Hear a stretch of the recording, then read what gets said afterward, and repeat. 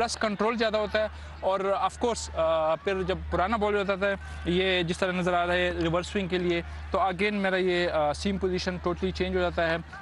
ये होता है थोड़ा सा टाइट पकड़ लेता हूँ और मेरा जो थंब है ना वो टोटली इस तरह हो जाता है अक्रॉस द सीम। इससे ये है कि जो मैं बॉल पुश करता हूँ बैट्समैन की तरफ to against the batsman, depend करता है कौन सा मैं स्विंग कर रहा हूँ। तो जब मैं उसको पुश करता हूँ एक तो मुझे ये कि फोर्स मिलता है और प्लस ये जब ऐसे जाते हैं तो एंड पे ये डिप हो जाते हैं, जिसकी वजह से बैट्समैन को ज़्यादा प्रॉब्लम होता है। क्योंकि अगर आप सीधी सीम के साथ बॉल करते हो तो वो आपको स्विंग नज़र आता है, लेकिन जिस तरह अगर आप एक क्रॉस आप बैट्समैन से अवे पुश करते हो तो एक तो ये कि स्विंग का आपको नहीं पता चलता और एंड पे वो डिप हो जाते हैं। उमर भाई and Haris, thank you very much for joining me. Umar भाई ने सारी सीक्रेट्स बता दी, तो जो भी देख रहा था आई एम श्योर उसको अब यॉर्कर करने में बहुत अच्छे से आ गई होगी। Thank you.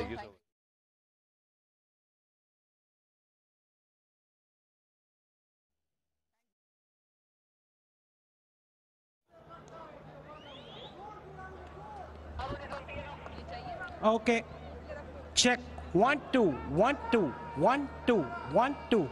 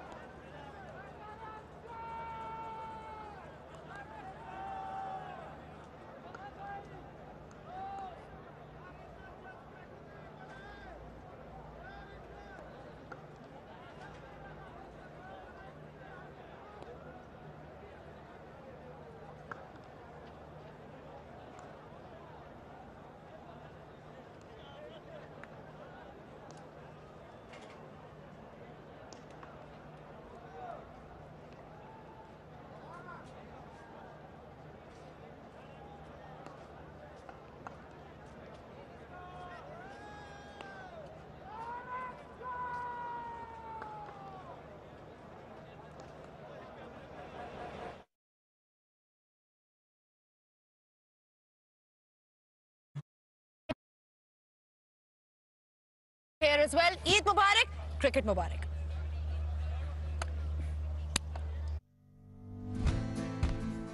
After the joyous Eid celebrations all over the country, the countdown has started for the cricket festivity to resume.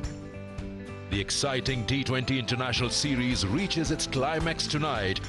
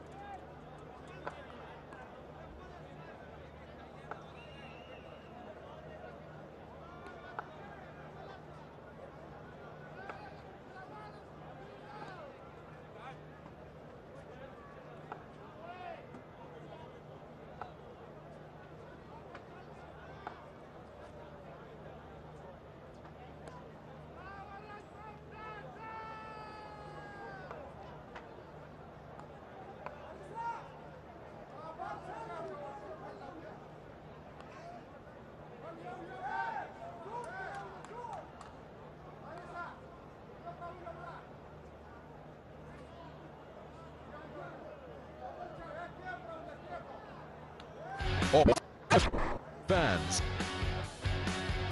Or can New Zealand pull off another upset to draw the series?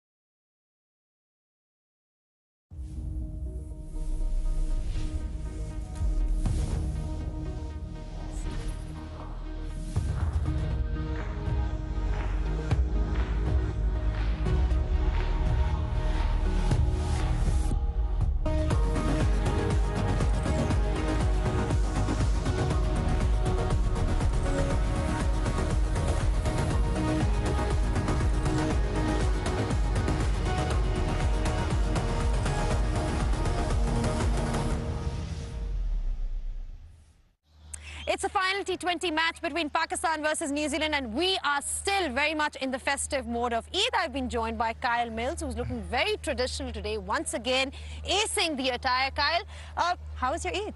Eid was great. Far too much time with Grant Elliott, but we ate lots, we got out in the town and we had a great time. But I've had no Eidie.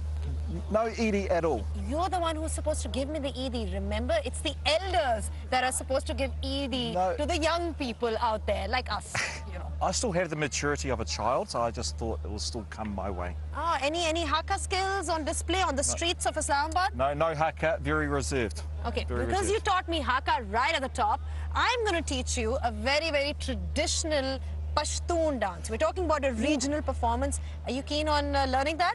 I'm nervous, my heart rate's just gone up, but you show me.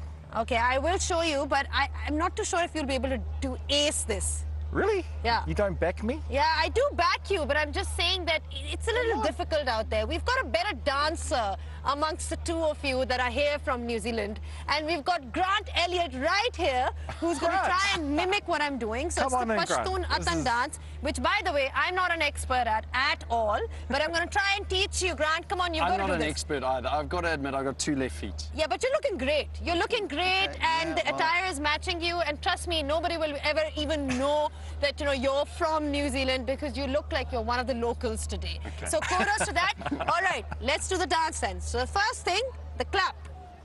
Clap, put your foot out, and then twirl to the right, and then clap back, and then twirl to the left. So let's do it in motion once again. Okay. Clap, twirl to the right, clap, twirl to the left, and there you go. Well done. There you go. You have it. These two locals, like I'd like to call them locals now, have really aced the Pashtun Atan dance. I hope you guys are enjoying the Eid. It's the 3rd day of Eid, and we've got cricket on here as well. Eid Mubarak, cricket Mubarak.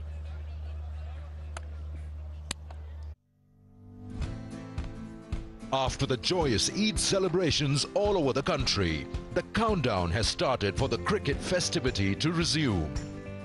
The exciting T20 International Series reaches its climax tonight after some gripping cricket.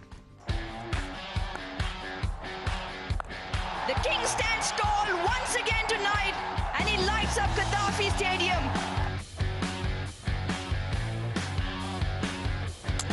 Bowling, fittingly Harris throw, knocks the stumps over.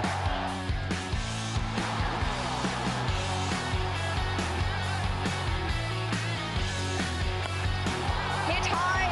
Is it long enough? Oh, what a brilliant effort. 4 for a super over, 6 for a victory. Into the pitch. He's hit it high, but he's not got the distance. Caught in the deep. New Zealand win.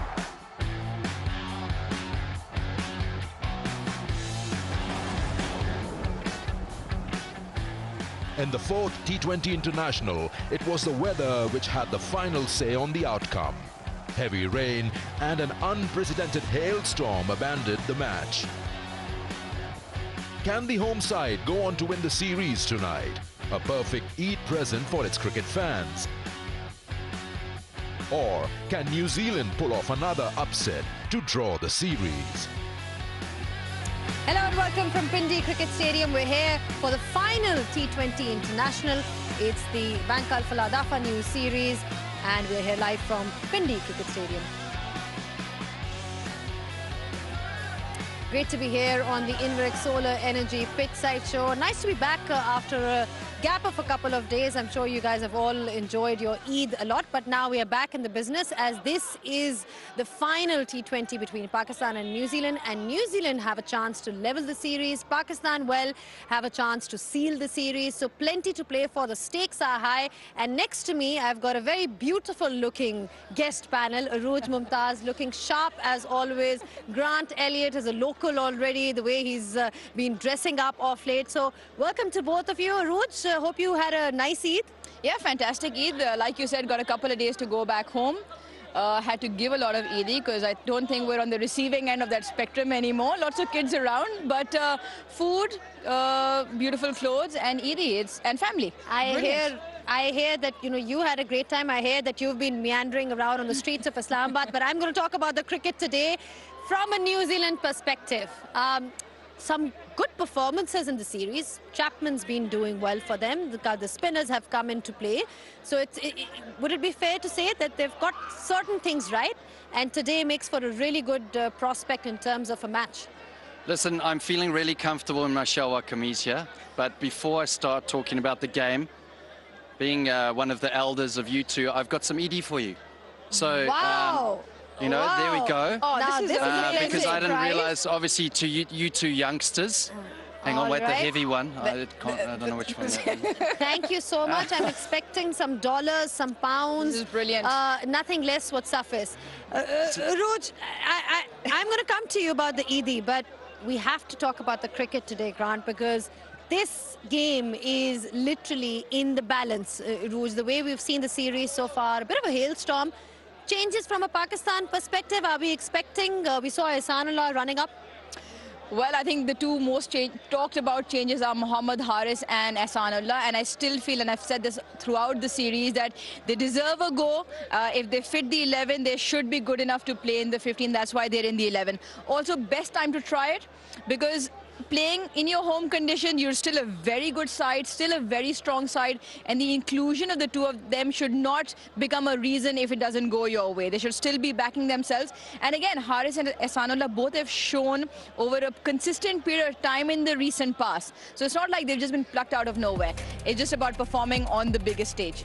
Yeah, and Haris seems to be, I don't know if you've seen a lot of him, Grant, but he seems to be a very calm sort of character, and it's always nice to have that kind of personality when you are at that big stage where you can soak in all the pressure. Listen, you have to be calm. I mean, today is a big game. It's a big game for Pakistan, but a big game for New Zealand as well. New Zealand have only won 2 games in the subcontinent, T20 games. So, coming into this game now, after Eid, there's a huge opportunity to draw the series. And I think it's positive bringing in a player who's calm but also very explosive. It's a positive change, but it means that someone's got the opportunity. And I always see this is a final. This is finals cricket, an opportunity for someone to put their hand up and produce a match-winning performance. So, this game's all about opportunities and for someone to shine. So hopefully we're going to see someone shine from both teams. Well, I know that me and Arooj have availed the opportunity of getting this ED today, so we're very happy. It's been a fantastic Eid, and I'm sure that you guys enjoyed your Chand Raat in particular as well. What's Mehak been up to? Let's find out.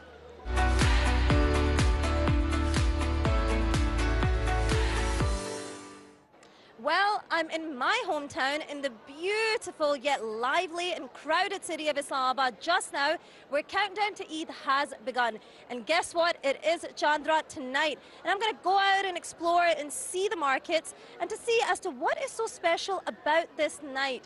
I can't wait to try on the mehndi and wear the bangles. So I guess I'll catch you guys later.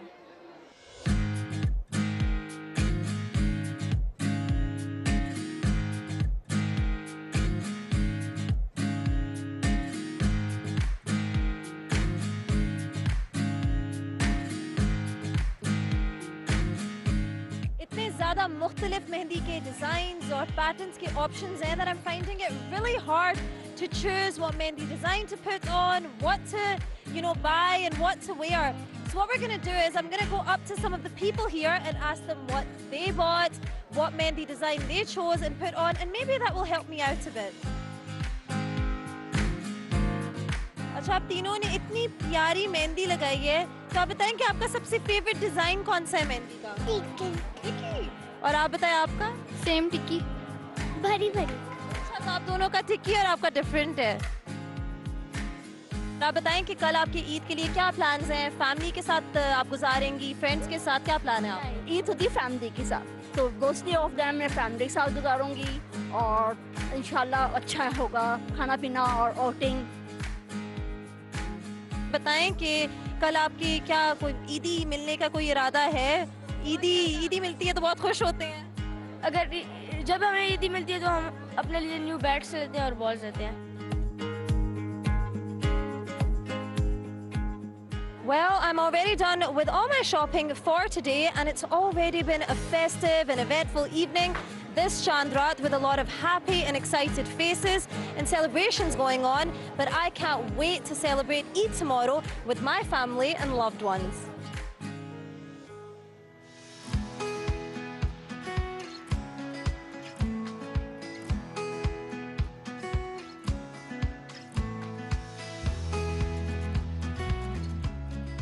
Well, as you saw last night, we were out celebrating Chandrat, but today it is the big day of Eid ul-Fitr, where Eid festivities have begun, spreading sheer joy and happiness amongst the people as they come out to celebrate with their family, their loved ones, their little kids, eating lots of yummy food and making the most of this special festival. आपको बहुत-बहुत ईद मुबारक सबसे पहले आज, और हम देख रहे हैं कि आप अपनी फैमिली के साथ इधर आए हैं, तो आप लोगों ने सो फार कैसा एंजॉय किया इधर? खैर मुबारक, आपको भी बहुत-बहुत मुबारक हो। हम मुल्तान से आए हैं यहाँ पे स्पेशली ईद के लिए, और यहाँ का एनवायरनमेंट बहुत अच्छा है और बहुत एंजॉय कर रहे हैं फिलहाल हम। तो आप बताएं कि आपने कुछ खास खाया पिया है, क्योंकि ऑब्वियसली आज ईद का दिन है, रमज़ान ख़त्म हो गया है। जी किए हैं, सुबह की नमाज भी पढ़ी है, उसके बाद घर भी गए हैं, सब कुछ किया है। नाइस। और कोई और प्लान्स हैं इसके बाद? और झूलों पे बैठे हैं? ये अभी झूलों पे बैठने लगे हैं, बहुत मज़ा आ रहा है। ये वाला झूला बहुत पसंद है हमें, जो गोल घूमता है।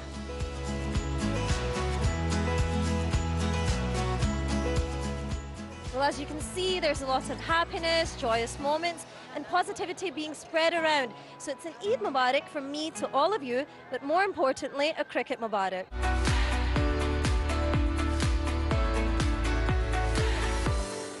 Thank you so much, Mehek. I think we might have developed some food coma after all the food that we've had over this Eid. And I don't know about you, Rooj, but I've been having a lot of biryani and meat.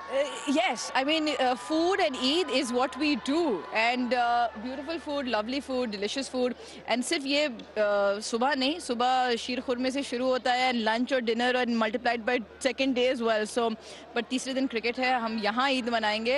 I don't know what we're getting for food tonight. I think Mohammad Haris is going to be celebrating his Eid well today because, you know, we probably be seeing him in action just in terms of his performance. And since you know, you look at this year in the HPL PSL in 2023, and he's right up there.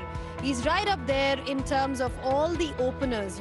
186.17 is his strike rate, and you've got to talk about this. Rooj, I'll ask you as well because you followed him closely. But just in terms of strike rates, how important are they in T20 cricket ground?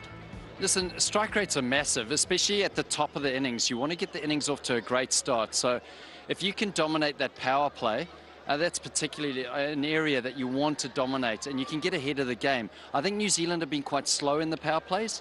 Pakistan have been slightly better. And I think that there's an opportunity. I always think of getting someone in early to be able to take advantage of that. But also, if you can have a player that can have matchups throughout the game, even through the middle, where suddenly they fancy a bowler, take them on, be more aggressive, you get ahead of the game and put the opposition bowlers under pressure. And the players are coming out, the captains are coming out shortly, just a few moments away from the toss. Rooj, you followed Haris. You know, his strike rate has been making headlines. And I think that's exactly the reason. And it's twofold. One that Grant touched on, that is the power play. So you want to make your best resources, put your best resources to make use of that power play. 186 over PSL over a month tells a story. And he's done it at the World Cup as well. So really glad that he's getting a go, and hopefully he can make use of this opportunity. All right, let's see if he's able to make use of the opportunity that he gets. A lot of people have been talking about, you know, trying a few different things in Pakistan cricket. There's Mohammad Haris, there's Ehsanullah in the bowling department, and there's always a competition, which is a healthy competition, in fact, in the Pakistan cricket team. But they'll probably be wanting their best 11 out there today because this is the decider. Now we are ready with the toss, as we saw Babar Azam walk out with Tom Latham. Over to Sikandar Bakht. Toss and pitch report brought to you by Inverex Solar Energy. Hello and welcome to the fifth and the final T20 International here between Pakistan and New Zealand, and all to play for. Pakistan can win this series, New Zealand can level it. We'll have our match referee, Mr. Ali Naqvi, alongside me. We have Babar Azam and Tom Latham. Babar, you have the coin? Heads. Heads is the call. That's heads. And heads it is. Todd, what are you going to do? We're going to have a bowl first. Yeah, obviously it stays here to chase, so hopefully we can bowl well first up. Had a good outing, unfinished game, the previous one, but what do you make of the surface and what do you feel is going to be a good score to chase out? Yeah, it's sort of hard to know. Obviously, we're probably just looking back on games that have been here previously, but we have seen that games have been high scoring. So I guess in that instance, it's sort of hard to know what a good score is. So I think when you're chasing, sort of makes things a little bit easier, and you know how to go about it.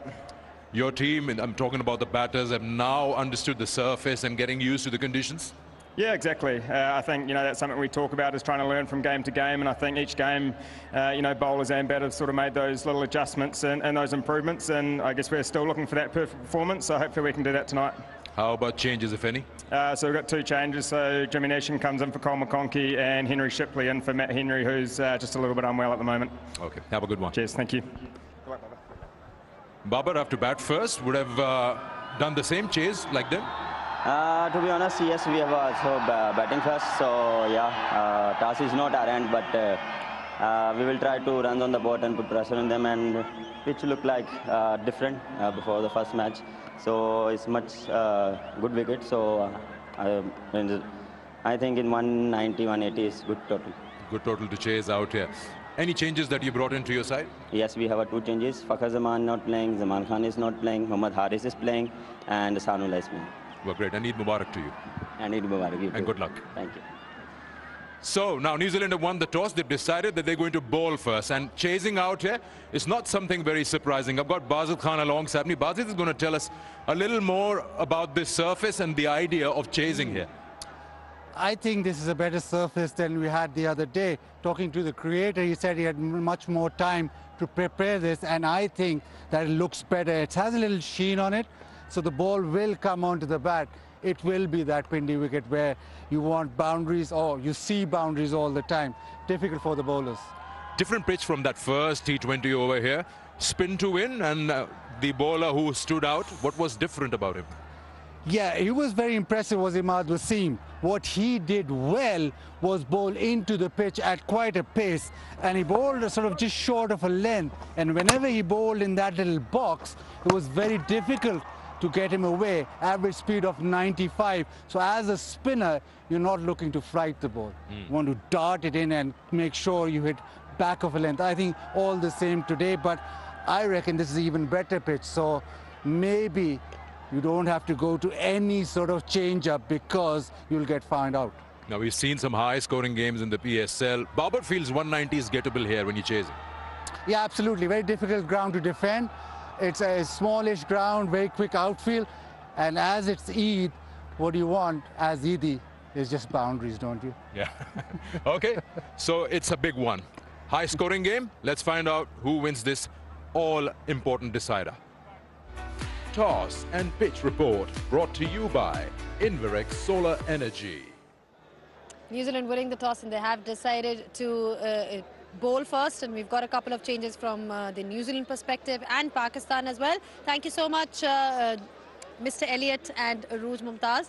We'll be taking a short breather, and when we do come back, we'll be joined by a new set of guests, and we'll also have a closer look at the teams.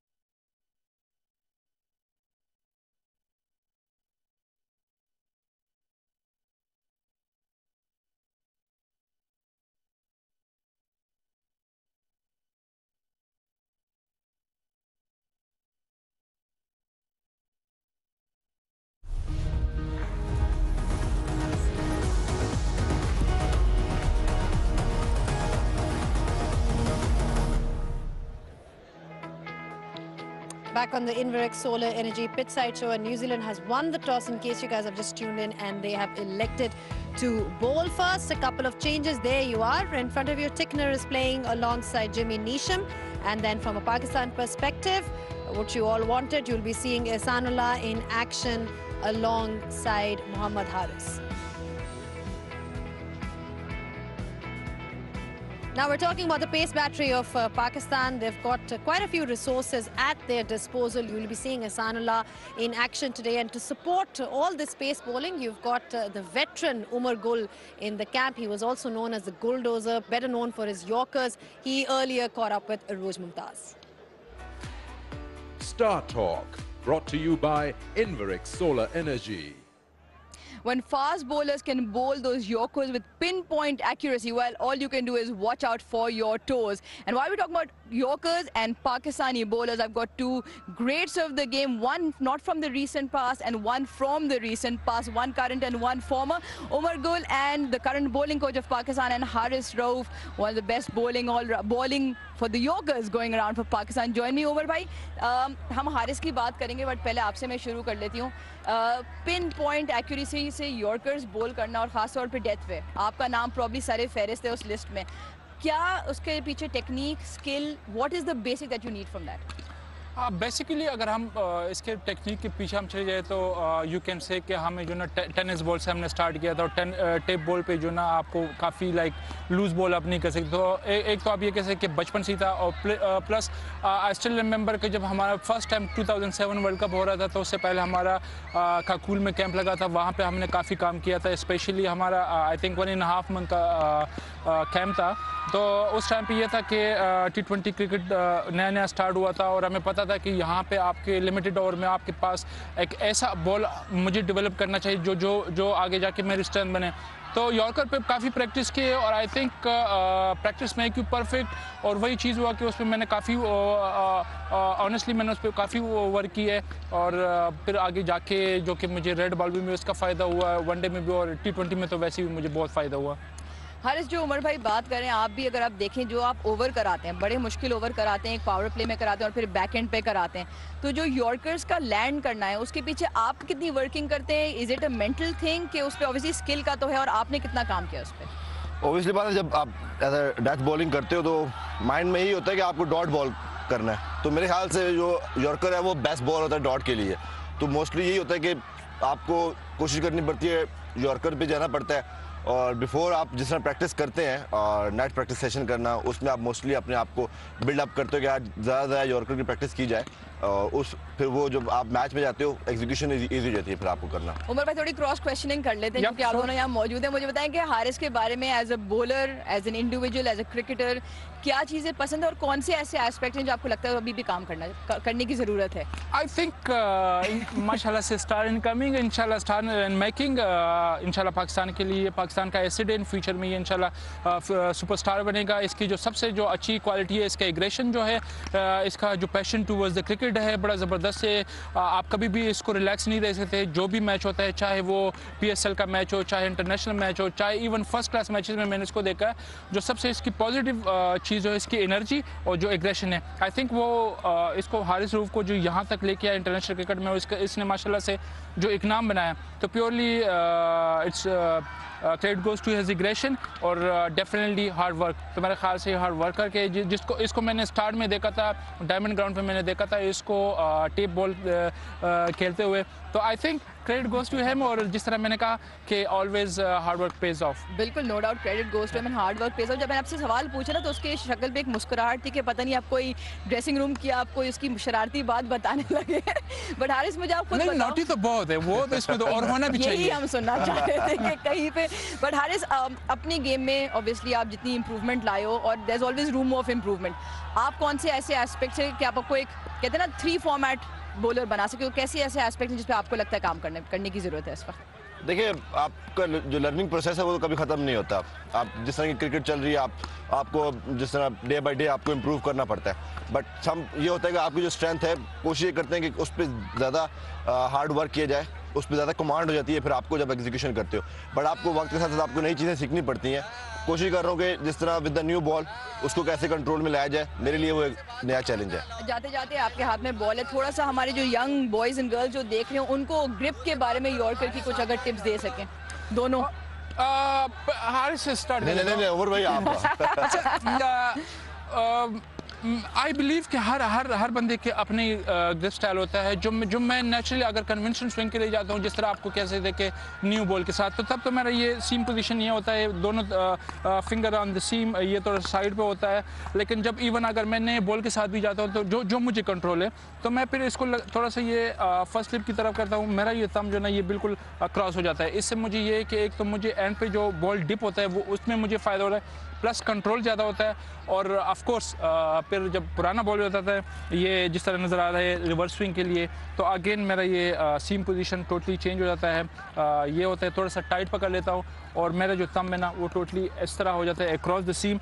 इससे ये है कि जो मैं ball push करता हूँ batsman की तरफ to against the batsman, depend करता है कौन सा मैं स्विंग कर रहा हूँ, तो जब मैं उसको पुश करता हूँ एक तो मुझे ये कि फोर्स मिलता है और प्लस ये जब ऐसे जाते हैं तो एंड पे ये डिप हो जाते हैं, जिसकी वजह से बैट्समैन को ज़्यादा प्रॉब्लम होता है। क्योंकि अगर आप सीधी सीम के साथ बॉल करते हो तो वो आपको स्विंग नज़र आता है, लेकिन जिस तरह अगर आप एक क्रॉस आप बैट्समैन से अवे पुश करते हो तो एक तो ये कि स्विंग का आपको नहीं पता चलता और एंड पे वो डिप हो जाते हैं।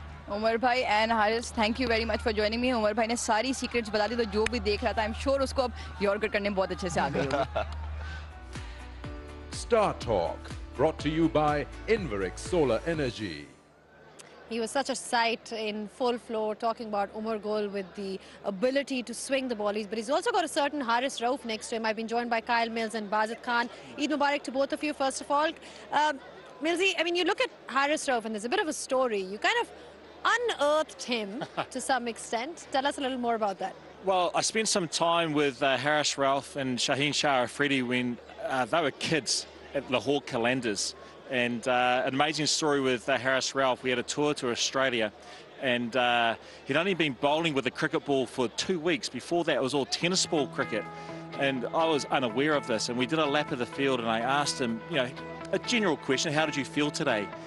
And he said, I'll never ever forget it. Millsy, the ball is just so heavy. And we had a good laugh about this when we caught up with each other last week. But just Shaheen Afridi and Haris Rauf, first and foremost, they're actually really good people. They're good people. And when I was interacting with them, they were just kids. And now they're grown men and they're big and they're athletic and they are very impressive. And there's Shaheen there. He's filled into a real leader in this team as well. I don't see him just as a bowler and one of the best bowlers in the world. I see him as a leader of this Pakistan team.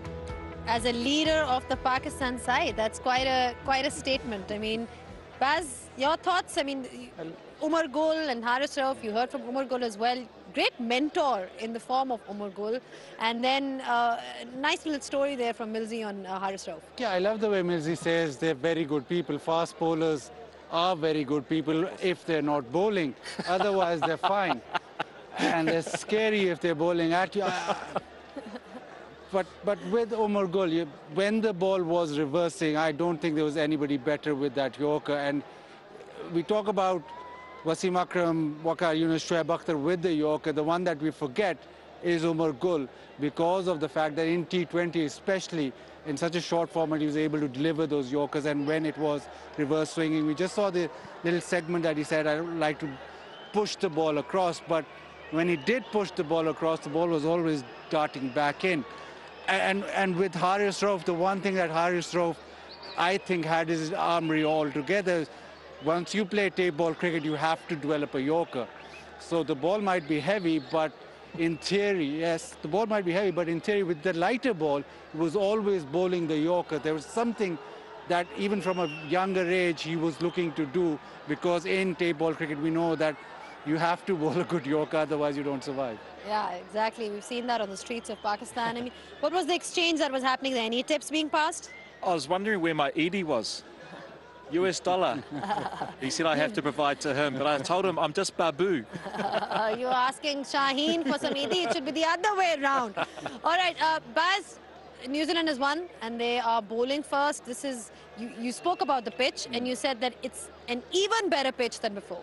Quick thoughts on the target. Yeah, I think it's a good decision to actually chase, because it's a very difficult ground to defend. It's a better pitch. I talked to the creator. He said we've got more time to prepare it. The previous pitch, he was worried about rain, and there was a bit of rain before, so he wasn't happy with it. This pitch, he's much happier with it, so I reckon there'll be plenty of runs there. But I think the spinners have to do a job in the middle overs. Spinners have to do the job. You heard from Basit as well how Imad was bowling that particular length. It's going to be a fascinating game between both the sides. We'll take a short break, and when we are back with the live pictures.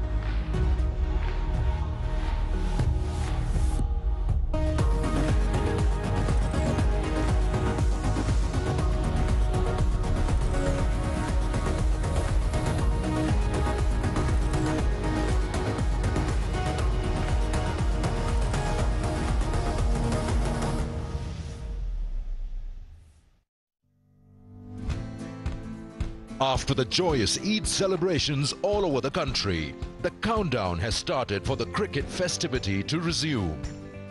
The exciting T20 International Series reaches its climax tonight after some gripping cricket. The King stands tall once again tonight, and he lights up Gaddafi Stadium.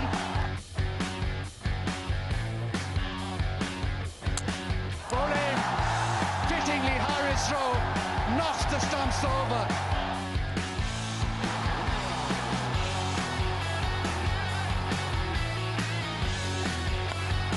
Hit high. Is it long enough? Oh, what a brilliant effort. 4 for a super over. 6 for a victory. Into the pitch. He's hit it high, but he's not got the distance. Caught in the deep. New Zealand win.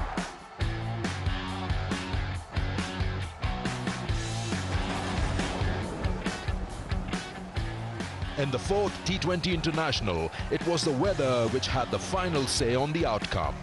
Heavy rain and an unprecedented hailstorm abandoned the match. Can the home side go on to win the series tonight? A perfect Eid present for its cricket fans. Or can New Zealand pull off another upset to draw the series? Hello and welcome, and thank you for joining us from wherever you are as we bring you the decider of this Bank Kalfala presents Tafa News T20I series, Pakistan versus New Zealand. We are back at the Pindi Cricket Stadium in Rawalpindi.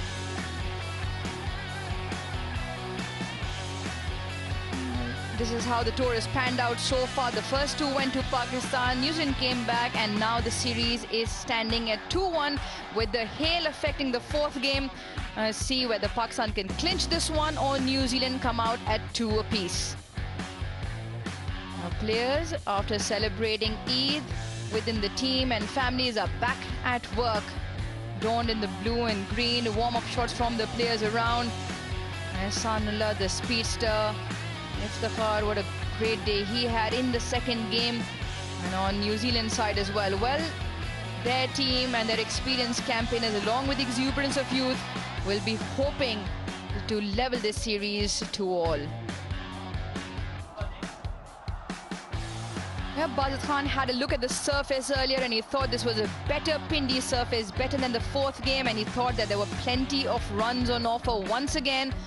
Spinners, they'll have to do their job in the middle overs. Babar Azam and the winning captain again tonight thought that 190 batting first would be a good score.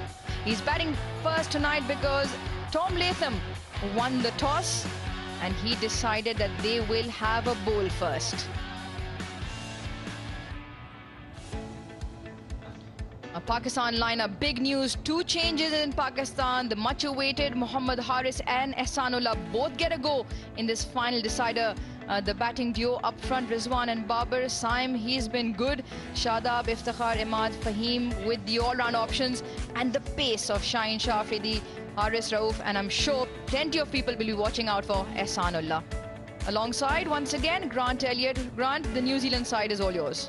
Yeah, big game for New Zealand at the top there. Chad Bowes impressed the other night with skipper Tom Latham. Big part to play. Will Young in a bit shorter runs, but there's a lot of players through the middle there. Mark Chapman and Mitchell Neesham strong through the middle. And then we've got Milne and Sodhi and Tickner. Well, earlier, Sikandar Buck caught up with one of the stars from the previous game from New Zealand.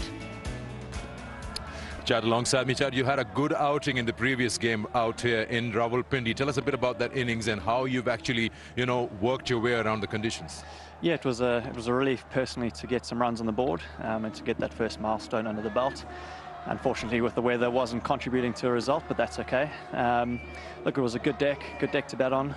Probably a little bit better than Lahore in the first few games, and it's been challenging. It's a seriously good bowling attack that we got here, trying to combat their strengths, and in their conditions, it's not easy. So, pleasing to find a way to combat their strengths with pace and seam, and hopefully we can do that tonight again on a pretty good batting surface.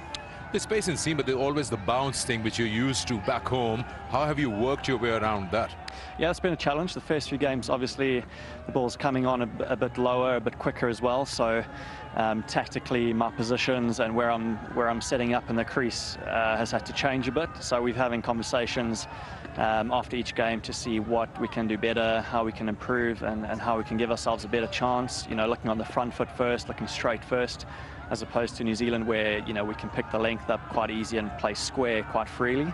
that's more challenging in these conditions. Got a great opportunity to level the series out here tonight. How's the mood in the camp and the plans? The mood's good, it's pretty relaxed. We've had a few days off, which is cool to switch off and just get away from the game for a bit. So the guys are energized, and obviously there's a lot on the table tonight. So everyone's excited for the prospect of getting a win tonight and leveling the series. Well, Judd, have a good one. Thank you very much. Yeah, Pindi crowd, well, they've been fantastic. They had to duck for cover a few days ago when there was a hailstorm. It was quite a majestic sight when Mother Nature decided absolutely no cricket will go on. But today, the good news is that the Met Office says that there's absolutely no chance of rain, and we hope for it to remain the same. Daryl Mitchell, he'll feel he still hasn't scored the big runs it's expected from him, and later on in the piece he'll be wanting to get runs to chase down whatever Pakistan put up. Into the team huddle, Grant, Babar said at the toss 190 as a first score. What do you think New Zealand will have to do to restrict them to under that? Yeah, listen, Babar, he said 180 to 190. And he's right. I think this pitch does look a lot better than the last pitch they played on. Last pitch they played on, when they dug the ball in really deep and they took the pace off it, it actually gave a little bit of assistance. There was a little bit of hold. But one of the reasons why this Pindi pitch is just so high scoring, it's because the ball skids on, and that's exactly what Bubba said was going to happen. So I think he might be on the money there. New Zealand, they just have to start well. They need wickets up front. You always look for 3 wickets in the power play. And obviously Pakistan, well, they'll be looking with Mohammad Haris to get off to a rocketing start. With both Rizwan and Baba scoring runs in the series so far, looking strong. There was a little bit of doubts with this partnership before the series started, but I think they've both proven all of those naysayers wrong. I mean, they're a class act, Rizwan and Baba, and the experience speaks for itself. 104 games, 3 T20 centuries, and the best of 122. That overall strike rate at 128.56, but off late, especially in 2023, he's had a strike rate of over 145. Hence why he leads the charts on so many numbers, so many various data that comes along, and his partner on the other side equally able. 85 games to him. He's got a T20I century as well, and the two of them in the recent part have given Pakistan fantastic starts. They've been the mainstay up the order. Can they do it again for Pakistan? Well, Adam Milne, he's been exceptional. Bowls with a lot of pace. See the best there, 5 for 26. He's decent up front, especially when he gets a little bit of swing. There's a third slip in place. Daryl Mitchell, third man is up, and the field set square. It's a backward point almost on the boundary. No third man and a backward square leg. It's the 2 men for Rizwan. He loves to hit square of the wicket. Milne will be looking to try and make him play tight onto the stumps. You want to get Rizwan to try and hit down the ground. Right, we're all set and ready for this 5th T20I. Here we go.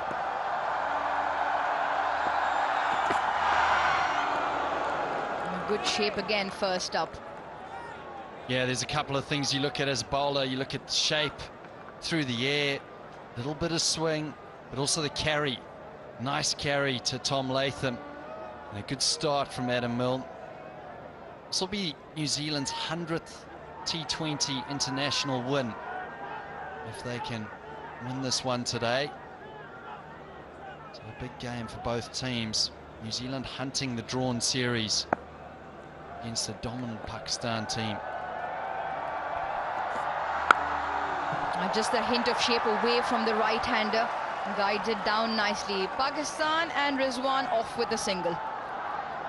Well, Rouge, I was talking about what you look at as a bowler, but what you look at as a batter is the carry on the pitch. Rizwan's walking down to Babar Azam, telling him what he thinks. Yes, there's a little bit of shape, but when he hit that ball to a backward point, it absolutely raced across this Rawalpindi outfield. It is a quick outfield tonight.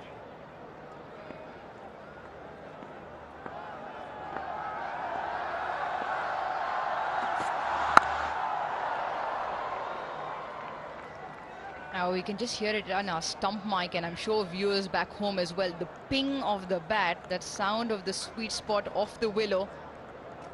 That's what you get at the surface in Pindi, because you touched on that, Grant. It's such a true surface. And once you just have a look at the first couple of balls, and this is a better surface than we played on the other day, you can almost hit through the line. And with the fast outfield, one of the highest scoring venues, fourth highest scoring venue in the world, Pindi Cricket Stadium. Oh, what a beautiful delivery. Just a hint of shape away from Babar Azam.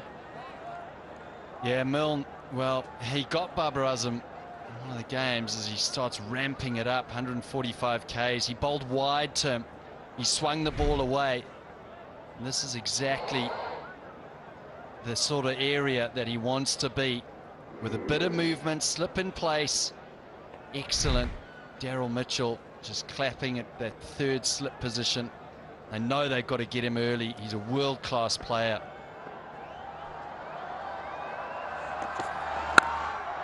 This one comes back in. And again, it's from the right area. A perfect length, just a hint of shape back in to Babar Azam. Well, this was the third T20. This is the delivery I was talking about. Wide, outside off. Nice and full. Baba thought, well, I'm going to have a dip at that. There's nothing wrong having a go at that. The execution may be slightly wrong. Brilliantly held by Rachin Ravindra. Whether that's in the back of your mind as a batter and as a bowler, Milne will feel like he's one up on Baba.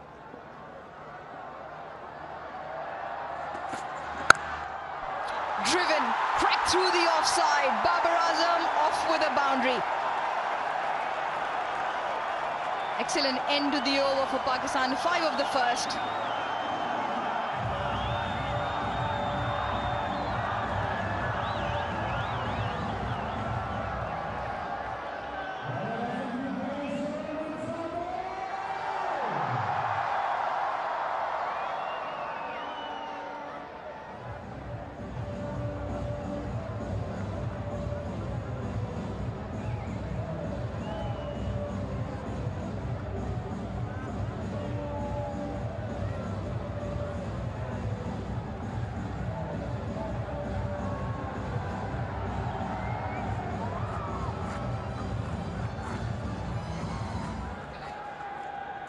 Couple of changes on both sides. Mohammad Haris and Ehsanullah, both with their flair, one with the bat and one with the ball, come into this 5th T20I. Jimmy Neesham and Henry Shipley make their way back in. Matt Henry and Cole McConkey miss out. Fakhar Zaman and Zaman Khan on the bench for Pakistan. A change of tactics here from New Zealand. Rachin Ravindra with his left arm spin to bowl the new ball.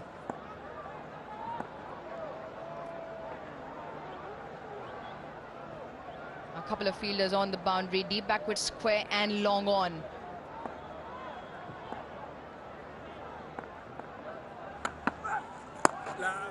Yeah, this is interesting. It's really good though as well. Rachin Ravindra, young player in the squad, hasn't had a lot of responsibility with the ball. This was an absolutely delicious stroke. The last ball of the over. Milne had bowled an excellent over. Across the line and all the way. Rachin Ravindra has been treated with a 6.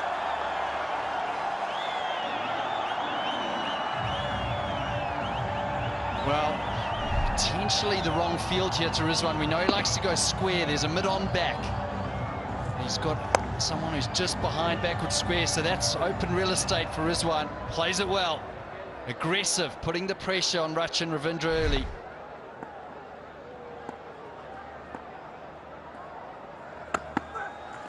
Goes again. This time even bigger. Pindi, catch this. Oh, this is some fantastic hitting. This time back-to-back 6s. Well, not too much cake and biryani for Rizwan during Eid. He's looking good. He's looking in scintillating form, taking the bowling on early. He's recognised that New Zealand are playing it different, playing a spinner early on, and he's put young Ravindra under pressure here. What Ravindra has done is asked for a field change. Deep mid-wicket now on the fence. And flatter into the surface. Just pull the length back in. Now you can understand the ploy that they're going to, because Rizwan sometimes does get trapped in front of the stumps, but when you bowl straight to him, you open up that leg side, which he's so good at. And without a deep mid-wicket, it was almost like a free swing into that area.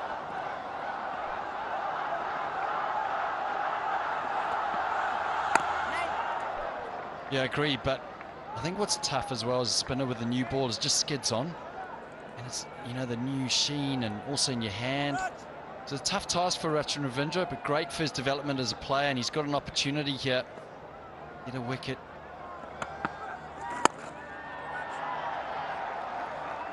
Clipped into the leg side for a single.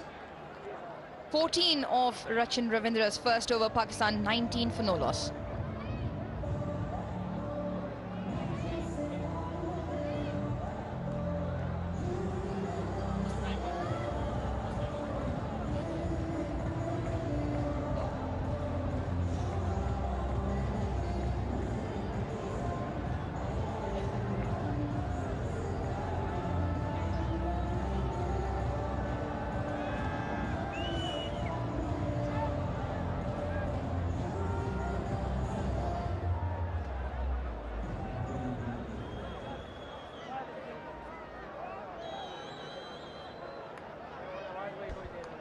The fifth T20I, the decider in terms of whether Pakistan can make the series, win 3-1, or New Zealand come out and level at 2 apiece.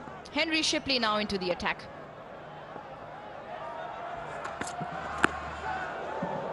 That's Jack back. And again off a very good area. Yeah, nice movement from Shipley.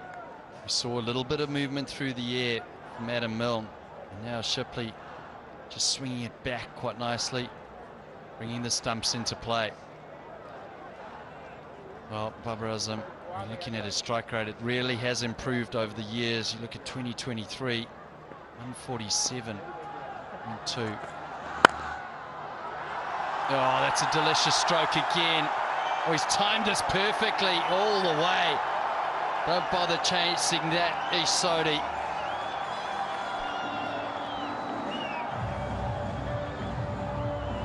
Once again, the timing for Babar Azam, plays the ball so late, just allows him to pick those gaps to perfection. The outfield again, lightning quick.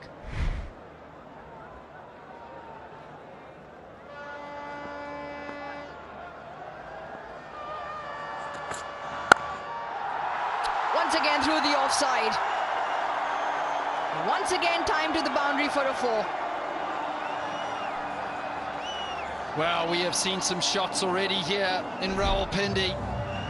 Have a look at this, little bit of width on offer, straight out the middle of the bat.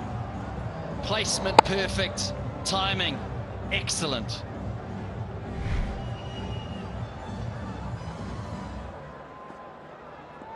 Even the slightest amount of width on offer, Babar Azam, he can stand tall and hit through the line.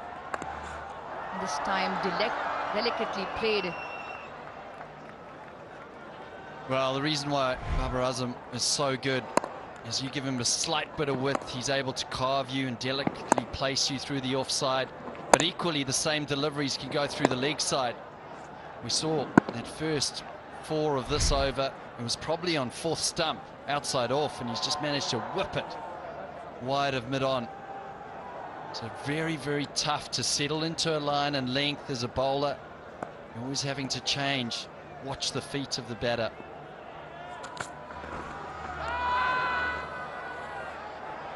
Yeah, we'll have to re-bowl that. 10 of the first 4, still a couple of deliveries left to go. Yeah, the playing 11 for this all-important 5th T20I. Babar and Rizwan up front. Haris, well, he's the one who makes his way into the team. Saim Ayub, Shadab Khan, Iftikhar, Imad and Fahim will play their hand in the middle. And then the last 3, Shaheen, Rauf and Ahsanullah. Plenty of pace and firepower with those 3. Oh, beautiful. Well, that's a beauty. We haven't seen too much from the New Zealand bowlers. First over maybe Adam Milne, but now a little bit of assistance here. Let's see. I think it was more bounce than anything. Rizwan doesn't really get forward. That is a perfect length to him. Right there. He doesn't get that front foot forward, which is why he plays so well square. Great comeback from Henry Shipley. And he'll want to finish off in similar fashion.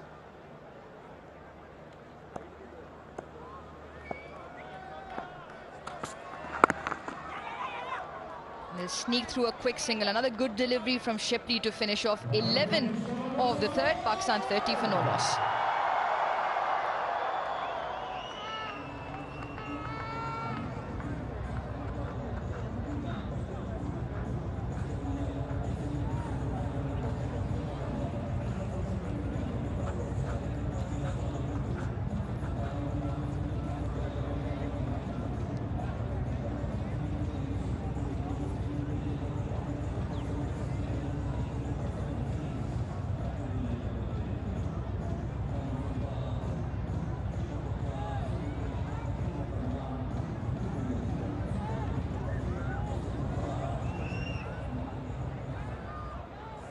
Pakistan have got off to an absolute flyer, and it's been courtesy of some really good cricketing shots. Babar Azam through the offside, Rizwan over deep mid-wicket, 30 for 3, and Blair Tickner now to bowl his first.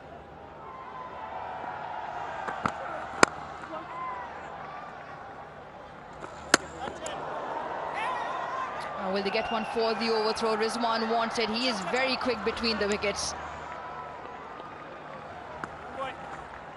Couple added to the total.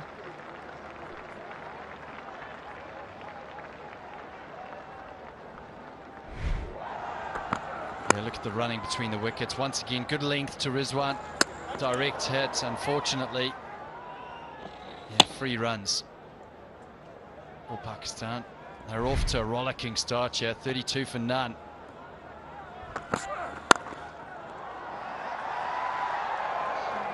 Brilliant by Rachin Ravindra.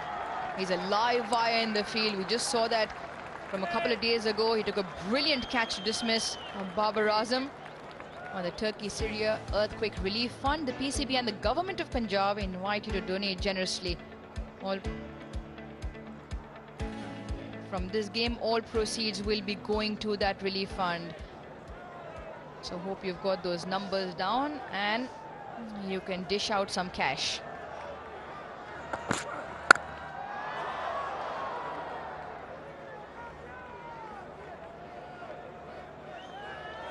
Were you happy with the cash I dished out to you today, Guruj? Well, do you want me to say it on air?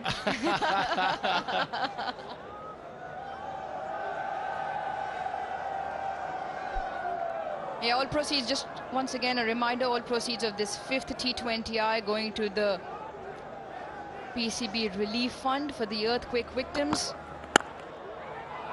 in Syria and Turkey. So wonderful initiative along with the sport. Important we play our part right. Well, Grant, just looking at the carry and the bounce so far in the surface, both Rizwan and Babar have lost their wickets at times to the bouncer. I think that's a ploy that New Zealand can employ, and which bowler would be best suited to. Yeah, I think it's a good point. You know, when you look at a surface, someone like Blair Tickner, he's not really someone that swings the ball through the air, doesn't really bowl seam up. It's more sort of 3/4 seam, bangs it in, back of a length. And you can see there's a little bit of grass on. That's what's giving it that carry to the keeper, but already slip is out. Third man comes up and you've got almost a backward point. So I think your point's about using that one bouncer and over. It's worth it. You need to get wickets. You need to try and stall the runs early. It's full and it's clipped. Excellent work inside the circle. See over 36 for none.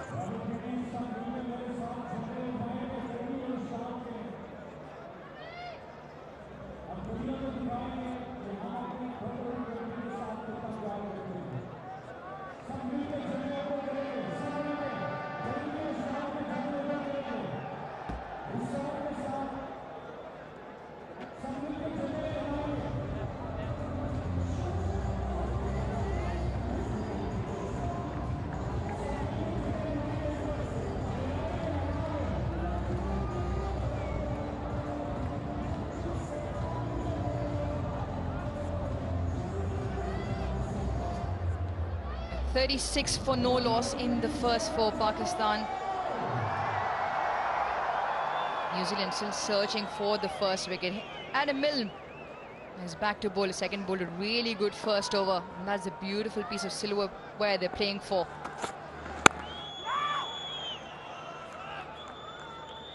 Yeah, I've got to admit, Uruj, looking at this pitch, it looks a beauty. There hasn't been many balls that have missed the middle of the bat. Let's have a look. These are all the boundaries from Babar Azam. You look at the length. Well, you wonder if he's been having throwdowns at that length from the coaches, because he just puts it away with ease on both sides of the wicket as well.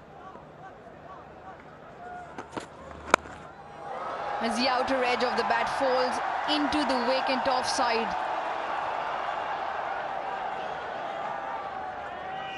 It's probably the first mistimed or uncontrolled shot, and it's probably brought about by the change of pace. Bowled a slow one the first delivery, and 146 this one. Yeah, bowlers are already using changes of pace, and that's an indication of how good the surface is. You mentioned the bouncer, Uruj. It's one thing you can use. Also, slow ball bouncer. If you're really under pressure, you can look at the Yorkers, but New Zealand mixing their pace up early on. A run quick again. Comfortable.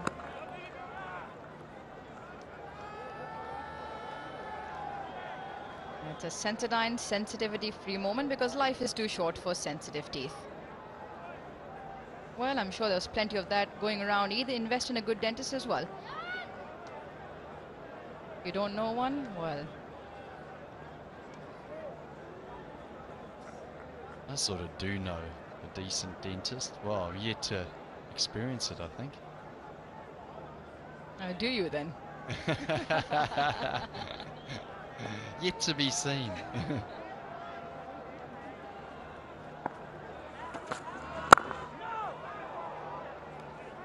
That's a really good over so far. He just gave away the 5 in his first, just the 3 now in the first 4. Yeah, well, we look at his pace. Adam Milne, 128, 146, 143, and then 131. So really mixing it up. And what that does is, as a batter, you never feel settled. Always having to guess and watch the hand really closely. See if you can identify the slower ball early on.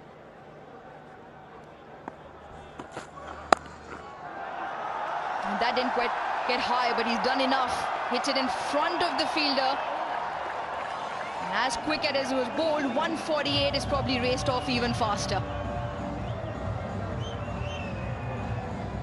Well, this is hit forcefully by Rizwan. Wasn't that short?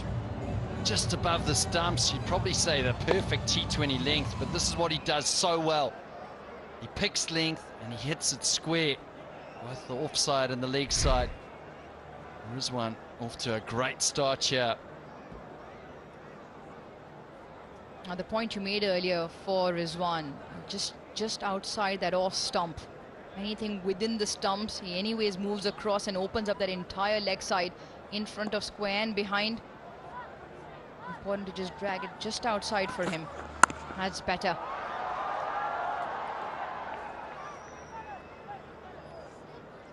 Five overs done, Pakistan 44 for no loss.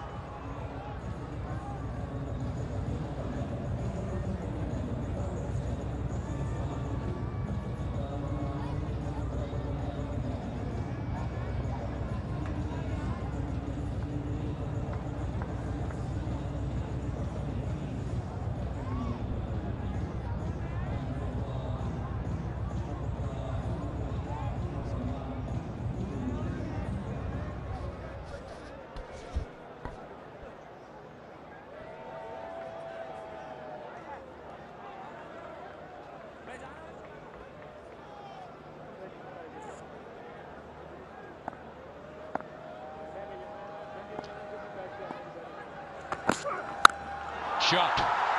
The sound of the bat. You don't even have to follow the ball with your eyes. You just know it, that it's going all the way. Really good shot this. Super shot from Rizwan. I was about to say the outcome of this power play is going to be dictated by this over, and Rizwan and Pakistan have started it well. It's a good wicket. Very good over from Tickner, his first over. And he's under pressure now. Ball one in the 6th over, which closes out the power play. G. Rizwan is playing well. 30 off 15.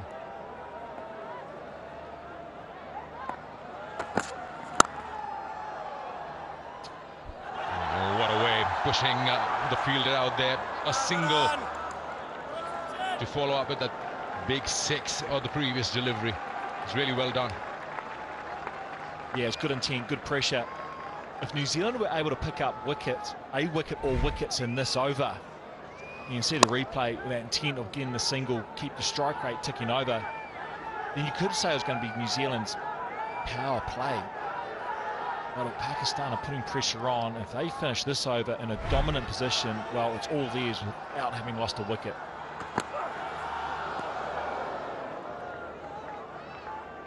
They expect a big score here. It's a good batting track. Pakistan been asked to bat first, trying to make most of this power play. Have a look at that shot again. It's brute force. It's brute force, and it's trust of this pitch, because it is a good surface. Throughout the PSL is a great surface. Back Alfala donates $1,000 US on every 6 and wicket to the PCB's Turkey-Syria earthquake. For relief fund. What a nice pickup shot. Will it go to the fielder? Yes, it will. Babar has handed over to deep square leg, and Tickner has the final laugh. Tickner grabs his first. Super over by him for his first over. Even though he went for 6 in the first ball of this over, he picks up the wicket. And it's a huge wicket as well. The one that is discussed so much in bowlers' meetings. 125 kilometres that delivery. The change of pace has worked. And New Zealand edged their way back in. Babar Azam, he's walking back to the sheds for 19. Pakistan 51 for 1.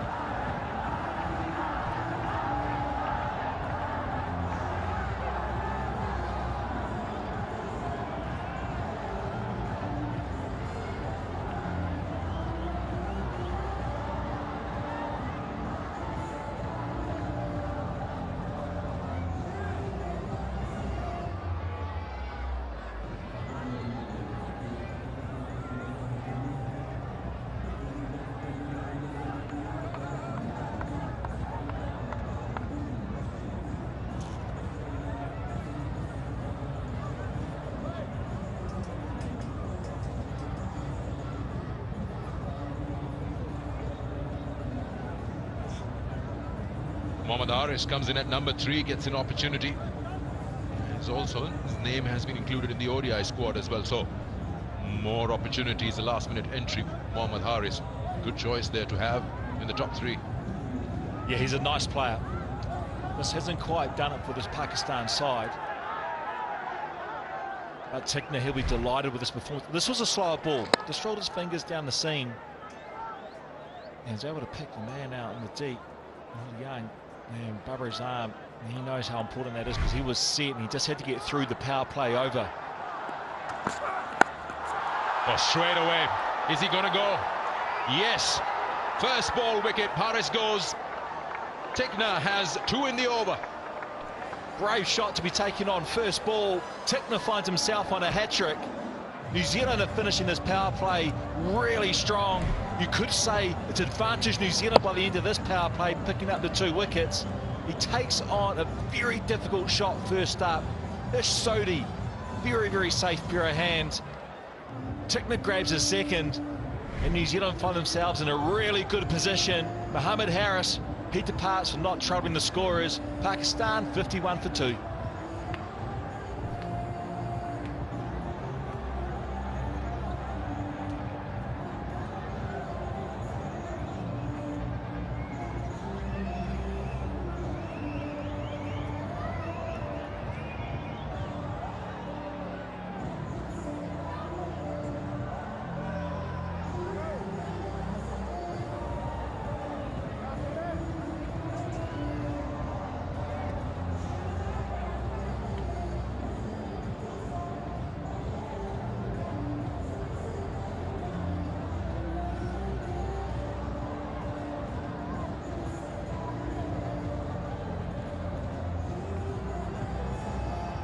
Another opener comes out to bat at number 4. Pakistan having 4 openers in their top 4. Saim Ayub, another promising youngster.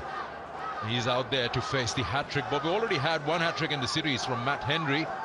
Can Blair Tickner produce a second one? That's the first wicket. Babar Azam, slower delivery. Will Young takes a catch. This is a poor shot first up. This time Ish Sodhi with his big hands, and Tickner finds himself on a hat-trick. This young man who's a huge talent for Pakistan, Saim Ayub. Here we go. Nicely driven.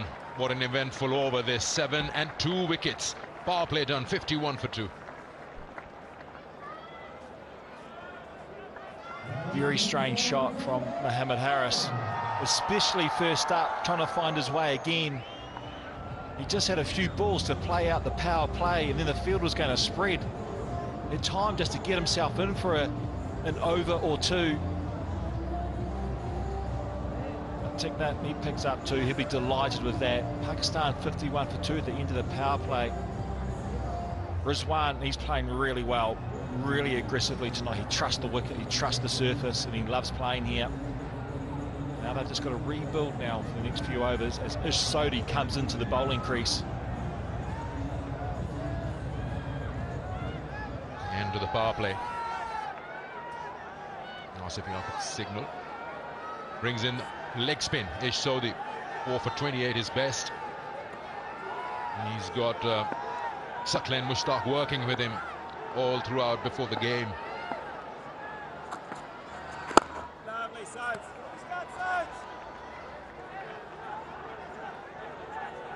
He hasn't really had a very good record against leg spin. And that's the flick. He's trying to clear that short fine leg. You're right about that poor shot up front first ball. He's just found his way back into the team. A few balls to face out the power play overs, and he could just get himself in with the field spread. Doesn't make sense.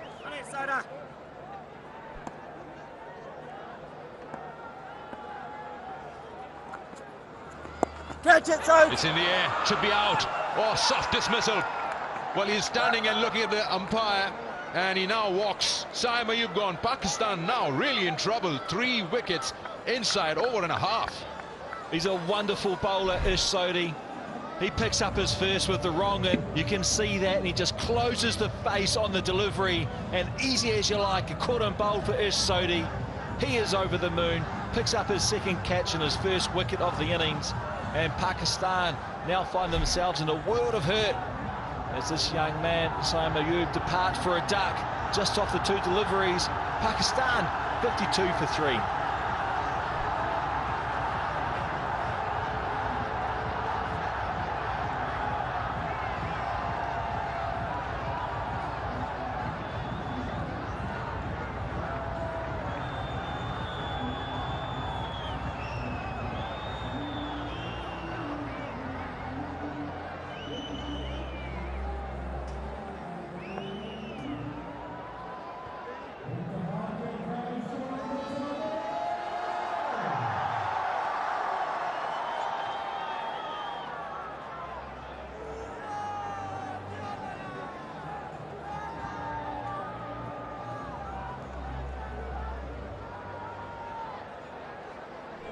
The man in form is out there, and what a time to come out. Pakistan 3 down for 52, and what a knock he played in that game. Almost snatched it away from the opposition. Scored 64 in just no time.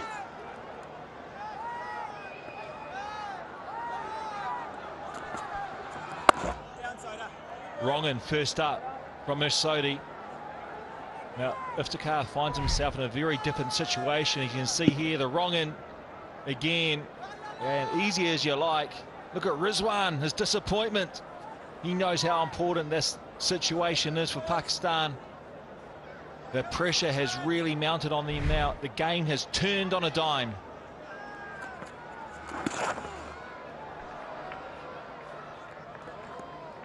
Does that now change the way Rizwan will approach his innings? 32 of 17, losing 3 partners and inside like 7 deliveries.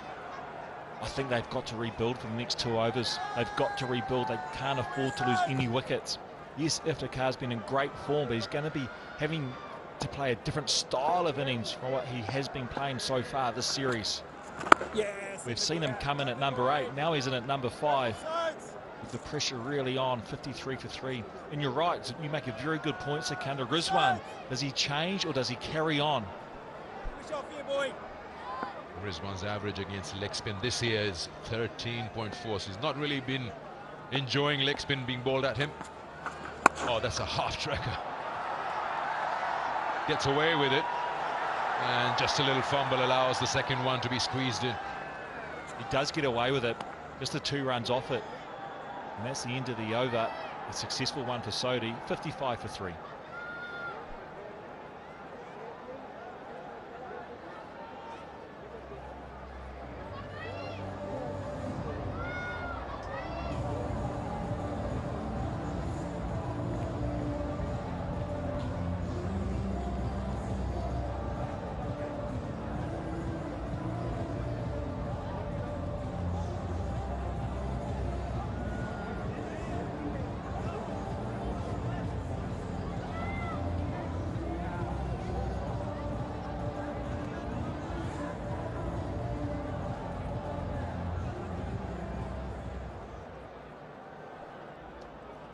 Have a look at those follow wickets. Just no time. Tickner got 2 in his first over, and then Sodhi straight away getting Saim Ayub.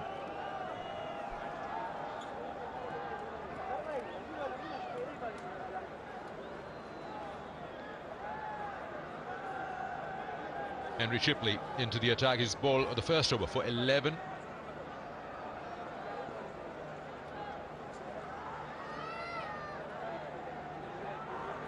A better situation for Henry Shipley to bowl in here with the 3 wickets down. He needs to find a line. He just gets too wide on occasions and a bit short. He really got to attack the stumps.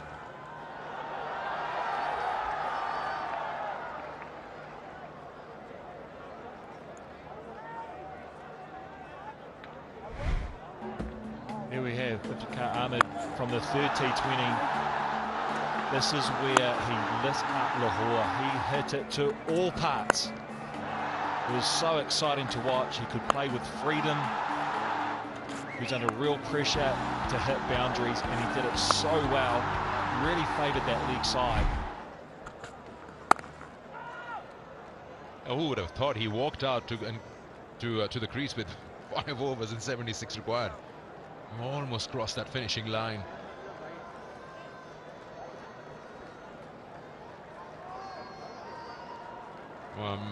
Not really sure if they're enjoying everything out there, but the tea is excellent. So yeah, we'll sip on the Tapal Tea Lounge and hope that Pakistan gets into a better position than this. It's the all-important decider, 5th and final T20.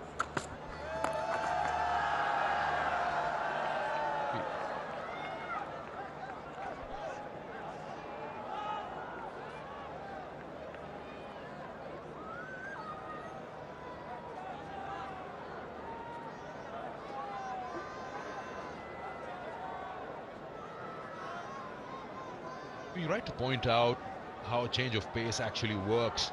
141 from Tickner to Babar Azam, and the next one 125. He was not wrong in choosing that shot.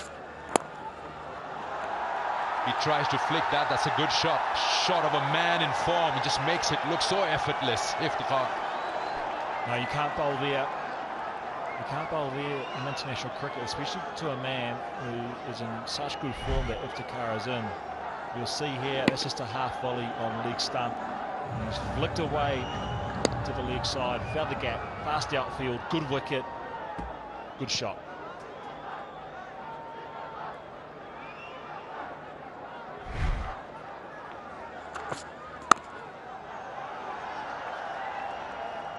Yeah, coming back to Babar Azam's dismissal, it was clever bowling from Tickner.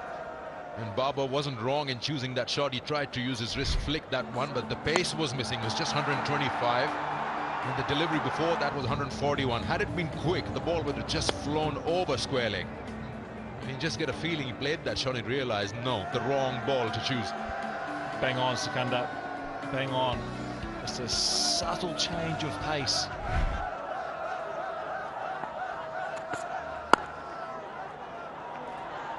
Well bowled, better line length. To finish the over, 63 for 3.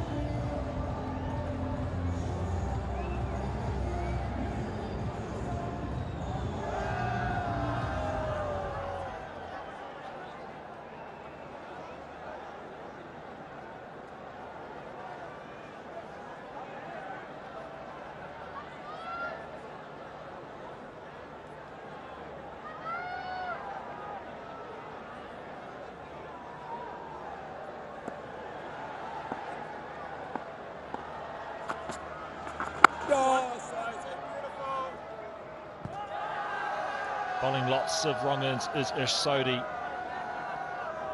on that nice tight line. Now look at this. This is his last ball the previous. It's a half tracker. That is such a poor delivery. But you know what's interesting for me? Rizwan, 3 wickets lost in this situation. I think his mindset just slightly changed. He needs to bat time. If they were still only none down Pakistan, he would have hit that ball out of the stadium. It just goes to show that when you lose wickets, there's that subtle mindset change to a man who is in form at the other end as well. And that's what wickets can do. It really slows down the run rate. That's why they're just so valuable to take. And you're right about that, what we've seen in recent times from the 2 openers, Babar and Rizwan. One gets out early, the other one looks to bat all the way. And now he'll be taking a bit of a back seat now and allow Iftikhar to usually have a look at Rizwan against leg spin. And this is in T20s this year has not really been the comfort zone for him. The average just suggests that very clearly.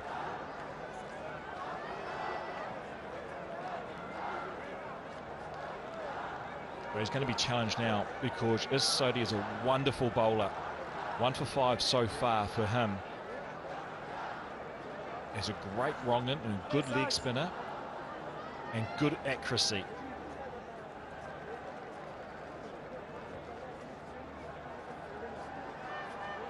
Rizwan's played so well so far early in that power play as well, prepared to take on the big shots, trusting the surface, which is a very, very good cricketing surface for batting.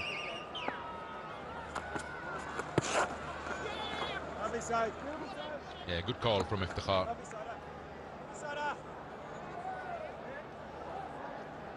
Pakistan knows that they've been asked to bat first, a good batting track. They need something around in the 190s to make a fight of it.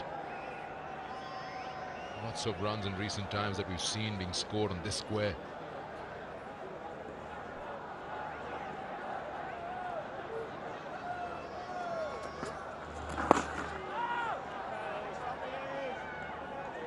Well bowled. Yeah, I think this is a better surface as well from the previous surface they played on here 3 nights ago. Much more consistent surface. Here we see the traditional leg spinner on that nice tight line.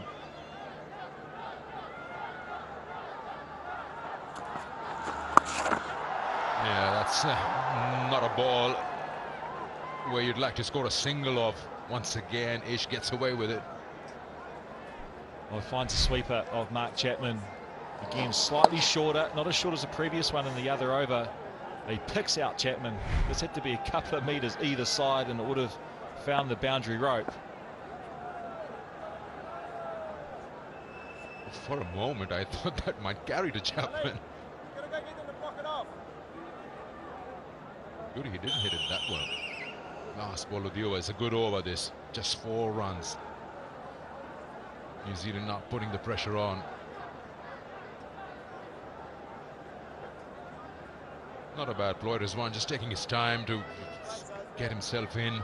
Doesn't want to rush through things. Now he's got a bit of a problem behind the bowler's arm once again. The umpire is calling in one of the groundsmen to come in. I don't know what the problem is, but it's something that he's pointing out. Must be an issue with the sight screen or someone behind the sight screen. You can see here Ish Sodhi, number 2 on the list. 158 matches, 223 wickets. Average just a tick over 30 and change in international cricket for New Zealand and spinners. Yeah, Mitchell Satner, a current player as well, just in 3rd place. Daniel Vittori, well, he's a standout, isn't he? 437 matches, that's a lot of warm-ups. Just under 700 wickets.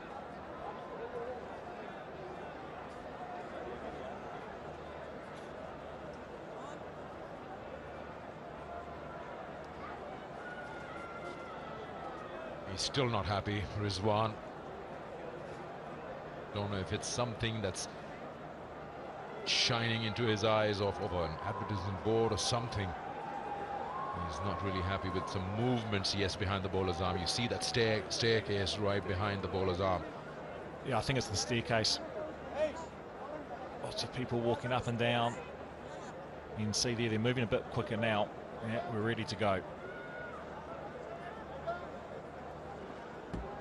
Last ball of the over. Yes. That's a brilliant over. Just 4 of it. 9 gone. It's 67 for 3.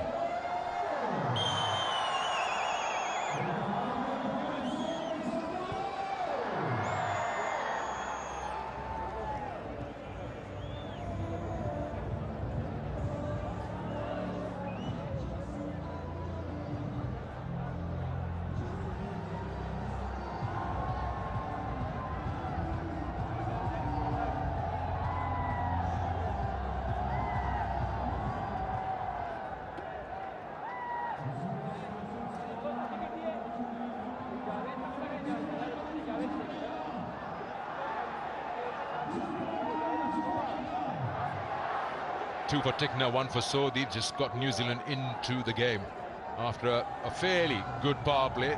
Pakistan were going great guns with Babar Azam and Rizwan. Has suddenly been pulled back. Nisham comes into the attack now.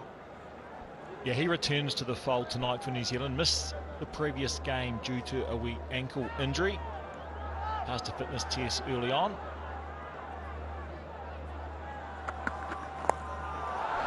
Yeah, nicely done.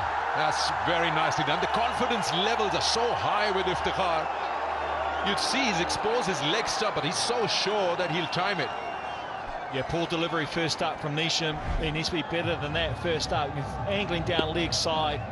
Helps it on the way. One bounce. His beach is Sodhi down there at fine leg.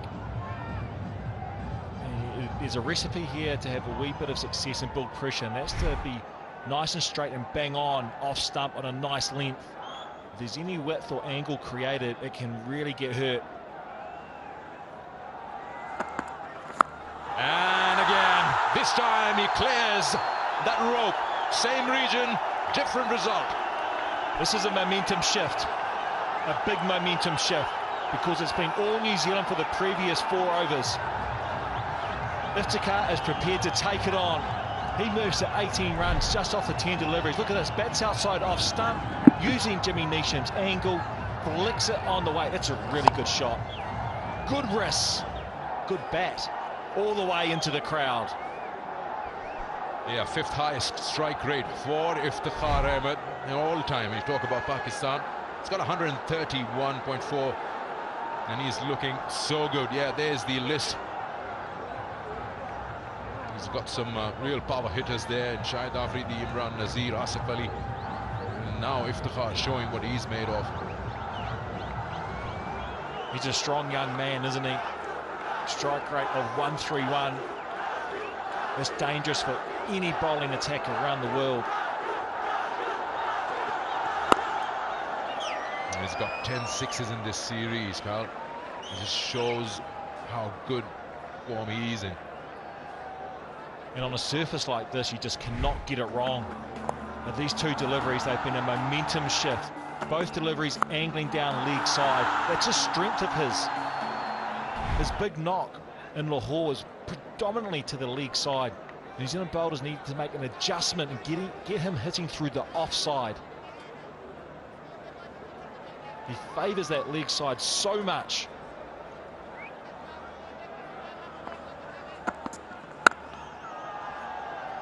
Here we talk about Iftikhar. He batted at his career lowest, number 8, in which he just smashed the ball all around. Here it is, Turkey-Syria Earthquake Relief Fund. PCB and Government of Punjab invite you to donate generously. All PCB proceeds to gate money from this match, that is on the 24th, in Rawalpindi, will be donated to this relief fund. A great cause, the bank account, all the details are there at the bottom of your screen. 12 already in the over, 2 balls to go. Doesn't get hold of it. At the end Jimmy Neesham is bowling at, there's a predominantly big boundary out to the offside for Iftikhar. That's the area they need to be bowling and asking him to hit through there. Tapal Tea Lounge, now they're enjoying Iftikhar's batting and the best tea in town.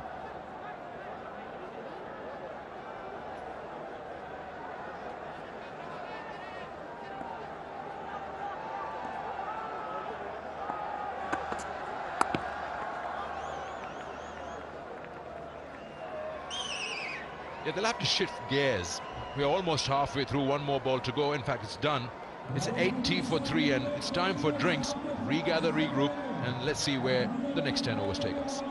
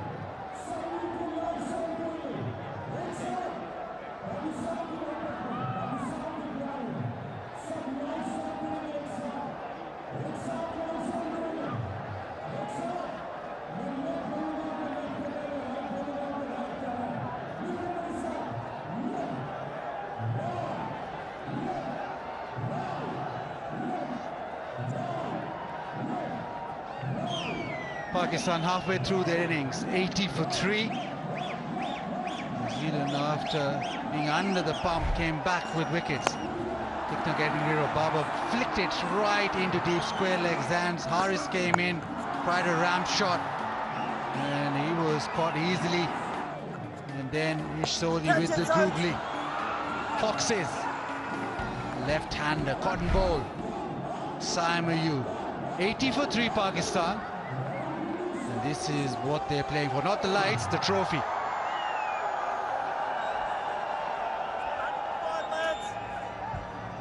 It is a high-scoring ground, and that last over from Nishan Iftikhar just getting in on his act. We know how dangerous he can be. Ish Sodhi hits it straight to the man, but gets a single just to the left of cover. The average score in the HBL PSL was 209. And it seems as if it's a better pitch today than a couple of days ago. So Pakistan will be eyeing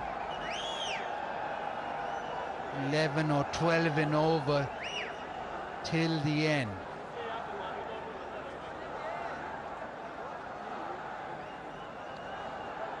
11 and over will be somewhere near Pakistan's aim. You know, it's a really good ground in terms of hitting boundaries, and it has a really high run rate. Fan pulse moment. Jazz, which player has the highest individual score in T20s in Pakistan versus New Zealand? Babar Azam or Martin Gupta?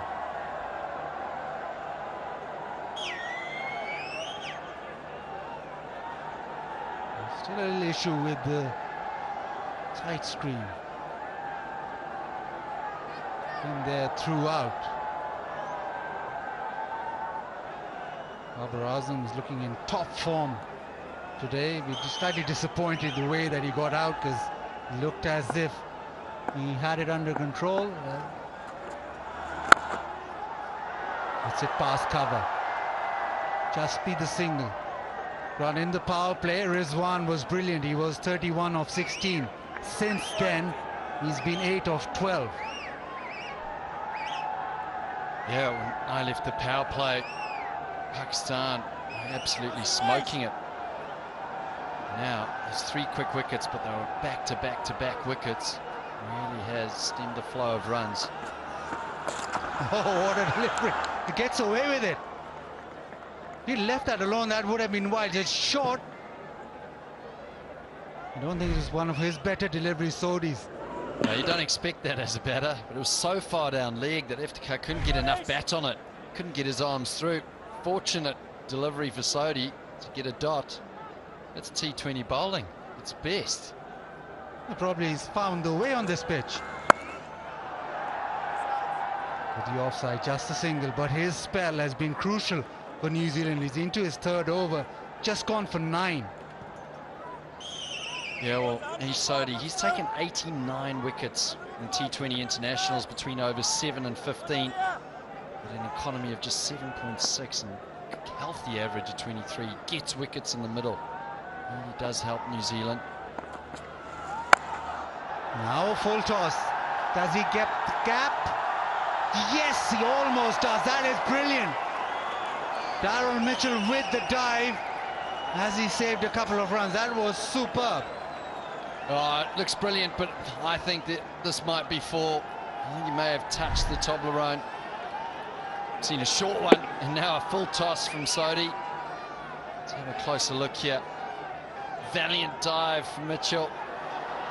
Oh, I think he's done well.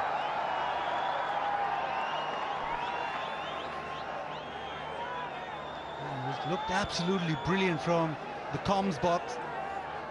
We'll have to take a closer look. It might just be good. That is superb. Sodhi yet to concede a boundary. Gee, Baz, that was outstanding. I thought he has no chance looking from the comm box here. The dive and flick did it. Brilliant. Full toss again, but just the single. So Sodhi, 3 deliveries off that over, gets away with them. 86 for 3.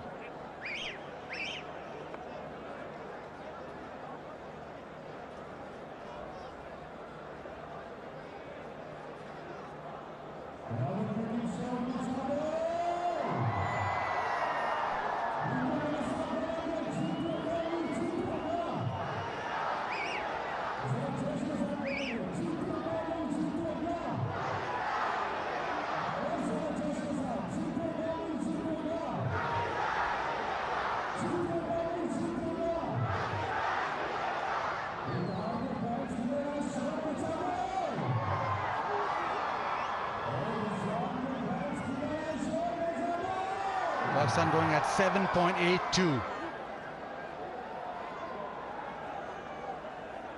Milne back into the attack. He's got a couple of overs remaining.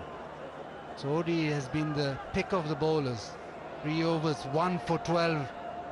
Hasn't conceded a boundary. Pace back on. Maybe Rizwan and Iftikhar will enjoy this. It's come to that stage because of the fact that it's a high-scoring ground, and you just need to step on the gas and make sure that you don't leave runs out there. Mill. Exactly like that. Goes leg side and nails it. Gee, this is a good contest here. Captain Tom Latham brings back his premier fast bowler. He says, I want another wicket. And the first ball, Mohammad Rizwan says, I don't think so. And he smokes it over mid-wicket. Amazing balance and power from Mohammad Rizwan. It just shows his intent. Pakistan don't think they've got enough. They need more.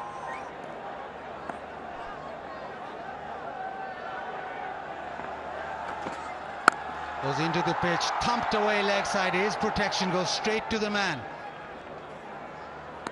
Baz showing his intent there after the drinks break. Sort of assessed things at 10 overs. I don't know what you're thinking, but there was talks of 180, 190 being a good score. 10 and over, they get 180. I don't think 180 will be enough on this wicket. I don't know what you think. New Zealand haven't got out of the blocks very quickly, have they, Grant, in terms of batting? So they'll have to produce their best batting to win here. But you're absolutely right. 190 on this ground is very chaseable. A short ball. There's a call for 2, but I don't think they'll get that.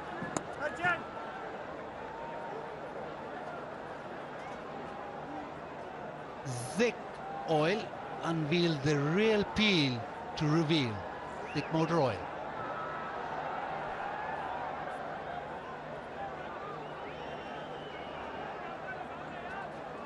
It was 149. First delivery disappeared for 6. Now a couple of singles. Mill don't want to concede another boundary in this over. This one's go to short is leg side. Protection there. One turns it away. And come back for the second. And he'll get to his 25th 50 in T20Is. He also got 100. And it's a return to form for Rizwan.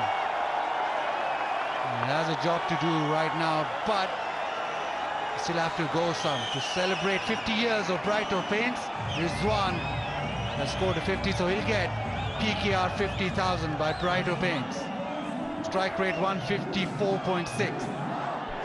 Yeah, it means a lot to him, that celebration. There was a lot of people questioning his runs up top, his run of form. He's shown why he's produced those class stats that he has. Slower outside the off stump. Nazar Rizwan has got to his 50.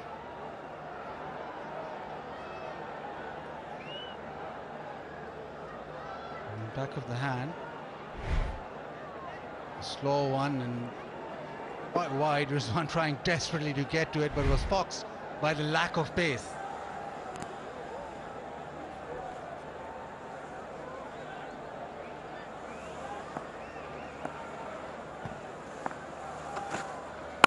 Again slow, this time gets bad on it. There's a chance of maybe coming back with just a single. 12th done, it's 97 for 3.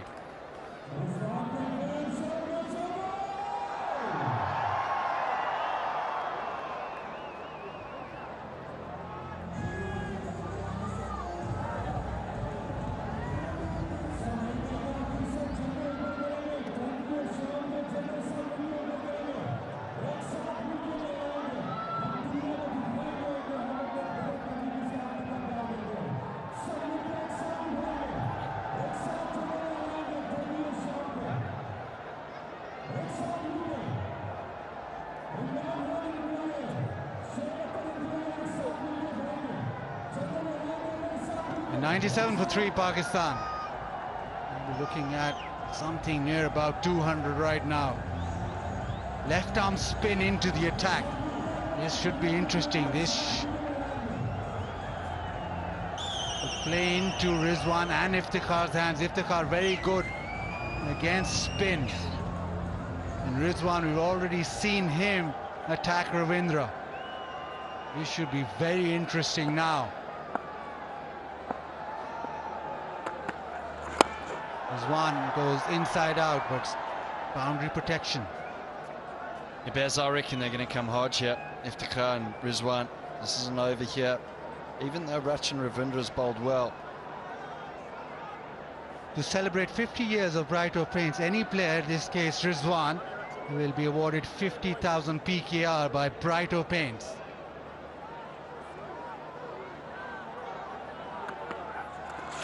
And backs away, tries to follow him, gets bad on that, that'll race away. So boundary. Well, T20 cricket is about identifying moments. These two players, Iftikhar and Rizwan, Iftikhar in fantastic form. They've identified this is an over, this is a moment that they want to take hold of. They can sense a big over here. Rizwan used his feet in the first delivery. And Ravindra can sense that too, tries to bowl wide, too wide. Pressure is on. Swear is a spinner. Baz, I reckon Mitchell Sattler is really good. He fires it in at the toes. He's got a great Yorker.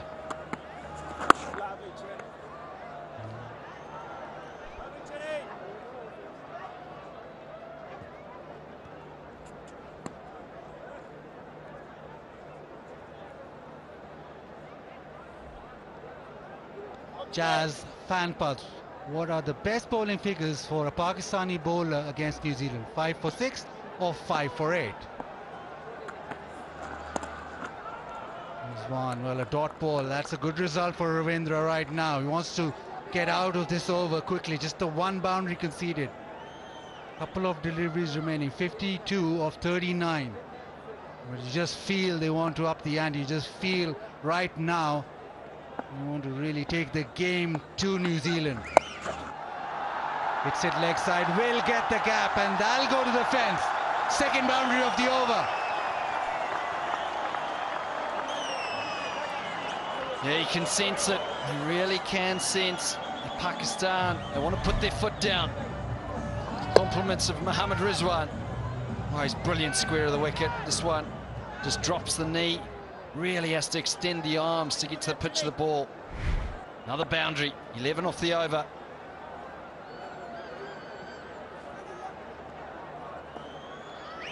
Where does Ravindra go now? Can he go wide? He does go wide, but it's hit over extra cover. One bounce into the fence. Big over for Pakistan. 15 off the 13th. It's 112 for 3.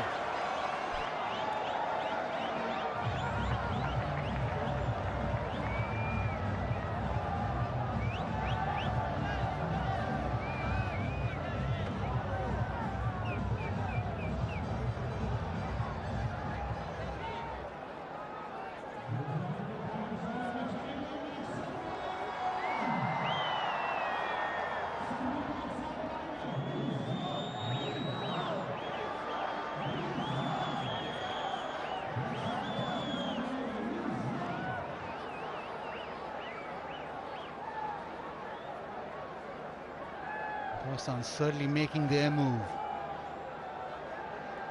Go at 12 and over, get to 196. Tickner back in the attack. He's turned the flow for New Zealand earlier on with a couple of wickets. Goes short into the pitch. That'll be a wide and have to be re-bowled.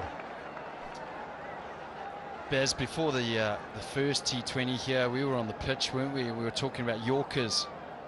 I think it's almost getting to that stage now. As a bowling team, you start thinking, well, how can I get in and out of sets here? Rizwan in scintillating form. Need to try and get him off strike. Try and avoid a little bit of damage. Short and wide, good result. That's the single. Every ball now an event.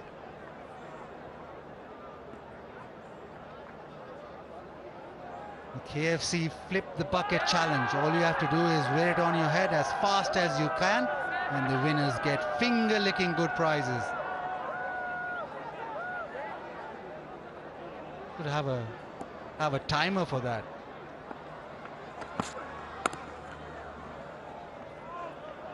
Tickner earlier on, when he came into the attack, Pakistan were all go.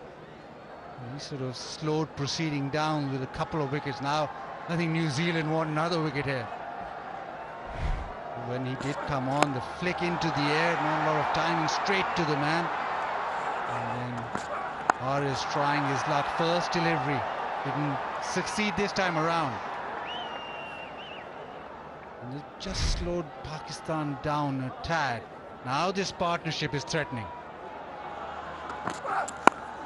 Short, quicker, no timing. It'll just be the single.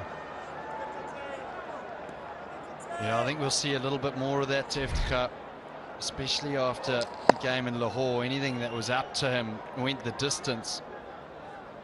Daruj, Taz was mentioning earlier, use the bouncer. I don't think New Zealand have used too many of the bouncers.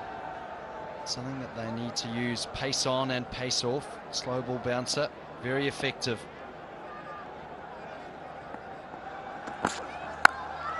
Down the wicket, he's hit that very hard, but there is protection. It's just a single.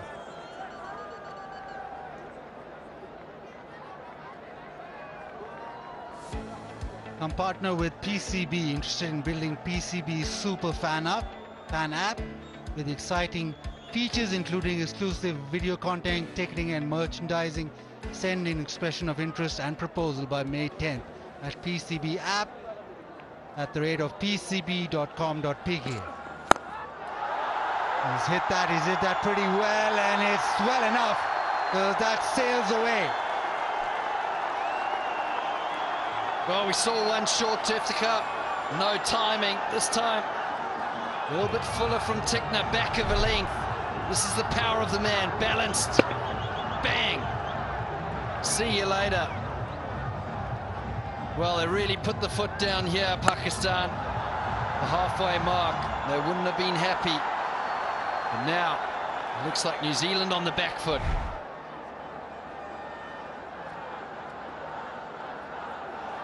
Another little message coming out, but Iftikhar's going well. This time hits it leg side, not a lot of timing. And a big wicket. Tickner does it again for New Zealand. Well, Tickner's enjoying it out there. His gesture to the crowd, let me hear you now. And a bouncer in the over. Bang for 6, and this one just shorter than the previous delivery. Iftikhar gets it high up on the bat. New Zealand do the rest. Well, that's the wicket they wanted. They wanted to break this partnership, and they've done it at a crucial time. The dangerous Iftikhar goes for 36. It's 1, 2, 3 for 4.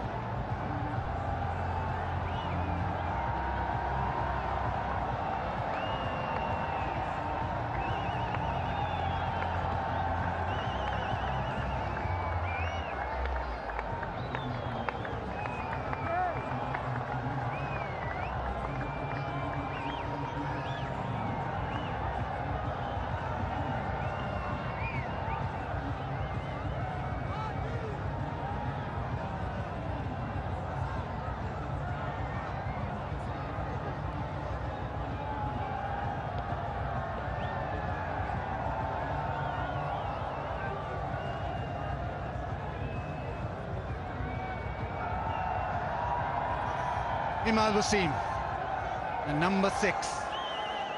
Will strike a long ball. Blair Tickner yet again back in the attack, gets a wicket. Now it's up to Rizwan to keep going. Sodhi into his last over. Hasn't conceded a boundary yet. 3 overs, 1 for 12.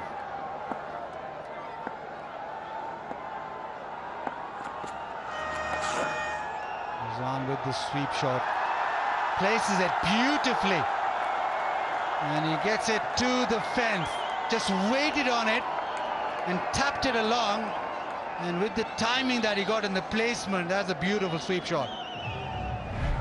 Skill, absolute skill from Rizwan. Anything square of the wicket, his ability to just pierce gaps and placement. It's not just about power.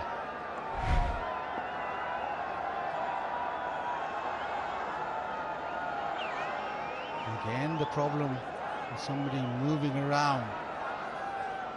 Hasn't been settled yet. Yeah, into the 15th over. This is problem. They won't want spectators sitting right on top in the eye line of the batter. So much excitement. Spectators want the best view. It will be difficult to say just move out. And they're right on top of the bowler's action. Anyway, Sodhi again.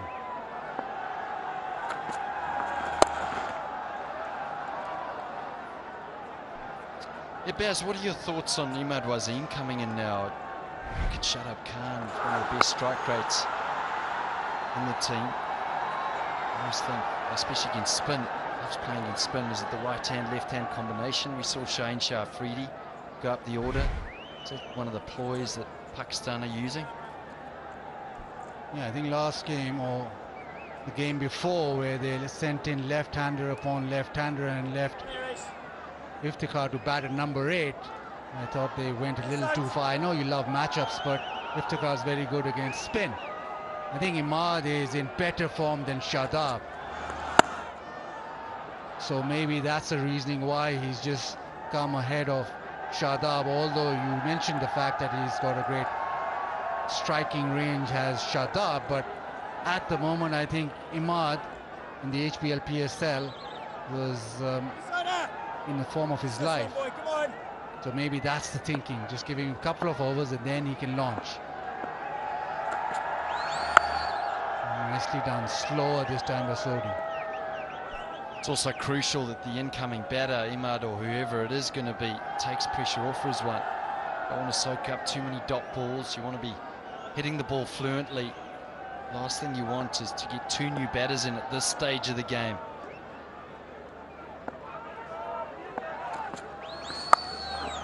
Slows it up, drags it leg side, does Rizwan, he'll want 2, and he will come back.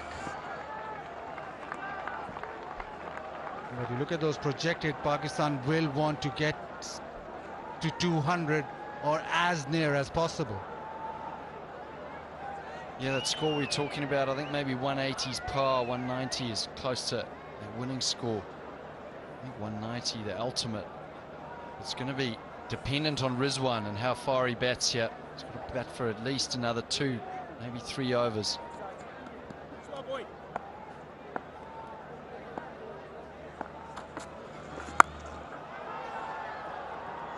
He gets out of that over to Sodhi. It's been an economical spell from him.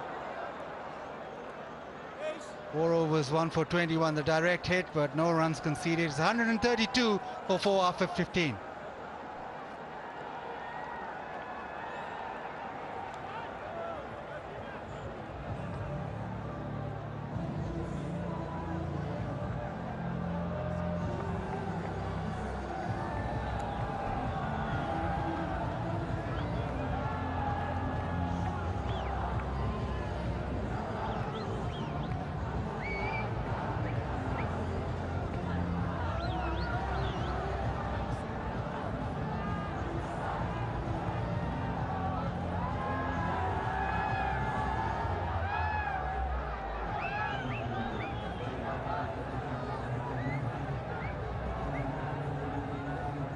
Five overs left in this final T20I, and if you have a look at that, that means that Pakistan in terms of host countries is the highest in terms of run rate, second highest, just behind New Zealand. So plenty of runs on offer in Pakistan, especially in Pindi. And Pakistan needs some more of those. An innings of momentum shifts. Early on, it was all Pakistan. New Zealand came back into it. That's a wide delivery from Shipley, and then there was a wee partnership. And see, here's the last ball from the last over. Nisham fires it in, hits the stumps, hits the umpire. Double whammy. Well, as long as he has a smile on his face after, I think we're okay.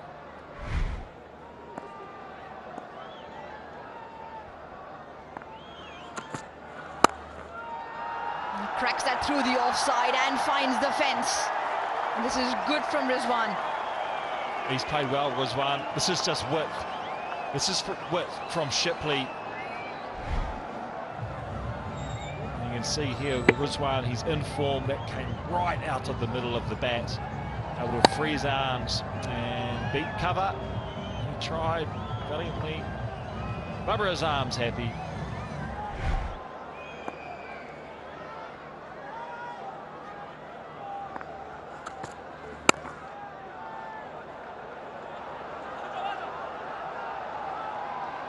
You talk about momentum shifts. It was an excellent momentum shift back from New Zealand to Pakistan when Iftikhar and Rizwan came in. But that didn't last long.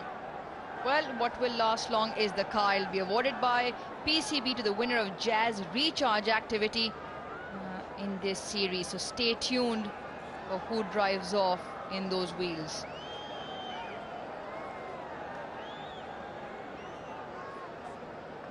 Three quick wickets, 2 for Blair Tickner. Pakistan 50 for no loss went to 52 for 3.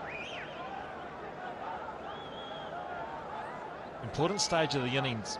It's a really good surface. I think it's a better surface than the previous game here in Pindi. That's lovely touch. That's all touch from Rizwan. This is a classy shot, no doubt about it. Premeditated, yes. He still has to find the middle of the bat and just use the pace of the delivery. He gets low. This is the key here. Look how low he gets. And able to flick it over the man at short fine leg, Sodhi. And he just needs to get enough on it to pass. Sodhi's one bounce into the boundary for 4.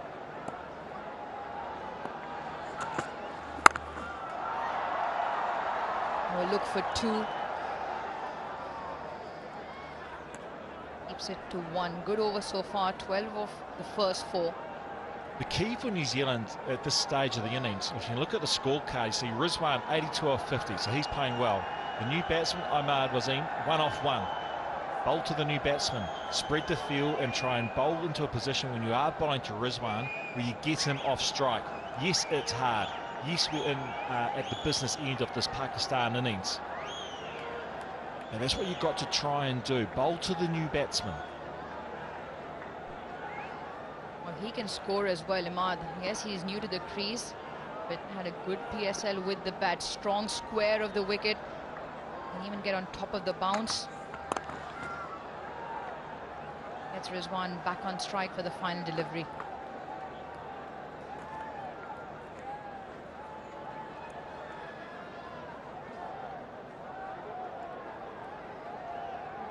Or if your teeth are sensitive, you can get some Sensodyne because life is too short for sensitive teeth.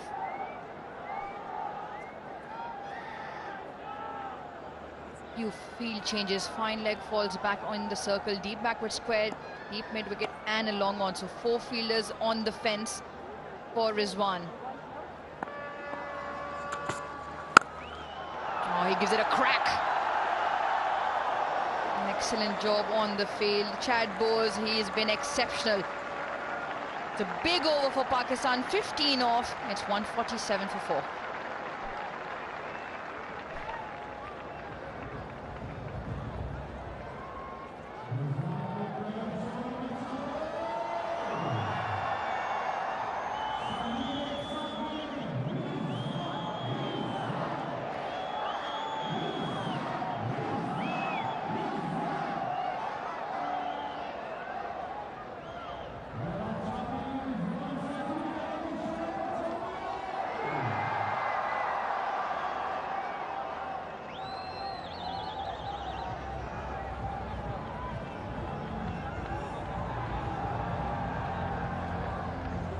Partnerships, one good one up top, 51 of 35 between Rizwan and Babar, and then 71 of 48 between Rizwan and Iftikhar. Iftikhar the dominant individual in that, and that's what propelled Pakistan from 52 for 3 to 123 for 4. The crowd, well, they've been electric throughout this series.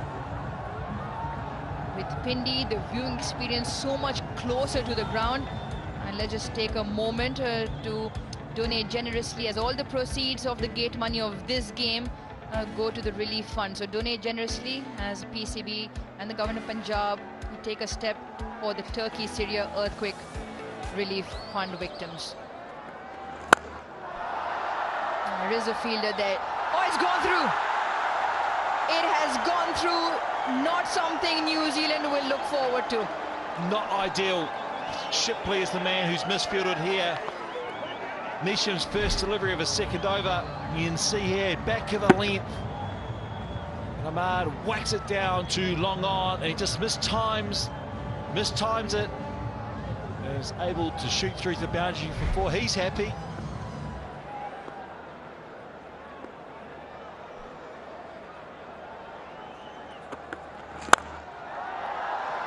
Should be 1 again. It is this time. This is a good field set to Ahmad. He likes playing square and on the leg side as well, into the leg side. So the boundary option had been cut off. It does go through. So 5 of the first 2. Rizwan now back on strike.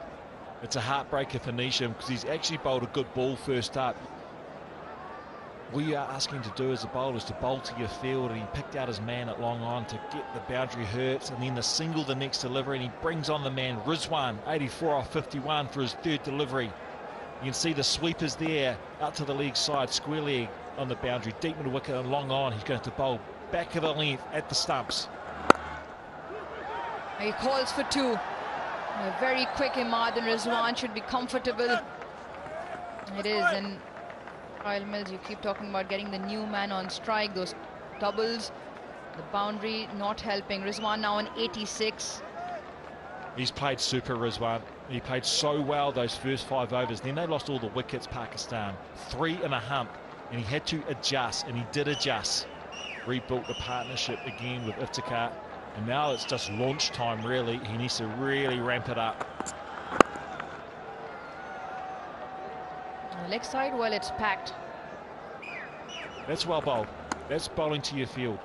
If you have sweepers on the boundary and you're being hit for 4 where the sweeper is diving for the ball or maybe going over the sweeper's head, that's okay because you're actually bowling to your field. Where it's not good is where you're getting hit for boundaries where you don't have a sweeper. He's actually bowling to his field here, Nisham. Mid-on goes back now to long on. It's an important couple of balls with both sides. Up and over. 180 in the other direction. It doesn't matter. Pakistan will take it. I think he's trying to bluff him here, Nisham. Tried to bluff him. He's gone back even shorter than that. That's not what the field is set for. You can see here he's whacked it in. He's just put long on back. The ball's not going to get to long on off that length, and he's able to get a big edge onto it, help it on its way over 3rd man. That's just what I was talking about. You're getting hit for boundaries where there's no sweepers. It's not ideal. That's not ideal because that will travel. Not ideal for New Zealand. Perfect for Ahmad. Excellent end to the over. 18 come off Jimmy Neesham's.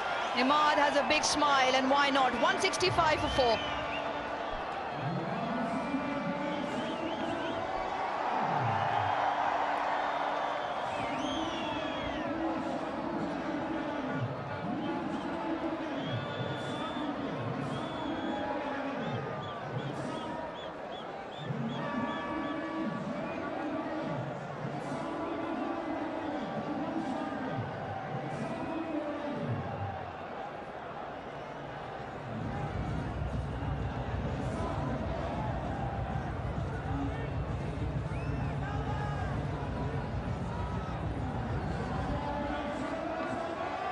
Plenty of sky rises, tall buildings, and coming at the back end. 42 now this partnership, just of the 19 deliveries. They are racing Pakistan towards this back end. 3 overs to go. Well bowled. Good Yorker. Good Yorker. Really good night so far for Tickner. 3 for 25 now. He has been warming the bench all series. Gets his chance tonight because Matt Henry, well, he's been crook, tummy bug for the last 3 days. That's just a half volley. That's a pulled delivery straight over the bowler's head for 6. You're right, Uruj, he can bat well, Ahmed Wasim, when he gets going. No fielders there, right on the sight screen, not a chance. We have Tickner. Yeah, he's done well so far, but he's got a big 5 balls ahead of him right now because it's such an important over in the context of this innings. Yeah, he knew the fielder was brought up and he was trying to go just either above or into the gap of those 2 fielders. The change of pace has undone him. He's bowled that well. And he picked up the wicket of Babar Azam with a slightly off-pace delivery. He's gone here again. Now the slide ball is okay here because his field is set for a long on and long off, so he's going to get hit down the ground if he bowls a full slower ball. You can see there, you've got the long on in place. Just the one. Again, that's okay. It's finding the sweepers out on the boundary. You're actually asking the batter to hit your sweepers. You take a single this time of the innings all day long. What that single does is brings Rizwan on strike. What a wonderful knock he's played tonight. 88 of 54, striking at over 162, and he's dealt in boundaries. Does he have more in the tank? Once again into the leg side. Pick up another couple of runs. 2 runs for Rizwan. Again, a slower pace delivery. And he's bowled it full and he gets hit to his sweepers. He'll be delighted the way he has performed tonight, Tickner. You can see there, Rizwan, since he's been only 115 innings, just under 5,000 runnings. Geez, that's good. I'll take that.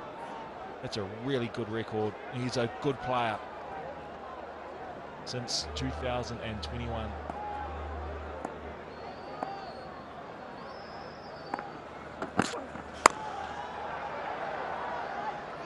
Just again, the 191. Well, he's got the 3-figure mark well in his reach because Pakistan still have a couple of overs after this, and the way he's striking, it probably won't be long if he gets there. It'll be his second in T20 cricket. And the numbers that you read out, Kyle Mills, phenomenal. The strike rate tonight as well, exceptional. More importantly, just the 12 dot deliveries. And this over has been really good from Tickner again. Just the 5. Edged and passed. Past the outstretched Tom Latham, left hand. Ends the over with a boundary. 50 partnership as well. 174 for 4.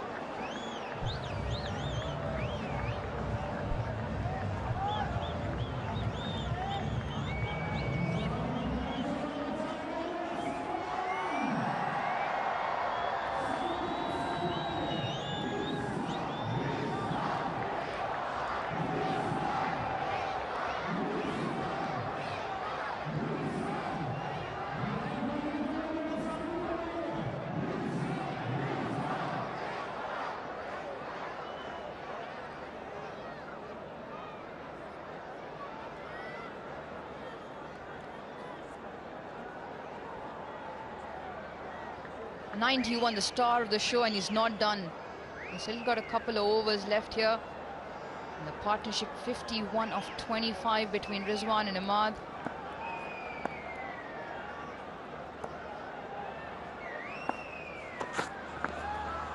Swing and a miss. Good ball. 141 kilometres just to tick over. First up. You can see it here. Tickner, the last ball of his over. Tom Latham, the keeper, he dived to his left. There was just a touch far. Super set from Blair Tickner. He'll be delighted with what his performance has produced tonight. Back to now Mill, charging in. That sounded really nice. And gets 4. Rizwan on 95. He picks the gap, slower delivery from Milne, the fast off spinner. He gets low here, Rizwan. He's out the back of the hand, sorry, but he's able to extend his arms. Look how low he gets. Like he's playing a spinner. He gets low, that gives him control of the ball. You he's able to pick the gap out there at Cow Corner along the ground. That's a super shot, really good shot. 95 now, one lusty blow from the three figures. Does he take Milne on, who is steaming in? I don't think this will be a slower delivery.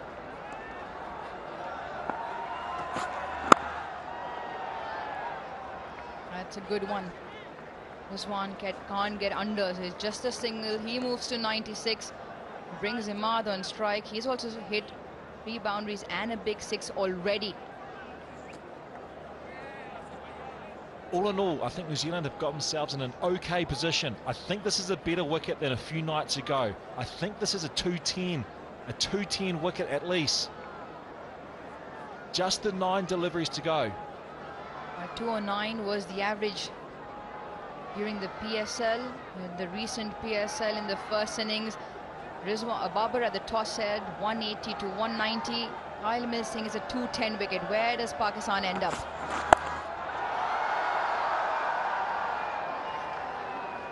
And he's bowling quick here, pace on from Mill, 146 the previous delivery. The stage is just set for a brilliant game of cricket. The crowd is in. Pindi have arrived at the stadium. Rizwan's on 96. You can see there the average first innings score of 209, that Pindi, Rawalpindi. This is in the PSL in its most previous season. Right, Rizwan now on 96.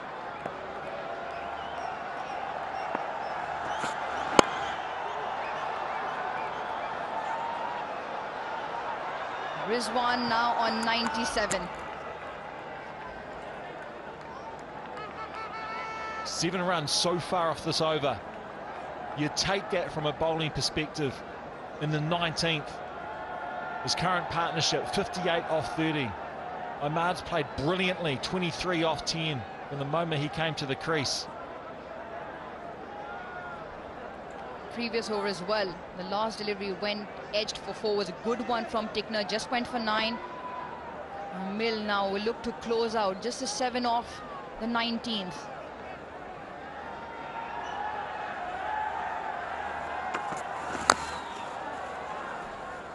No run, an excellent over from Mill, an excellent spell as well. 19 done, 181 for 4.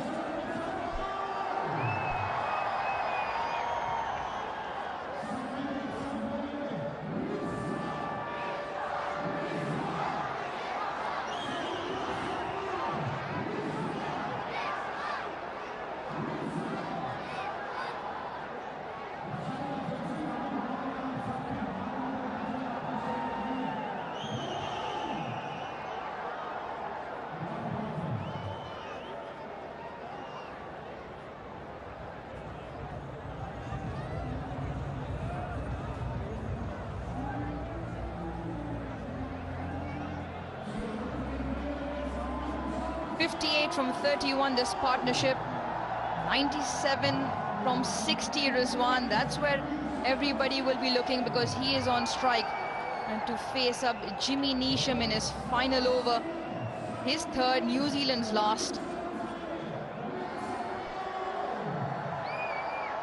He's a very predominantly strong player into the leg side. Bulk of his runs come in that area. Look at the strike rate.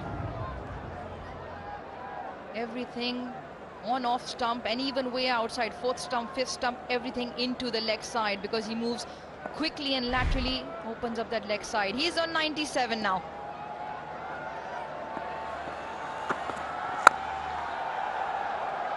He goes to 98. Well, that's a good ball in the context of the graph we just saw. Asking Rizwan to hit to the offside. It's a good delivery from Neesham first up. Important over here for Neesham. He hasn't bowled his best tonight, but he can play a hand right now.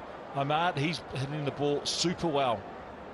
Now Rizwan, he deserves 100 without question, because in my opinion he hasn't been one-dimensional. He's had to adjust throughout the innings. When Pakistan have lost wickets, he's pulled it back a touch. When it was time to accelerate, he has. Lost another wicket, he pulled it back. He's adjusted superbly well throughout this innings. Well, you said he hasn't been the best with the ball.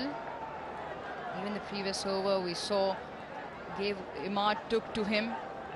This time a wide. 5 wides tonight. Absolutely, the way Rizwan has played, it's been a sensational knock. He does deserve 100. I'm pretty sure Imad at the moment will be looking for a boundary. Trophy up for grabs later tonight. Looking for a boundary and gets it. That is really sweetly timed. Nisham misses the mark. Imad up to the task. Well, it's two-leg side. We've just touched on already that he is a dangerous player, Imad. You can look at that. That's outside leg stump. And a very good player to the leg side as well. And he just has to help it on its way. That's all he has to do in that situation. Hit the Yorker.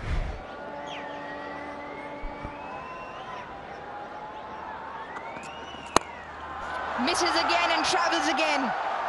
This is an excellent knock from Imad Wasim. What an outing he is having, and he is propelling Pakistan to a big score. 31 of 13 now with back-to-back boundaries for Imad. Back-to-back is right. This time you can see Nisham trying to bowl the wide Yorker. He's not able to execute. And he hits it well over cover. Just a few bounces as it goes into the boundary rope. 3 deliveries left. Imagine if Rizwan doesn't get to face any of them. Well, what's Rizwan thinking under that helmet? He's just having a few words with Imad at the moment. Probably along the lines. Well, if you've just picked up on the stump mic, Rizwan is saying, TK, it's okay. It's okay, carry on. Teams runs.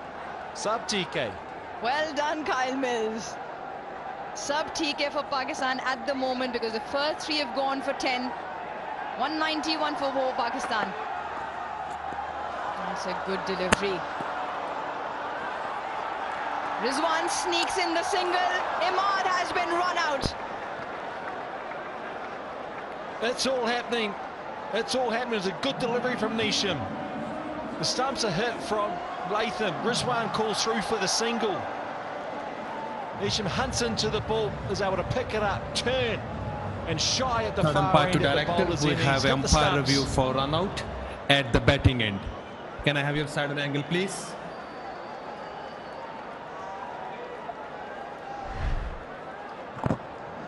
Yeah, just hold it back. Now, just freeze it here. Batter is still short of crease. Bails off. So I'm ready to make my decision for the big screen.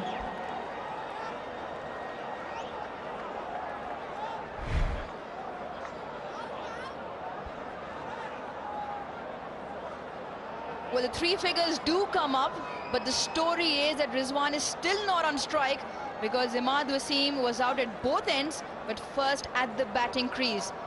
Excellent hand, a flurry of 31 just of the 14.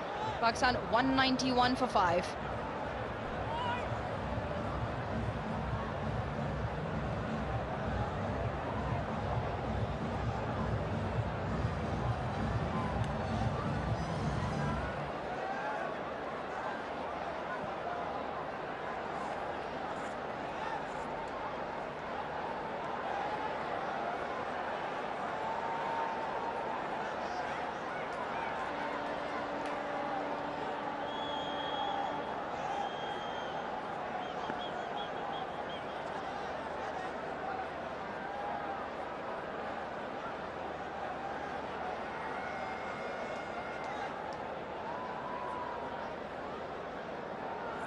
Yeah, plenty of talk, plenty of commotion.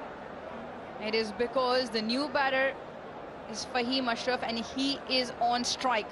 2 deliveries left. Does he swing for the boundary or does he get Rizwan on strike? He swings away for the single.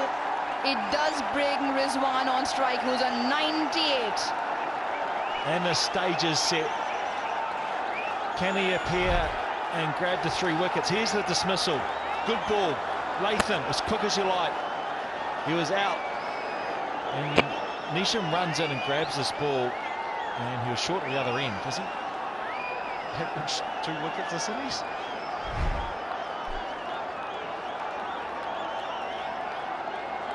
Yeah, had the bowler missed or had the run out been missed at the batting end, then Rizwan would have been on strike because Imad would have been out at the non-strike. It doesn't matter. It doesn't matter because Rizwan is on 98. He's on strike. The ground, well, everybody in the crowd on their feet. The gallery we've just seen on their feet as well. Pakistan 192 for 5. Rizwan on 98. A swing and a miss.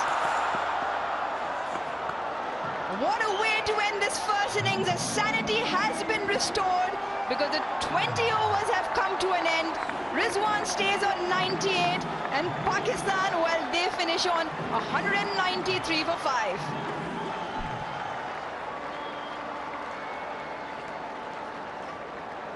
Well, he gave himself the chance, didn't he? He got himself into that position because he just played so superbly well in this innings.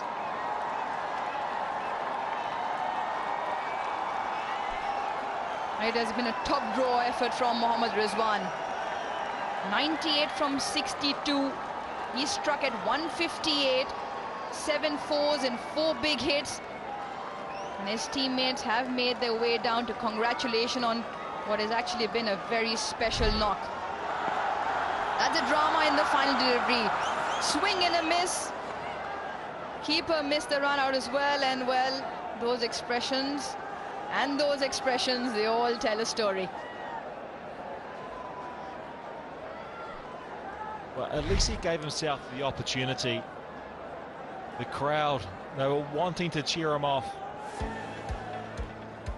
You can see the batting card here is one clear standout. Rizwan, 98 not out off the 62 deliveries. Babarik's arm, 19 for him. It was an explosive partnership in those first 5 overs, but then there was a calamity. You can see the partnerships there after all the wickets. Iftikhar came out and played really well. He's in great form. That partnership of 71 was superb, and as well as Imad of 68. And the bowling card, Tickner is the standout. He's been on the bench all series. He's bowled really well tonight. Great variations, 3 for 33. Milne bowled really well. Didn't pick up a wicket, but went for 31 runs. Rachin Ravindra went for plenty in that first over, just 29 off his 2 overs. Sodhi bowled superbly well for 1 for 21. Oh, Zainab Abbas, she's alongside with Blair Tickner. Thanks, Aruj. Well, Blair managed to turn things around for New Zealand. You definitely shifted the momentum in New Zealand's favour at a time when it looked like Pakistan had things under control. So tell us a little about your bowling plans today. Yeah, just tried a few variations early on. It looked like a good wicket, so yeah, it was time to try some things, and it worked out. What about that Babar Azam wicket? It's always going to be the important one. Any specific particular plan that you had against him? No, just keep attacking really, hopefully take wickets. So I was lucky enough to get him caught on the boundary, so it's better luck. Not easy bowling out there in these conditions. Yep. I mean, what kind of length were you thinking on this pitch? Well, we've trained once in the last 2 weeks, so I was just trying to hit a hard length, and yeah, it came off today, so pretty happy, and hopefully we can chase it down. What do you reckon in terms of the target? Because we have seen scores being scored here like around 230, 240 during the HPL PSL. 194, decent effort? Yeah, I think par was about 250, so no, I don't know. Hopefully we can chase it down. All right, what about your experience so far, obviously, in Pakistan? This is the last T20 international. Overall thoughts on the crowd and just how you've enjoyed yourself? Yeah, it's been amazing. The crowd's been amazing. The people, the food, it's been a great experience. It's my 3rd time here, so it's first time playing though, so it's been an amazing experience. All right, thank you so much for your thoughts and all the best for this one. Thank you. Yeah, excellent with the ball, Blair Tickner tonight. But in this final T20, Pakistan have set New Zealand 194 to win. It is shaping up to be an absolute thriller. Don't go anywhere because we'll be back with the run chase.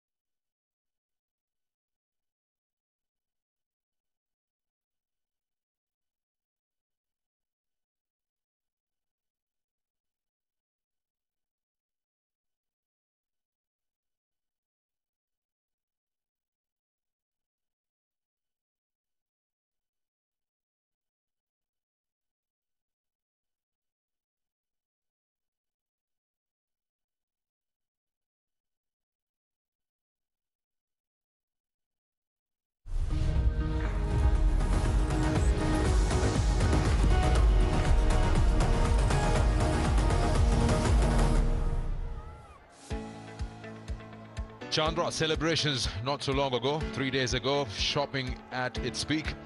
And people buying bangles, of course, new clothes. Mehndi, don't forget that. Preparing for the Eid day. And the 3 days have been busy. They've been amazing. People meeting each other, having sweets, giving away Eidis. Crown Flower has been kind enough to give it to everyone except me. We'll have a few, you know, lines shared according to this batting card. Pakistan would be happy to get into the 190s. After that, Babar, Haris and Symes wicket back-to-back. Rizwan missing out on 100, 98 not out. And Imad Wasim playing an important knock of 31 of just 14. Iftikhar's form also looking good, 36. Let's have a look at Mohammad Rizwan's innings. It was a shift of gears. Started off very well in the power play. Then after losing his captain, then he had to make sure he bats till the end. Got 4 maximums in that 98 not out. Also had a lot of boundaries in it. As we all know, he's very good in running between the wickets, but he was looking very, very good. This was the last ball where he just went on for a bye. 98 not out. Mohammad Rizwan taking Pakistan to 193. Not bad from Tikna and Sodhi. Yeah, New Zealand, well, they were impressive up front up until 10 over mark. They got 3 wickets back to back. It was looking good, but it was Pakistan that were dominant towards the end, being particularly aggressive on James Neesham at the end of the innings. Rachin Ravindra, well, took some tap and they took some opportunities to get that score well over par. Yes, Babar Azam making sure that his men know exactly what he needs from them. This is the decider. Pakistan wins it. They take the series. New Zealand can level it by winning this match. They made a few changes. The couple of changes, of course, include Mohammad Haris. But the one I'm going to be looking out for, Grant, is the tall right-arm quick Ehsanullah. Will be interesting to see because he bowls in the late 140s and 150s. 194, it'll be a challenge. But on this pitch, you fancy your chances because batting is looking good. Yeah, well, Chad Bowes and Captain Tom Latham, they're going to have to get off to a flyer. When you're chasing down 194, yes, it's a quick outfield. The pitch looks good. It's a great batting surface, but this is a very experienced Pakistan bowling attack. Bowl extremely well in their conditions. Tom Latham, he got off to a flyer the other day in Rawalpindi, didn't convert. So you'll know that. He's a man for the big moments. Tom Latham batted extremely well in the win in Lahore. His strike rate probably not where he wants it to be, but fantastic performer across all 3 formats. I think there's a bit of yin and yang. You've got Tom Latham who pushes it around, test player, and then Chad Bowes at the top of the order. He was aggressive the other night, scoring his first T20 international 50. Yes, it's early on in his career, with just a small average in 19, but what a talented player, and gee, he struck it well the other night. That man in picture, Sikandar, oh, he is unbelievable at the start of the over. I think his numbers almost represent that. He was, a couple of years back before his injury, the most dominant player in the first 6 overs, but I think teams look to play him out almost early on when he swings it and moves it. Yeah, haven't we touched on this before in the series? Shaheen Shah Afridi, in his first over in the T20s, he's taken wickets on 6 occasions in 2022 and 2 occasions 2023. So 8 times he's dismissed a batter in the very first over. And usually the mode of dismissal has been leg before or bowl. He bowls that fast and quick, the ball that shapes into the right-hander. And he almost yorks you. So if you are facing him, you better be ready for that. Slightly up-ish, and is it out? Oh, make that 9. Wicket in the first over, and the New Zealand captain walks back. Well, brilliant from you, Sikandar. We've spoken about it, how dangerous this man is at the top of the innings. Shaheen Shah Afridi dismissing the captain. First delivery, Shadab Khan, he knew how big that catch was. Shaheen Shah Afridi, well, he loves it. He's an amazing player, world-class player. And the captain gone for naught. New Zealand 0 for 1.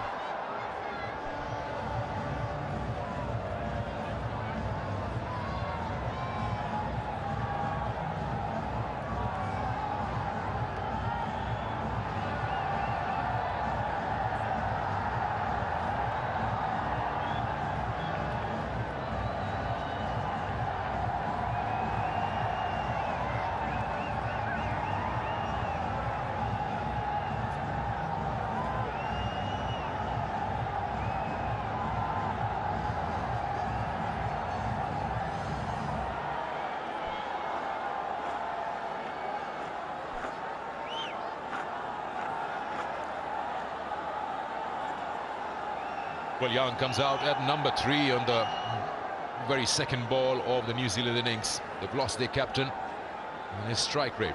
Got to do a little better than that, because if they want to chase 190 plus, they'll have to make use of this power play. 9th time Shaheen Shah Afridi gets a wicket in the first over. I'm sure he's got more to offer when bowling at right-handers. Yeah, that's the one. That's the one you've got to be looking out for as a batter there. Yeah, well, on a number of occasions, Shaheen Shah Afridi in the first ball of the game has been down leg. He sprayed it actually for 5 wides. This time, perfect on 5th stump, gets a little bit of movement away, and a thick edge from Latham. Couldn't have got a better start than that, and it was the captain of New Zealand as well.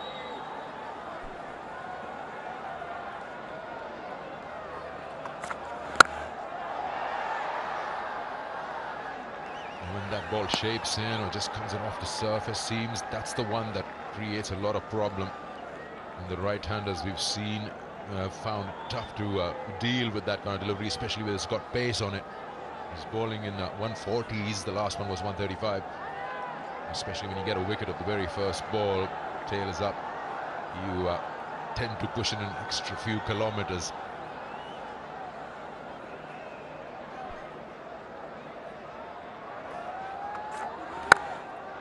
Nice drive. That's the one, just goes straight. It's so good on the eye, that shot. A lot of confidence will be added to poor Will Young. Well, that'll give him a lot of confidence. He hasn't had a great series. He's got starts, but hasn't kicked on.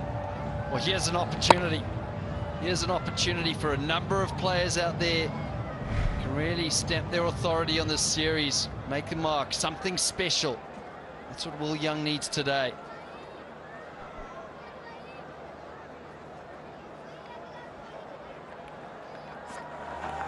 Oh yes, there's a sound there. It's given.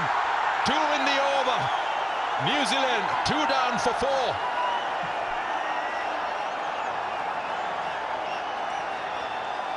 What a bowler, Shaheen Shah Afridi. He is world class. And we spoke about how dangerous he is in the first over, and he's showing this crowd just exactly why. Look at that. Just going across Will Young, the perfect line, perfect length, and just a little tickle, and that's all you need.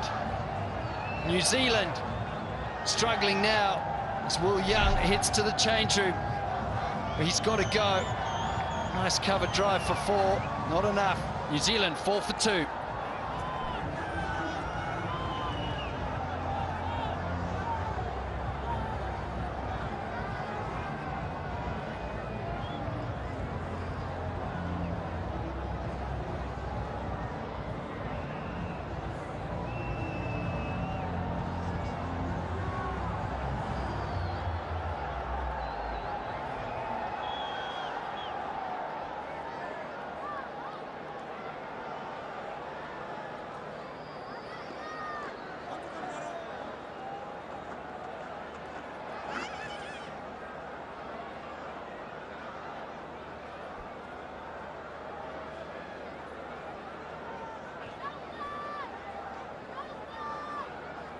What a start this for Pakistan. What a start for Shaheen Shah. Daryl Mitchell comes out at number 4. 1 more ball in the over. First over from Shaheen. Brilliant start. New Zealand 4 for 2, and Shaheen gets 2 in his first over.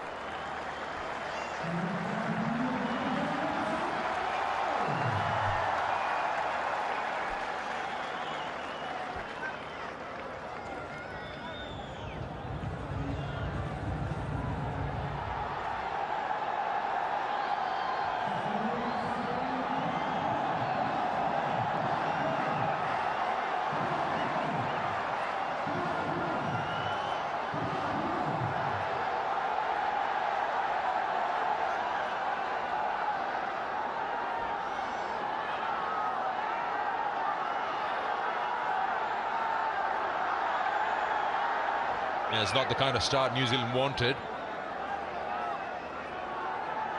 3 players in the match have been dismissed on a duck. And at the moment, we've got 2 players who are yet to get on the mark, who are at the crease. Daryl Mitchell, and Chad Bowes hasn't had a ball to face. He's on strike now. Imad Wasim, who bowled 3 for 19 in his 4 overs in the previous outing. And off the mark, Chad Bowes. Yeah, this was a little bit of a surprise in the first game here, Rawalpindi, where Imad bowled the second over. This is the Will Young dismissal, just across him, little tickle, tries to guide it down to third man. Dangerous shot, even with the slip and play. But it's the precision of Shaheen Shah Afridi, just the line and length, making the player play early on. Always vulnerable in his first 10 deliveries.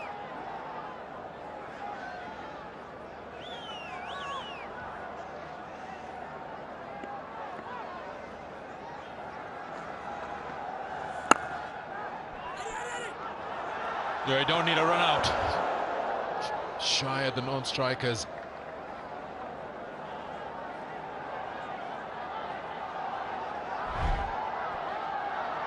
Oh, Daryl Mitchell.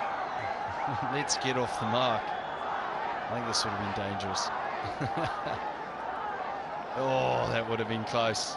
Touch and go. New Zealand scrambling for every run at the moment. They're under pressure.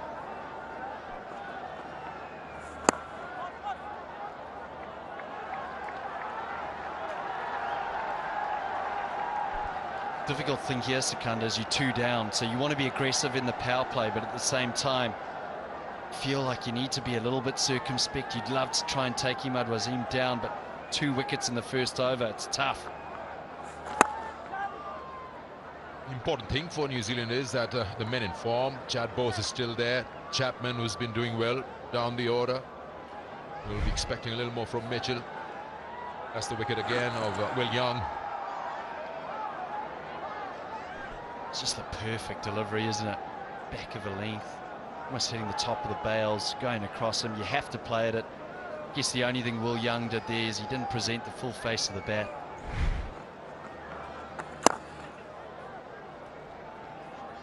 Good use of the feet by Chad Bowes. Still 2 down, yes, but you've got to make sure that the power play belongs to you. Imad Wasim has been very, very good. He's been targeting the stumps, and that's what has rewarded him with 3 for 19 in the previous game here in his 4 overs.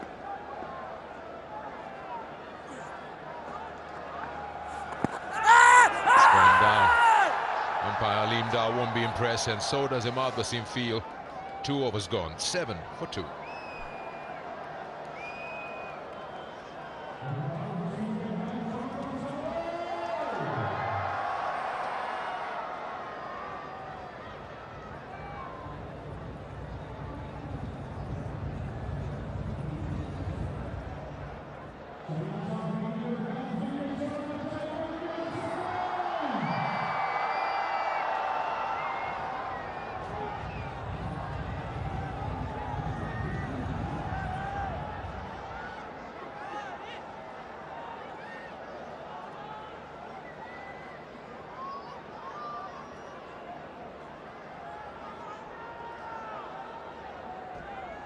Shaheen Shah Afridi, 1 over, 2 wickets and 4 runs.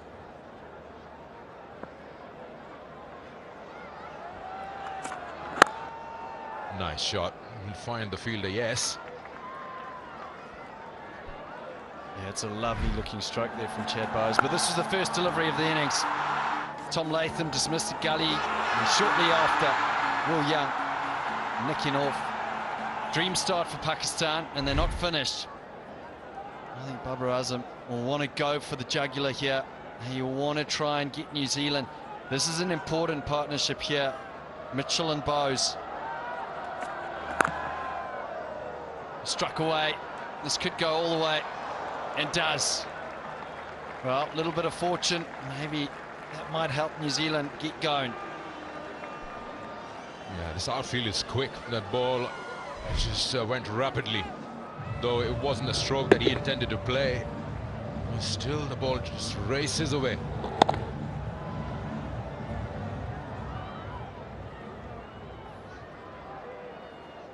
And Simon, the ball was always going away from him.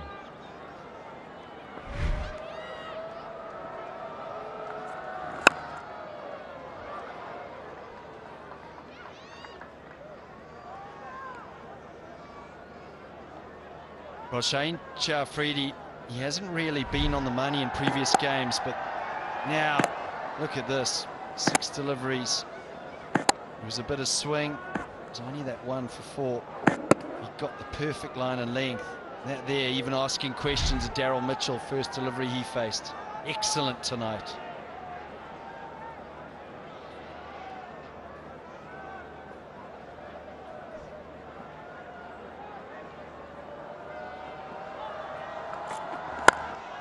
What a shot. That shows Chad Bowes has got confidence. He's got runs behind him, and that shot just proves it. He chips that over mid-wicket and gets a boundary. Slightly over pitch, and he just pays. Yeah, he clears that front leg, Chad Bowes, allows himself the opportunity to free the arms. Shaheen Shah Afridi attacking the stumps. As you say, Sikandar, bit of confidence there from the last innings, scoring his first 50 on this field. Striking the ball beautifully.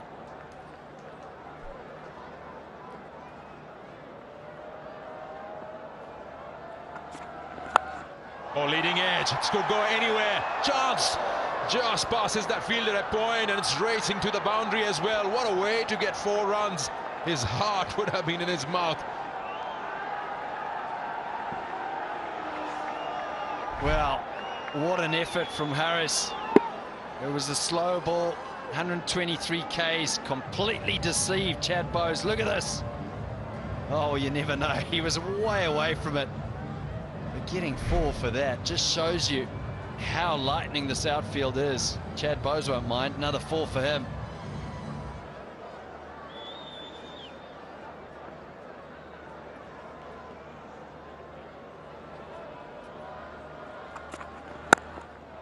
What a shot. Such a good shot. Read the length early and dispatched that one to cover point. 3 overs gone, 23 for 2.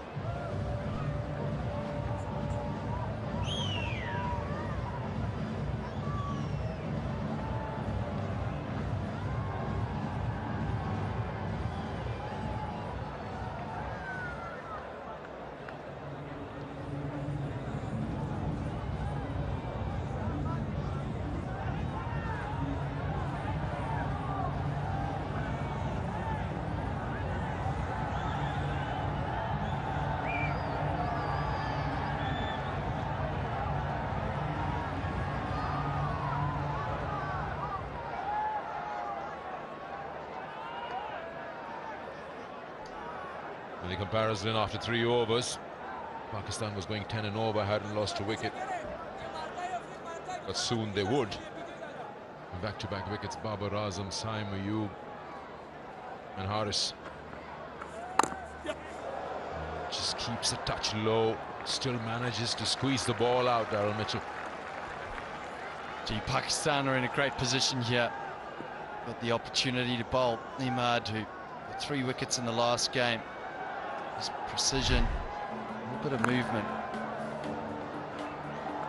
These are the 3 boundaries from Chad Bowes previous over. Trying to get a little bit of momentum down the wicket there. And Chad Bowes, good use of the feet. They're going to have to do that. We're talking about the power play and how aggressive you have to be in this power play. And New Zealand will feel like they really are behind the 8 ball here. Excellent fielding from Pakistan and precise bowling have put them under pressure. And Daryl Mitchell's one man that likes to try and put the pressure back on the bowler.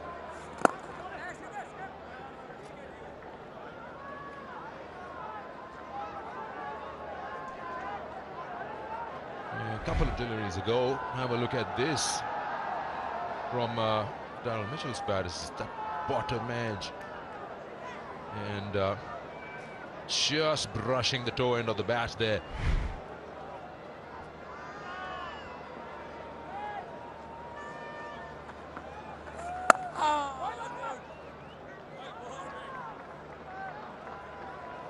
He's brave to cut that one from in front of the stumps. The Bowes is in such good nick, and he's backing himself. Had a little bit chat with him in the interview before the game, and just feels it's a better surface, starting from Lahore and then the one they played on the first game over here in Pindi. Oh, he's chopped it on. Chad Bowes has been cleaned up. Third one walks to the dugout.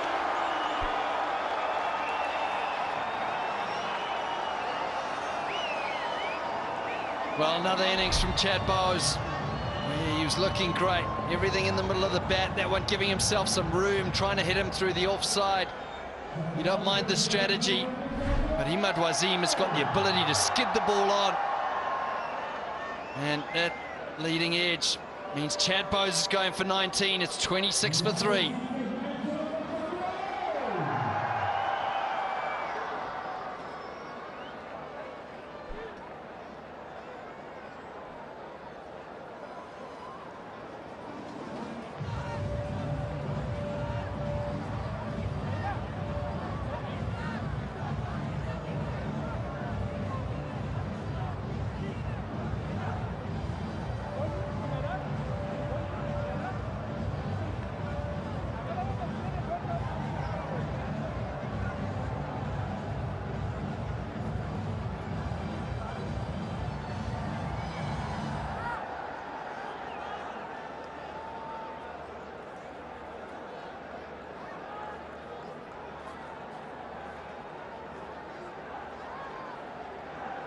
Another batter who's in good nick, Mark Chapman.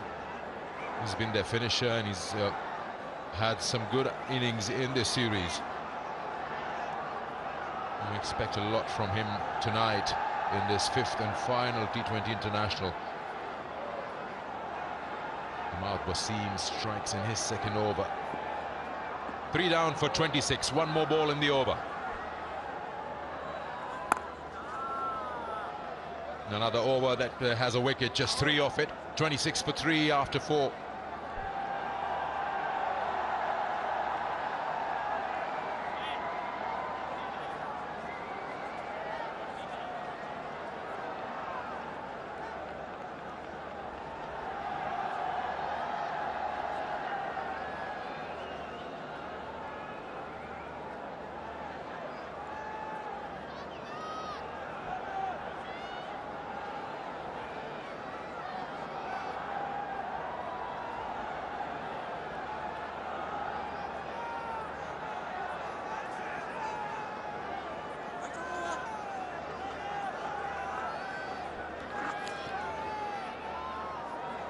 And time for a bowling change. And the first time in this series we'll see the tall, young Ehsanullah, who won himself the best bowler in the PSL, and he's rapid, he's quick. And with his height, he's also going to get that extra bit of bounce that the batters will have to deal with. Just so many good bowlers in Pakistan. I remember watching the PSL and watching Shanawaz Dahani have a great PSL. Look at that dismissal. I think Chad Bowes will enjoy watching that. Just a little bit low, but that's what happens with Imad Wasim. It does skid on a little bit, and whether it hits the ropes or the seam. He's been excellent in both games here.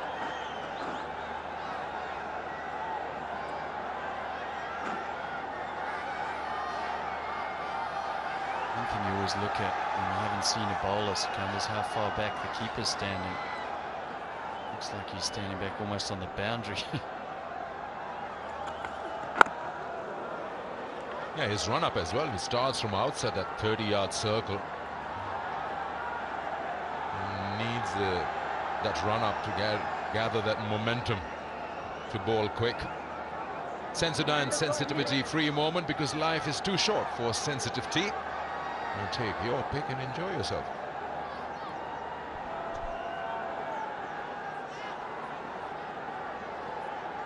So he's bowled the first one at 140 and then the next one 135. And you probably see him gaining pace now through the over.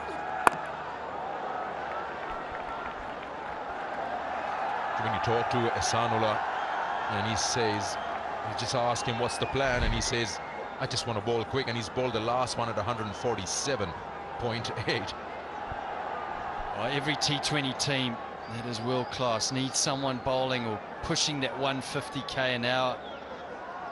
You have that, you have wrist spin, aggressive players at the front. You've got a making of an excellent team. Look at that, as you said, Secunda, up at that 148 mark now.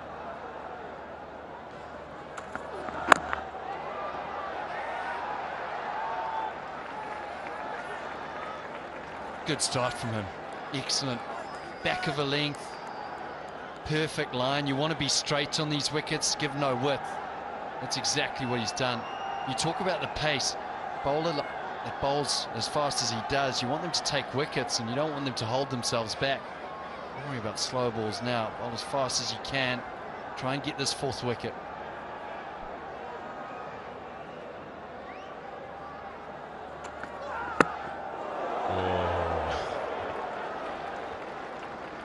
The speeds are now in the mid 140s. Last one was 149.7. When that ball hits that bat at that speed, you just know what you're dealing with.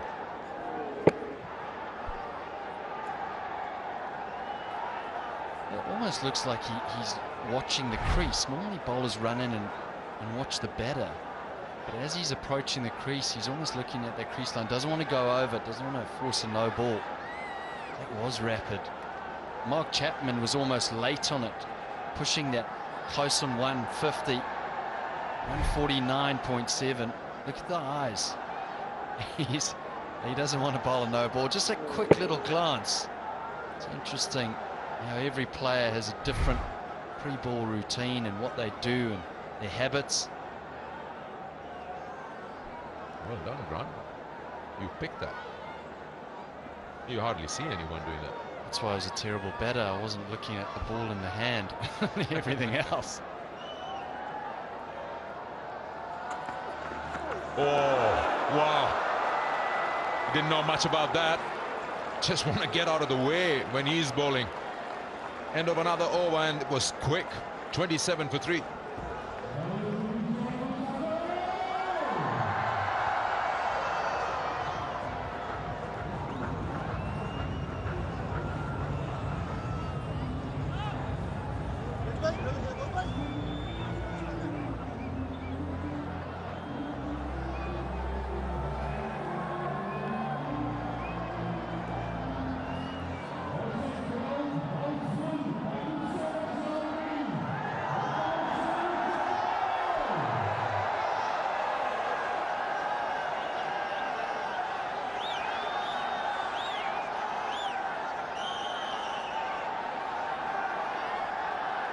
.27 for 3 of the first 5, required right over 11s.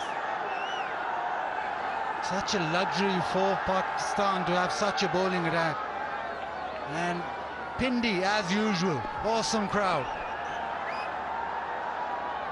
Over number 6, and now it's Haris Rauf. Straight to short fine.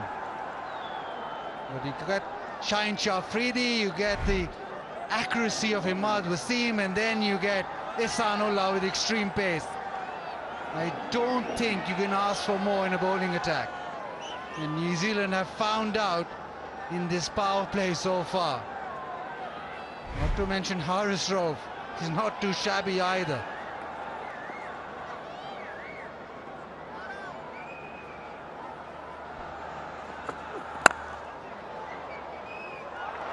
Hits it and runs, gets a single. That's all New Zealand are getting so far in this initial power play.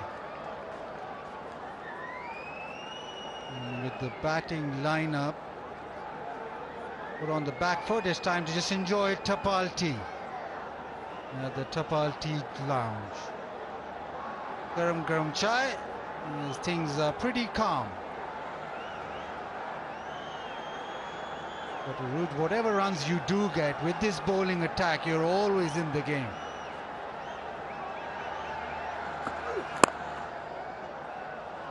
Timed well, but stopped at mid-on. Shaheen Shah Afridi with the dive. Pakistan can sense the energy.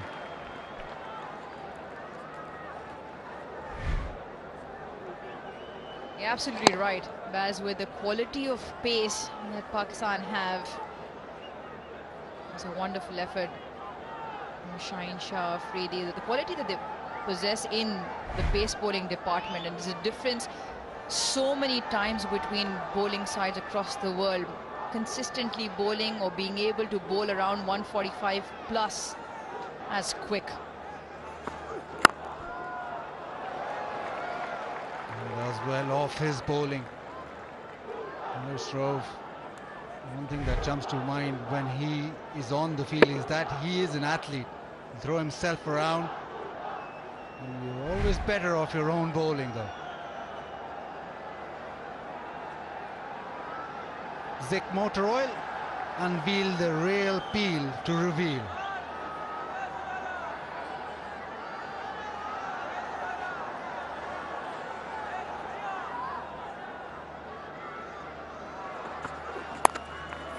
Short ball, quick short ball. But he's timed it decently. Still no boundary, just a couple of runs.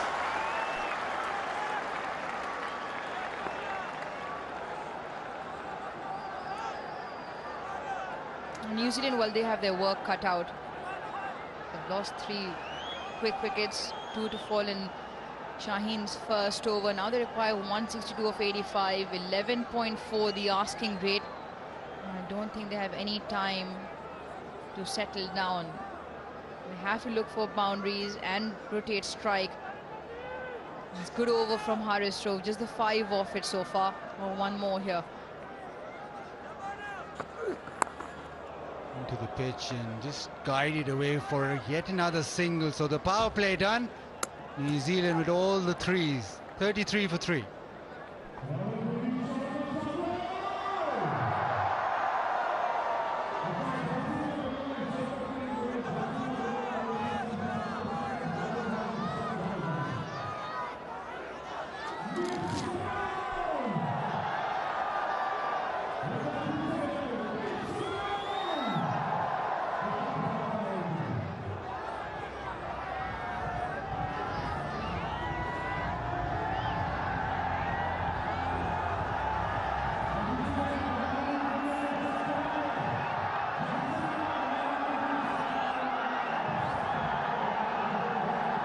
The power play won by Pakistan, 3 wickets, and they kept New Zealand to 5.52 the over. And now it's Shadab Khan, embarrassment of riches in the bowling department for Pakistan. New ball, Shaheen Shah Afridi with the first over, the couple of wickets. Straight away, put New Zealand under pressure. And straight away under pressure is Shadab, because he's been launched into the crowd. Well, Mark Chapman picking up from where he left a few days ago. Got 71, and the bulk of his scoring came off some really nicely timed big hits. This one getting under the ball and hitting it well into the crowd. 90 meters. Just marginally short from Shadab, and he gets the treatment. Now straight away pressure on, first ball disappears. They need a big order over to kickstart things. As such, New Zealand. The reverse sweep gets the gap. That'll race away, so 10 of the first 2. This is really smart. Very clever from Chapman. He got into position very early and gets enough glove and fine enough from short third. This is good. 10 of the first 2.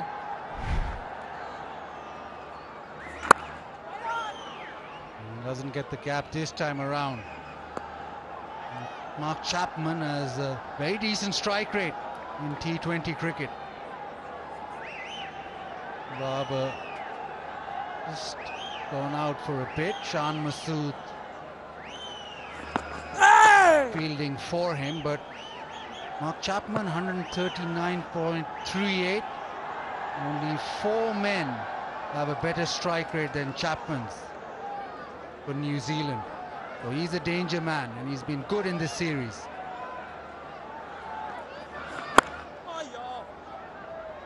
Don't forget Jimmy Neesham, one of the four. He strikes it at over 160. He is also due to come in. And all three good strikers off the ball, Mitchell, Chapman and Neesham. And they need all three of them to fire if New Zealand are to chase this down and level the series. And Pakistan, of course, looking to seal it at 3-1.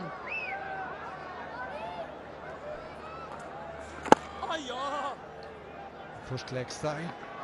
Just be the single. And that'll be 12 off the 7th.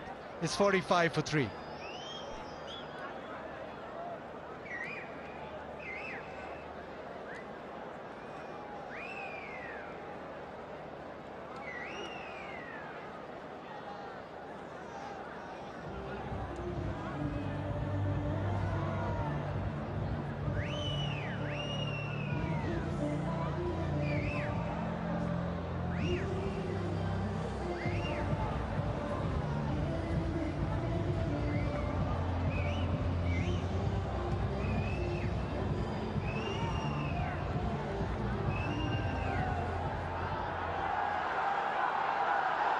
Number 5 on the list, Mark Chapman, before this game, 139.38. Interestingly, his strike rate in this series is 157.62. Imad back in the attack. We normally talk about the swing and seam and pace of Pakistan. The one man that goes under the radar is Imad Wasim.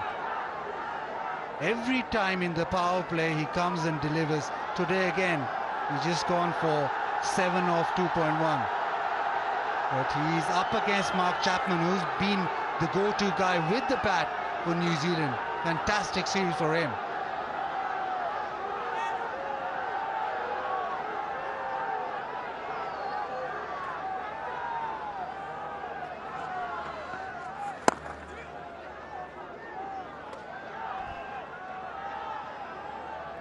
There's a lot talked about the intent of the batters, and I think that's something that's distinctly different from Mark Chapman when he bats. This series, New Zealand batters, Mark Chapman and Jimmy Neesham, clearly Mark Chapman with the runs.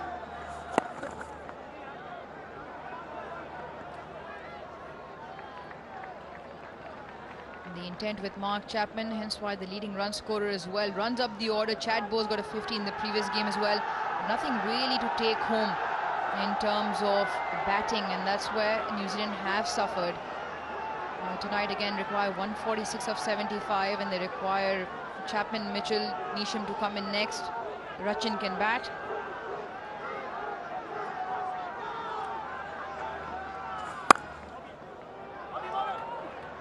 Doesn't get the gap that time around. He just misses out. And with New Zealand, they would have looked at Daryl Mitchell a lot in this series. One of the more experienced batters. Hasn't had a great series. Highest score of 33. But we all know what he's capable of, and he's just batted himself in. But the expectation from New Zealand will be Daryl Mitchell just guiding him through the innings. Also the way Daryl Mitchell plays, uses the long levers, likes to hit straight with the extension of the arms, and just feel with Imad and the ball sliding in, you probably favor Imad in terms of taking him on.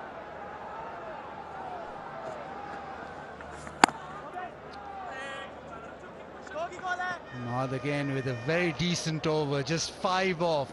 8 done, it's 50 for 3.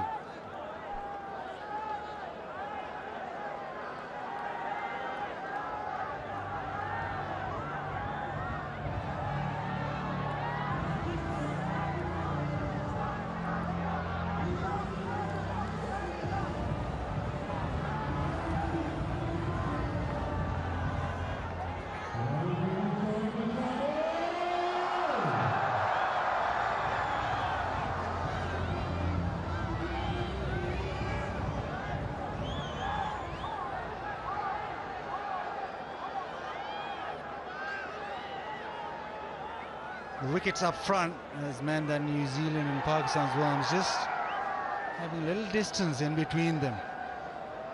New Zealand required 12 to the over. And it's Ahsanullah back in the attack. Pace late on that. That goes to the keeper. I'm sure everyone will be keen looking at the speed gun. He's already bowled at 149.7. He's crossed 150 a couple of times in the recent past, and he can bowl quick. Just the one in the first over. Has been a fantastic start so far for Ahsanullah. New Zealand up against the pace here.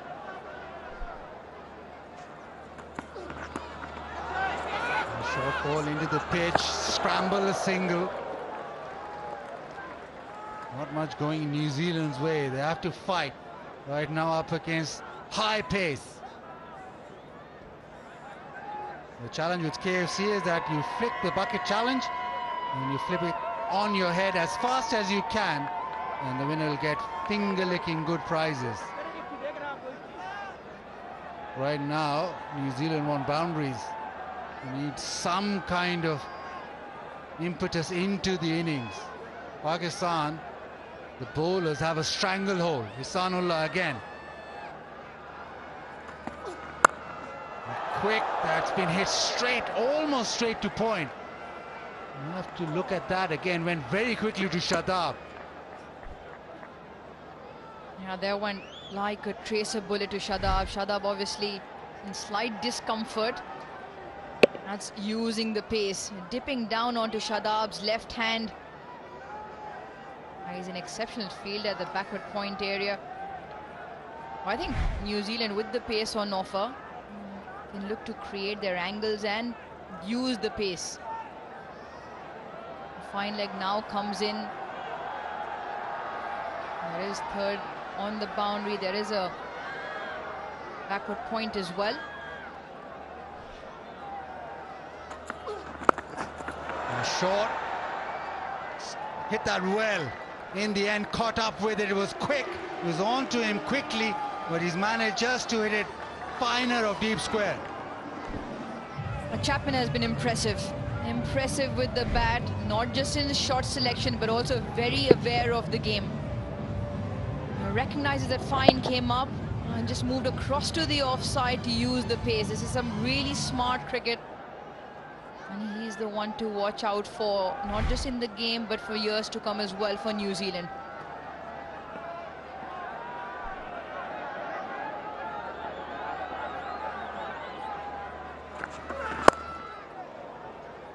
Slow one, just a single. So 8 of the overs so far. Ahsanullah will want to not concede a boundary on this last delivery. The first over, he started off with 140, then 135, then 147, 145. That is serious pace. And ended up 147, 149 from .7.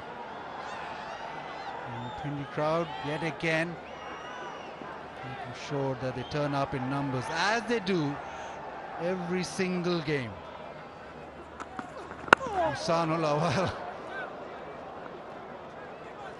Aleem Dar signaling no ball straight away. That throw from the deep, they can't get back for the second, but you don't want to be facing a high full toss at any stage of the game, but especially not with Ahsanullah bowling. Yeah, he's done well, Darren Mitchell, to not get a body blow with that one. Now take the surface out of the equation, but yeah, a tad bit too high. So they do have a free hit. 11 have come off. Mitchell on strike. 3 fielders on the leg side boundary. Mid-off is up in the ring. He's surely looking for the boundary option. It is a free hit for Mitchell.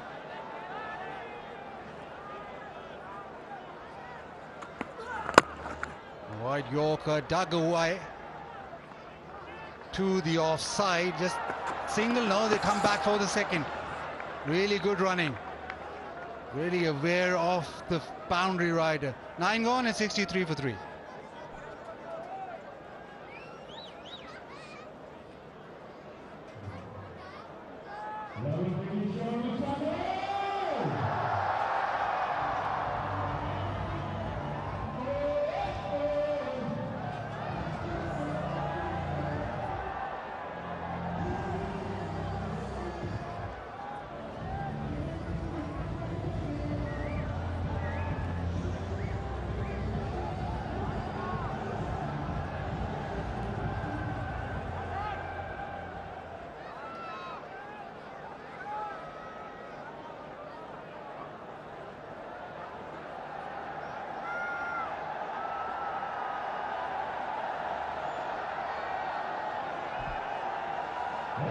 $63 for 3. Imad, 3 overs, 1 for 11. Ruj, this is just for you. They've shown this 3 times just to make sure that you know that Rawalpindi is a full house.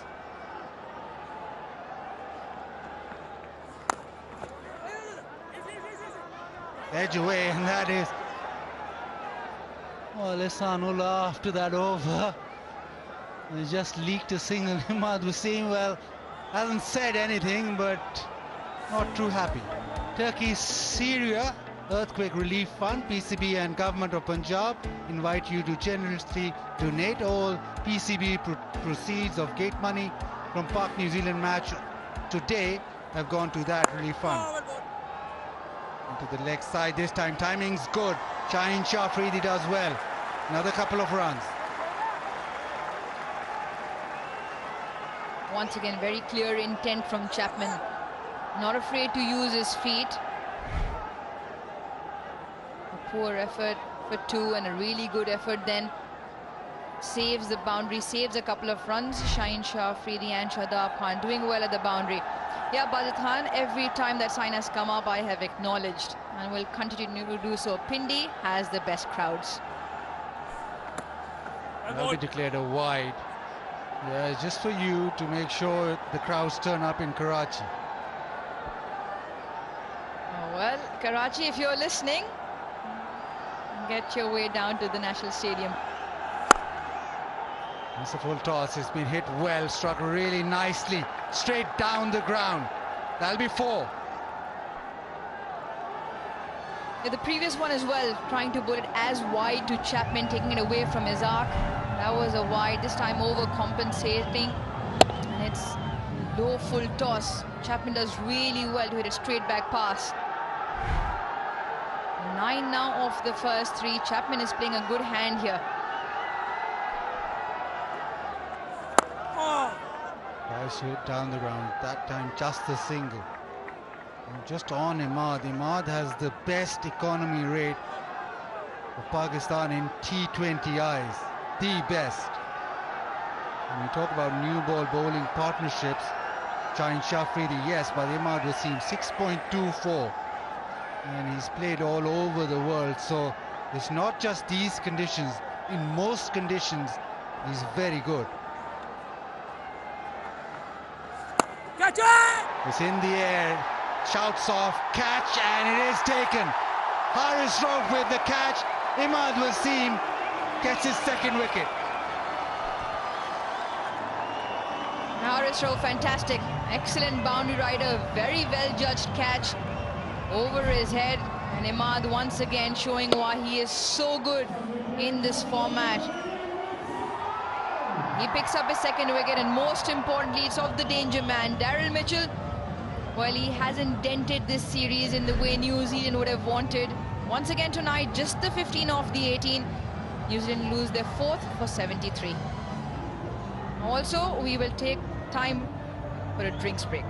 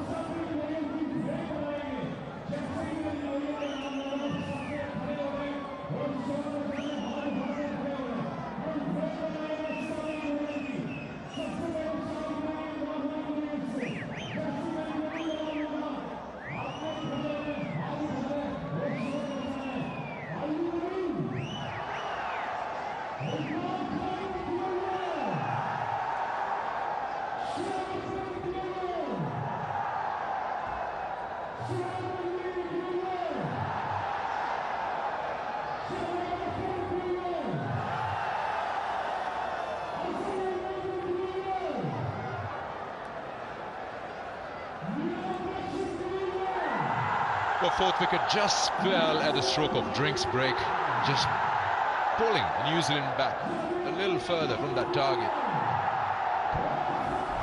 Just as the partnership was getting a little bit of momentum, Daryl Mitchell tried to take on long on and clear the ropes.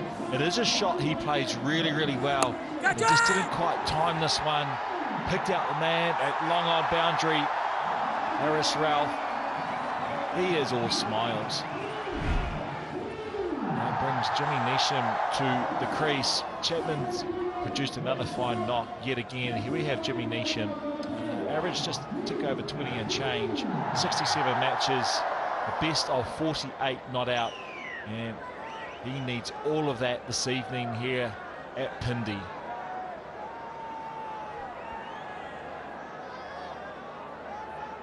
In all the 3 outings he's had in the series, Harris Rauf has dismissed him. You might see him coming into the attack very soon, if you want to talk about matchups.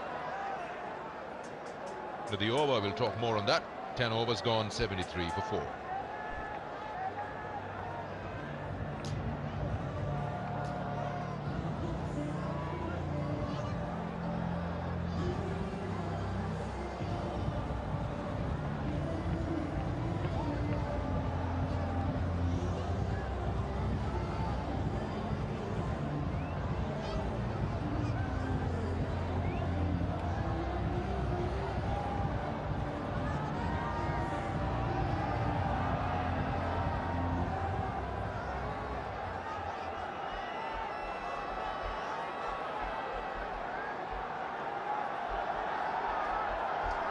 That's what they're playing for.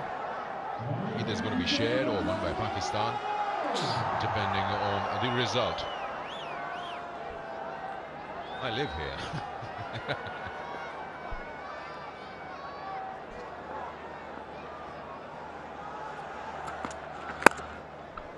That looks like a good shot. He's hammered that through covers. He's a good player, Mark Chapman, and he is having one blinder of a series. Stand and deliver. Really still at the point of impact. Great base. He's got a good adjustment of how this wicket is playing. It's a really good shot.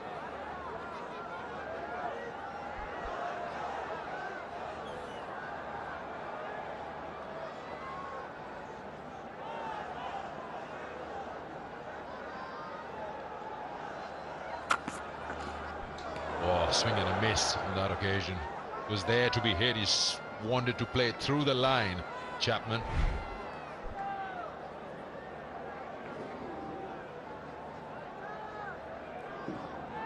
He offers you pace somewhere in the mid 130s. You probably fancy your chances to get some score against him. Sensodyne sensitivity free moment, because life is too short for sensitive teeth. Perfect weather. It's not very cold, it's not too hot.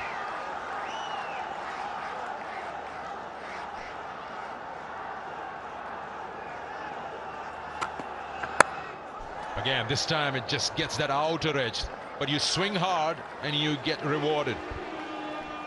Swings hard, all right, Sekinda. This is wide again, this time around the wicket, but he hasn't got his line right. He's able to free his arms really well here, Mark Chapman, and he goes hard at the ball. That's the key here. Hasn't timed it, he's gone hard, gets the edge, flies away to that third man area for 4. And congratulations to the Jazz Fan Pulse winners, Usman Khan Gilgiti and Hamza Fayyaz. Oh, that's hit hard. That's hit straight. Will it beat that fielder? Yes, it will. 3 boundaries in the over now. The more orthodox shot here. This is a half volley. And he's played it down the ground. He's played it really straight. You can see here. He his foot out to the ball. It's through the line. And he's hit it hard. And picks up another much-needed boundary for New Zealand. This is the partnership that's got to take them close. The required run rate is just a tick under 12. Fahim, 1 for 12 so far in his first over. Babar is down to long off now after that shot. Again, hits it straight. Can Babar cut it off? Yeah, he just get around it. wasn't timed as good as it was in the previous shot. But Chapman is surely their hope. 46 of 29. He's keeping an eye on that required run rate. They're scoring at just around 8 and over, and they require 11.7. So 2 big overs somewhere can sort things out and balance the equation here for New Zealand. Just need 2 batters. You play a blinder, you get you back in the game, just what you saw the other day with Iftikhar.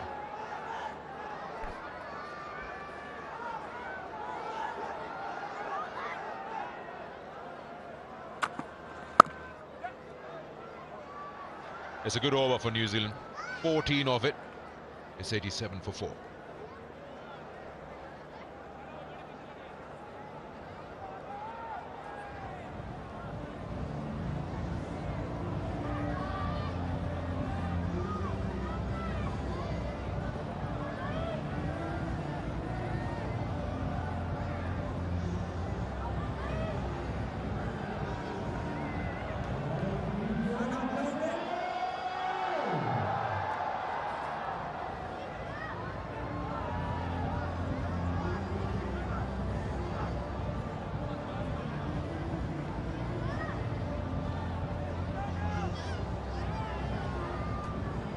Meeting each other, those worms. It's just that last part of Pakistan's innings where they got a few runs going against Neesham, who conceded 42 of its 3 overs. So New Zealand needs to pick out on a bowler. Could it be Fahim Ashraf they want to score against? Shadab will now bowl his 2nd over. These are the bowlers. Quite a few options available to Babar. Great variety in this bowling attack. Yeah, I think you're right. I think Shadab is a player they may target. Neesham prefers spin compared to pace. Mind you, it's the very start of his innings. With 2 left-handers out there and the ball spinning into them, they can hit the ball with the spin. Chapman would attack, you'd feel. Slightly upish, but there you go. Fast ball put away. It was way too wide. He's trying to stay away from the swing of the bat, but Neesham still reaches it. Confidence booster for Neesham to pick up the boundary early in his innings. Wide, poor delivery. He stands and delivers, Jimmy Neesham, and finds the boundary ropes. This will give him confidence. 3 men in the deep on the onside. Oh! I thought he would miss that and it'll be a stumping an opportunity, but just gets the toe end of the bat. He came, didn't he? He came down the wicket. He came charging. The wrong in from Shadab Khan. Just gets the toe end of the bat. Neesham knows that he wasn't quite in the right position. Now Chapman, he'll favour the mid-wicket region here. Yeah, you could do that when you're in that kind of form. Chapman gets a boundary, gets his 3rd 50 in the series. Chapman is in sublime form. Super series. Every match, look at that, 236 runs so far in this series. You know what, I think he is anticipating the wrong in there. He tried to pre-plan that and play with the spin. Yeah, and to celebrate 50 years of Bright Paints, any player who scores a 50 will be awarded 50,000, and Chapman gets another 50,000. 3rd time in the series by Bright Paints.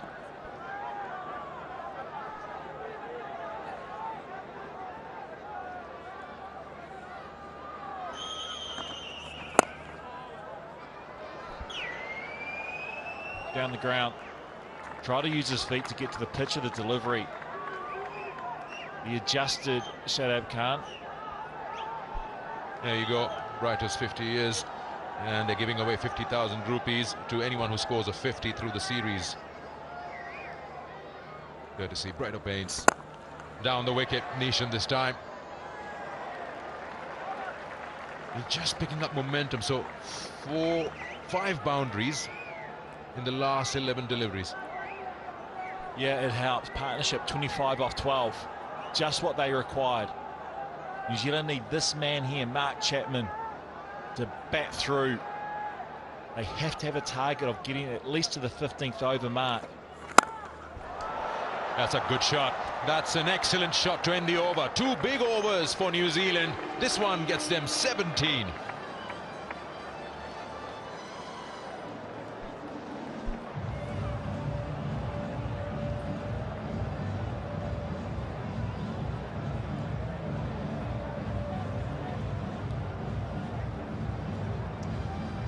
And 14 of the previous over, 17 of that last one that we just saw. So Fahim Ashraf and Shadab have gone for runs, and New Zealand have extracted 31 runs in those 2 overs.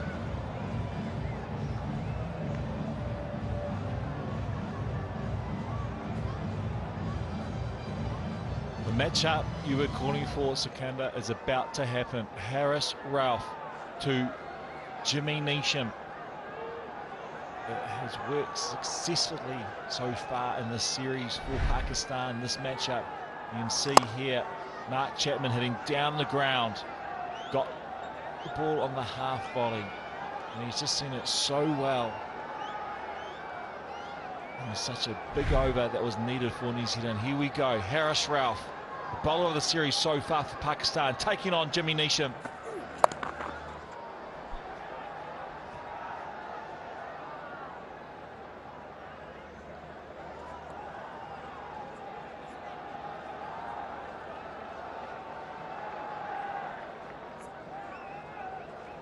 Bank Alphala donates 100,000 US dollars on every 6 or a wicket to PCB's Turkey Syria Earthquake Relief Fund for a good cause. You get as many 6s as possible, as many wickets that can fall tonight. Oh, that's so smart. That is so well done. I mean, he came down the wicket, saw that length being short, he just ramps that for a boundary. Well, he was successful in the previous match, coming out of the crease when he was facing Haris Rauf, and he's replicated that here. But he has the ability to adjust to the short delivery and just use the pace of the short delivery and ramp it over that region for 6. He used his feet a lot in the previous game to Haris Rauf. Haris Rauf needs to adjust. He will know and he'll be aware that this is how Mark Chapman has been successful against him. It's all-round smart cricket. Saw the batter coming down, he dropped it short, and then the batsman improvises quickly, still manages to put it away for a boundary over the keeper.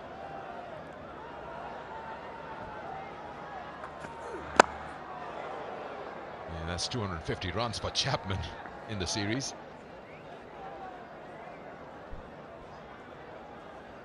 Yeah, 64 off 34 for Chapman. Standout, clear standout for this New Zealand lineup. It's the matchup for Neesham and Rauf. It's the 29 runs and 4 dismissals. Rauf is a wicket taker against Neesham. Strike rate of 120.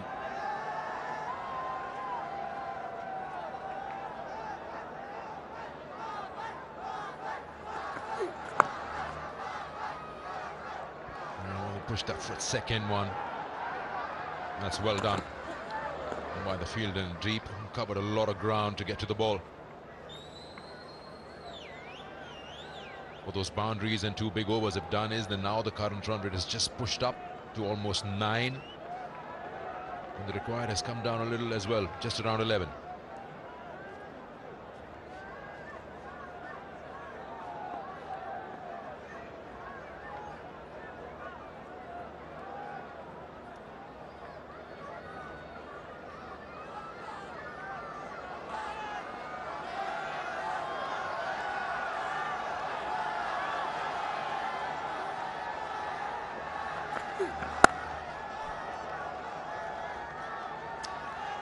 Just as if Chapman is reading the bowler's mind.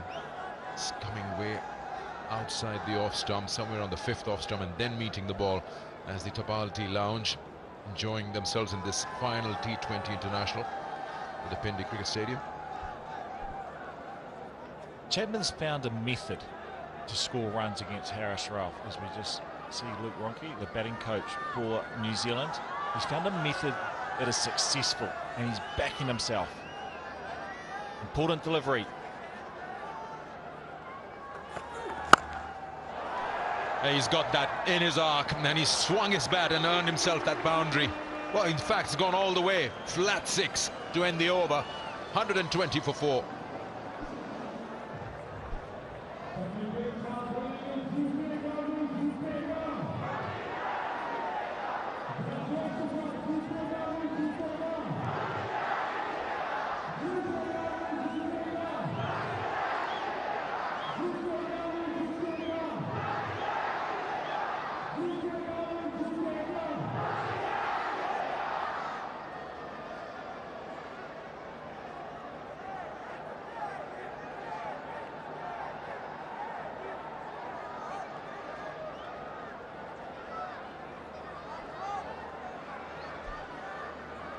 Yeah, New Zealand now getting into top gear. Last 3 overs, you say 14, 17 and 16. So they've got 70 runs in the last 5 overs, and they just lost that 1 wicket.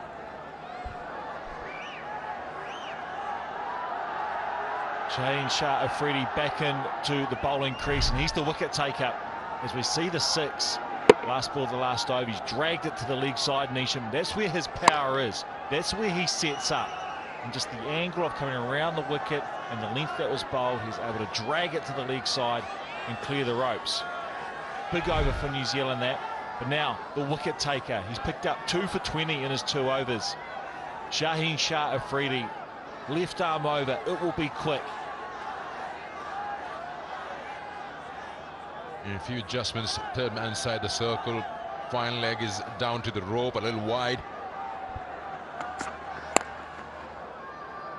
Chapman just puts him away. Can they get a couple? No.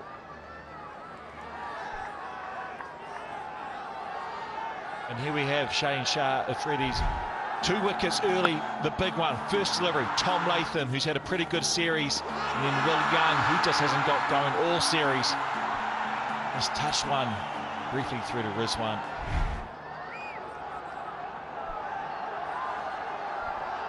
.73 or 41, you take that. Dafa News Cricketing Facts. Shaheen Afridi has completed 200 wickets in T20 cricket, and he's 23 years and 18 days, the youngest fast bowler to achieve this milestone.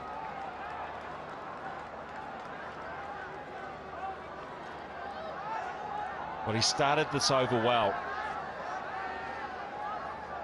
A young bowler as we just strike midnight.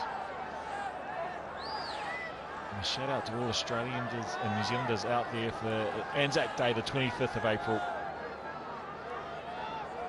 But Shaheen Shah Afridi, he is going to have a very long career in this game.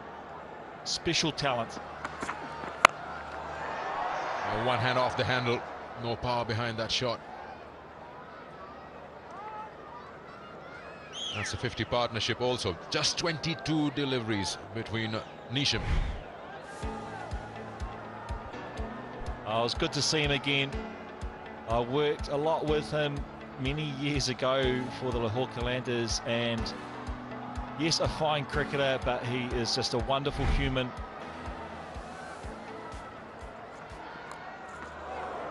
A swing, and that's caught Jimmy Neesham on the knee. That hurts.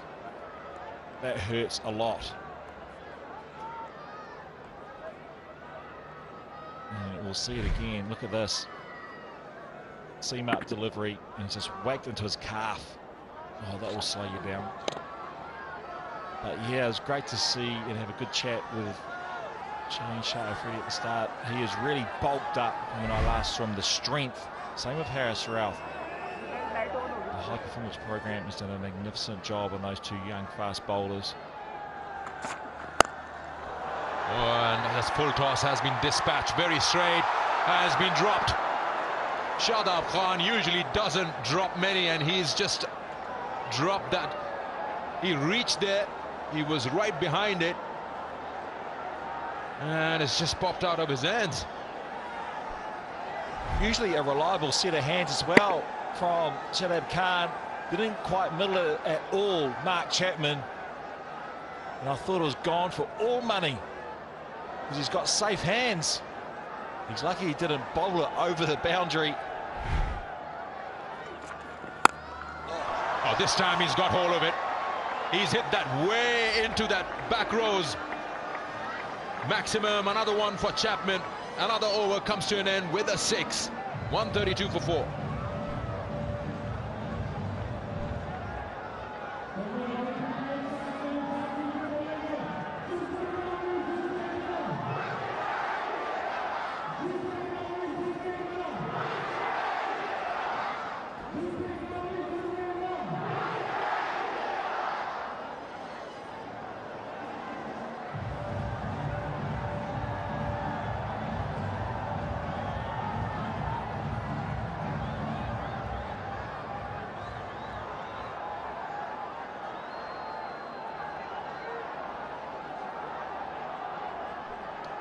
You see that white worm now just going a little ahead of Pakistan at the same stage.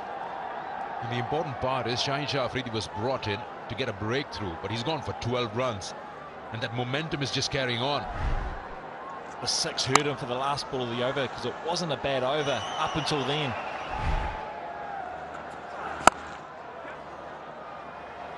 Oh, he's beaten Babar Azam. That's another boundary. Another over starts with a boundary here. That's where you get hurt, when you finish overs with a boundary, then you start them with a boundary. From a bowling perspective, the slightly over pitches. And the key here, Jimmy Neesham is just able to place it. Look here, place it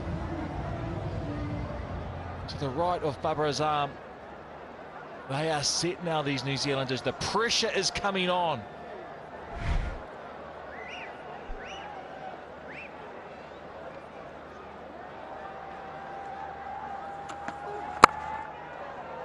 Neesham does well to dig that one out.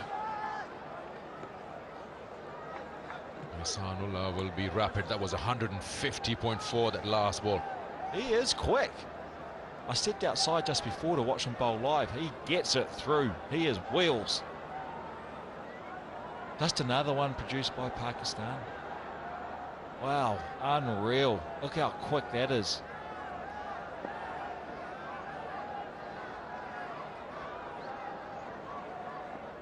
Can he bowl a quick short one now? Oh, full toss.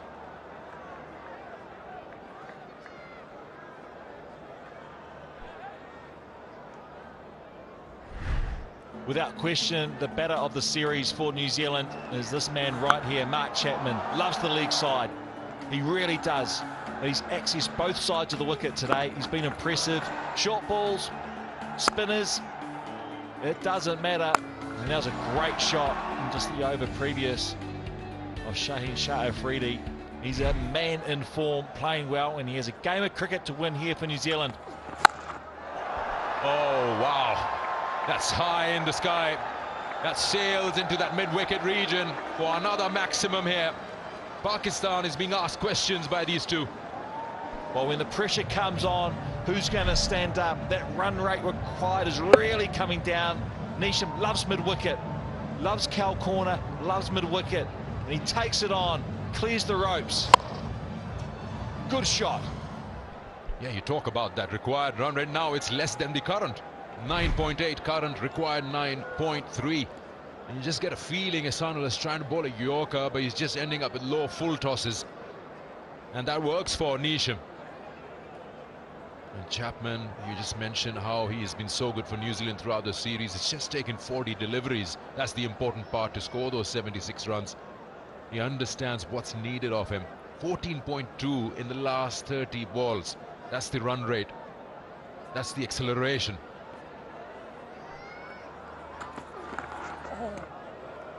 Trying to stay away from the swing of the bat. Ends up with an extra delivery. He's tried to adjust. He's wanting to get outside Jimmy Neesham's arc, and also asking the batter Jimmy Neesham to hit to the offside, because that's where the bigger boundary is. So he's trying to hit wide Yorker. And you can see here, trying to hit wide Yorker, because that's where the big boundary is. Now the pressure's on him now. Still bowling fast. Look at those speeds. This over has been a barrage of full tosses. It's just finding it tough to get to that ball. Is that a no ball? Yeah, it is a no ball. That's a free hit. More fun for the batters. Yeah, free hit. Just what New Zealand were after. You can see he's bowling really quick, but every delivery so far this over has been super fast. And that's just a young cricketer, isn't it? He hasn't quite developed the skill set to bring in a slower ball.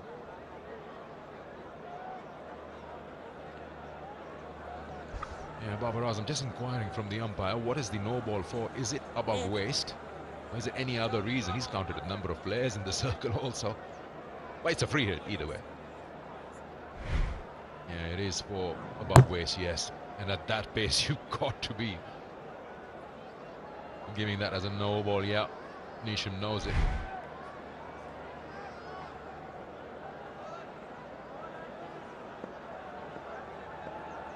I think he's missed a slower ball this over. It's a free hit. Yeah, can't get a boundary. But still, they've got 16 runs already. Still one more ball to go in the over. The required now has just nosedived. 8.9.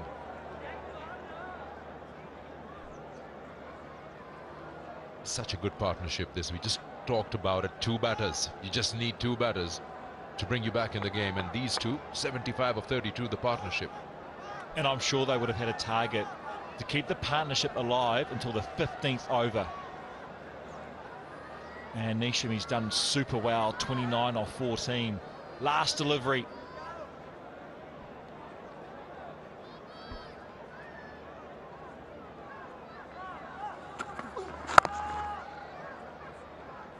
And finally ends the over with one. They're coming back for the second, and nothing's going right for the fielding side. That's good running, excellent running by these two. In the last 5 overs to go, they need only 44 runs and 6 wickets in hand. Interesting final, 150 up for 4.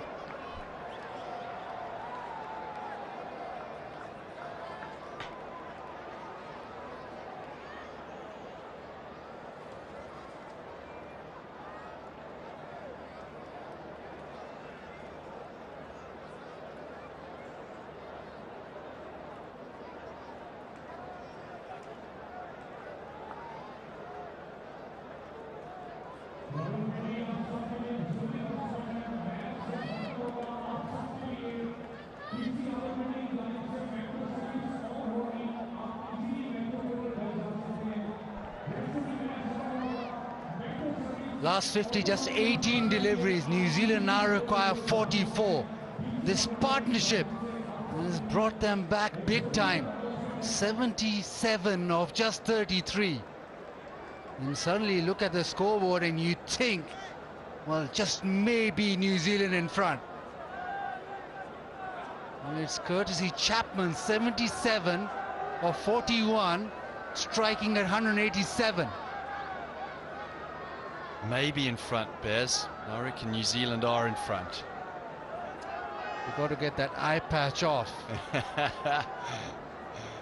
It is very close. I'm looking at the required run rate now. It's gone down.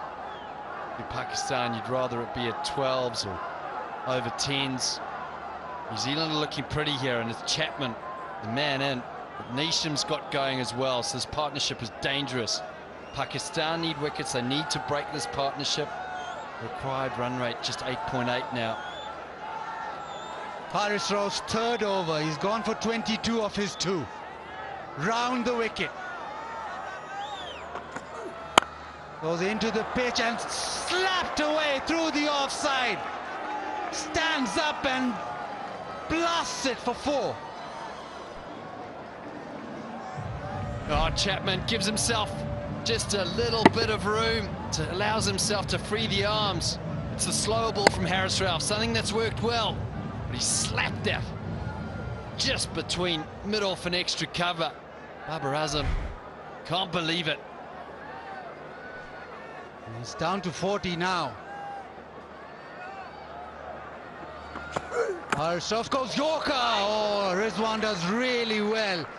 He just got bat on that and almost sneaked away to the fence, but Rizwan, in actual fact, stopped a boundary. This is good cricket here. This is pressure. You can feel it from both sides here. Chapman trying to wrestle the authority back in his favour, using his feet. Harris Ralph watching it. Perfect delivery. As you said, Baz almost snuck through. And some brilliant glove work from the man behind the stumps. Down leg side, that is no good. There is pressure. You can feel, everybody's feeling the pressure. Harris Ralph normally so good with that slow one. Chapman, he's been brilliant. He's used his feet against Ralph and made sure that he's got those gaps, and he's gone at Harris Ralph. That was magnificent. He went at it and just guided it over the keeper's head. Yeah, things just slipping away right now for Pakistan. Harris Ralph goes full Yorker. Single results. Yeah, Baz, you're watching that and you're looking at what Chapman's done. You always go into a series, you go into different conditions with a game plan, and you have to stick to your game plan. Whatever Chapman's done, he's stuck to it, he's done it well. He's come off this series. I think he's the man to be replaced in one day, as he's going to be flying home. So hopefully they don't send him home, because it looks like he's adapted really well to these conditions. He's the one batter that has looked in control throughout the series. But this partnership, 83 of 37, it just swung everything New Zealand's way. Down the leg side again, another wide. And Pakistan feeling the pinch. Two left-handers in. And Harris Ralph just struggling with his line and length here. And look at it, 4 wides and 2 no balls. In Pakistan, every run counts, and look at the crowd, couple of crossed arms. Turkey and Syria Earthquake Relief Fund, PCB and Government of Punjab invite you to donate generously. All PCB proceeds of this game will go through to that generous charity. Yeah, full house, and they can also feel that Pakistan right now are in a spot of bother. That's a terrific Yorker. Pakistan need a wicket desperately, because these two have made sure that not only New Zealand have come back in the game, they look like favourites now. Harris Ralph goes full. Clump to the leg side, just a single. This is where the Pakistan bowlers are so good. We saw New Zealand bowlers under pressure, but when they're under pressure, the Pakistan bowlers, they've got the ability to utilise the Yorker. And Harris Ralph's done that now. He's been under pressure, he's been a little bit wayward. You'd expect him almost to finish with another Yorker here. Pressure goes on him to execute the run rate. They can just get New Zealand to hit ones, even dots are better, the run rate will climb. The Yorker again. That is a dot ball. Good finish to the over from Harris Ralph. New Zealand now require 36 of the last 4.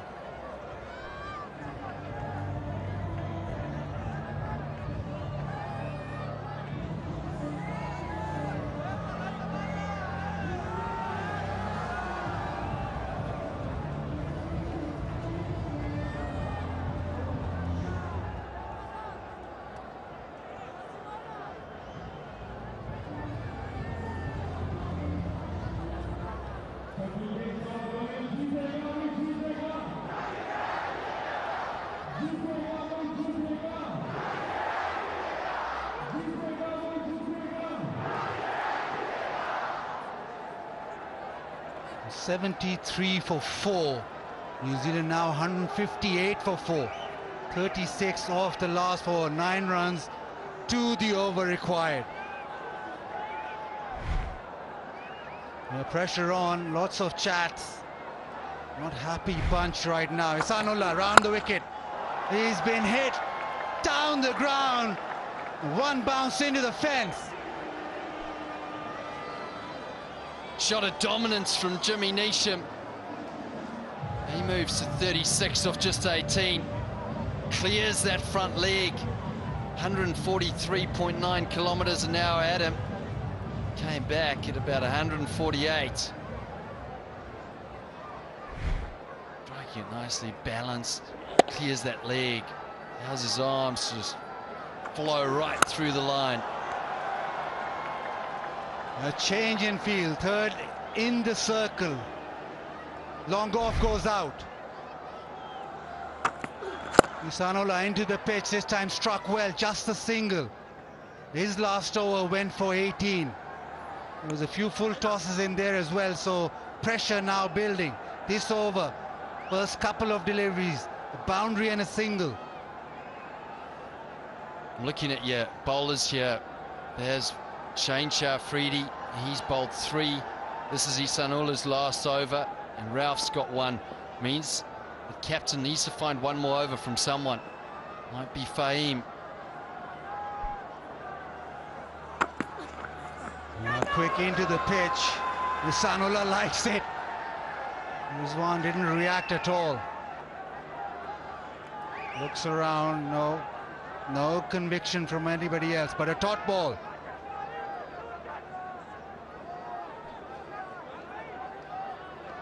Pakistan, they need a wicket here. They need a wicket of Chapman, I reckon. One of these needs something to change the momentum in their way. At the moment, it's all New Zealand.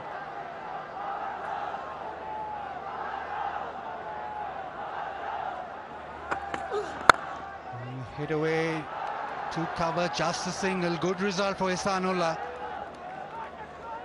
After that, boundary of the first ball. Next 3 deliveries, just 2 runs. We want to finish this over with either a wicket or just not conceding a boundary. That is at stake. It's really heavy, that, Baz. Very heavy trophy. Well, if New Zealand win, it'll be shared, so it won't be that heavy. Beautifully bowled, the quick Yorker right on the boot. That's got to hurt. That will sting, and sting for a while. Oh, Neesham. He's taken one to the knee earlier. He got an inside edge on his knee, and now he gets one right on the sand shoe. And he just had a wry smile as he ran through, because he knew it's part of the game. He's limping at the non-strikers in now. Ow! Bang on the toe. Maybe wouldn't have hurt Martin Guptill that much. He missed a few of them.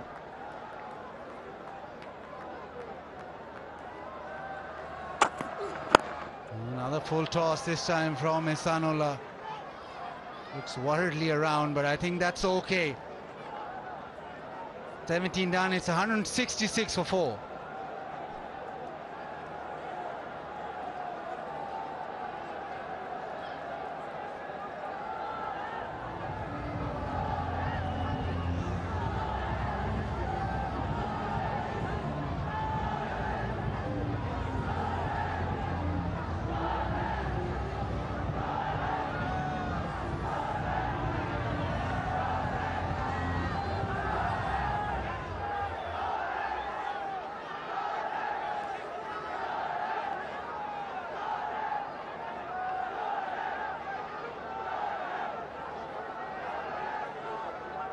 An over from Shaheen, an over from Haris Rauf, and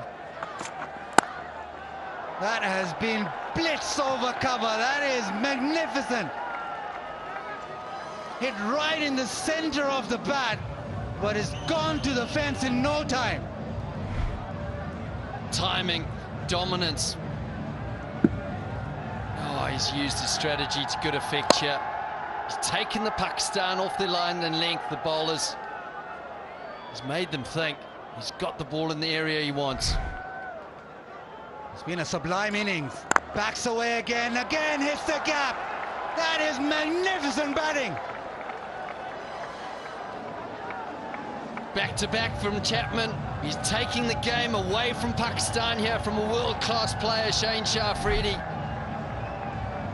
Another shimmy across, just pierces the gap perfectly. This time, placement and timing. He moves closer to 100, Chapman. More importantly, that total of Pakistan's. New Zealand only need 20.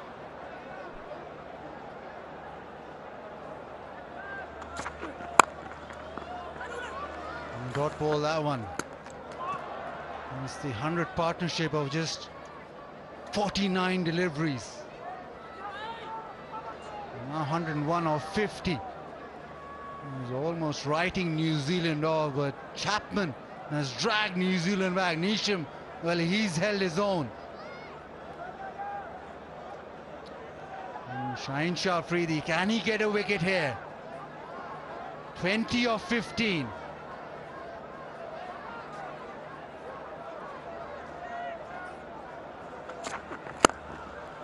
Hit beautifully. That is a magnificent straight drive.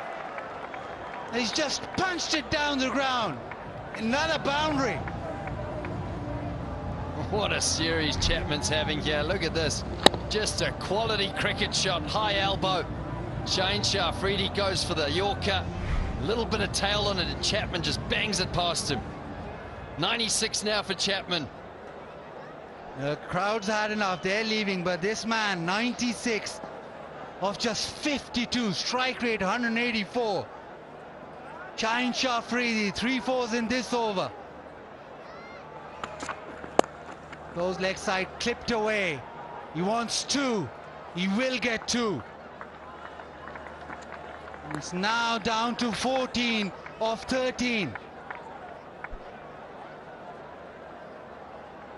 Massive series this. New Zealand, they've come here today against dominant Pakistan team. To draw the series would be incredible. Missing 9 of their players, and thanks to this man here, Chapman, look at those strokes. He's taken the game away from Pakistan, but he still needs to finish it off here. Close to a milestone.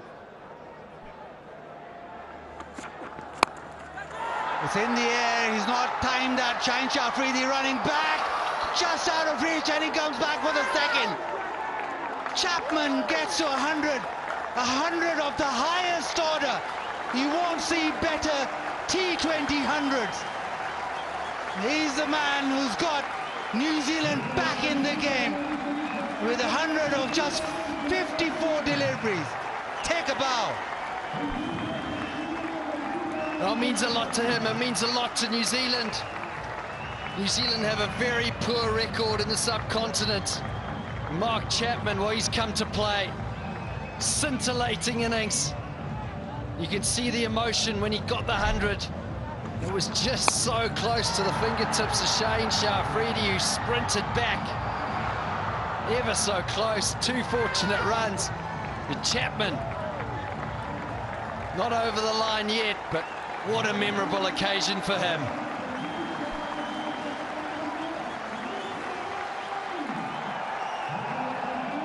Only the second batter to score 100 against Pakistan in T20Is. And what an innings this has been. After the start that New Zealand had got, this man came in, has turned things around, and now New Zealand require a run a ball. Haris Rauf goes into the pitch, and he's been thumped leg side. Neesham turns it on, square leg, and it goes to the fence. 8 required now. Well, it's been the Chapman show, but you can't take away what Jimmy Neesham's done here. He moves to 41 of just 21 deliveries. He has struck the ball well, and he has supported Chapman brilliantly. New Zealand, couple of hits away now. The immenseness of this chase.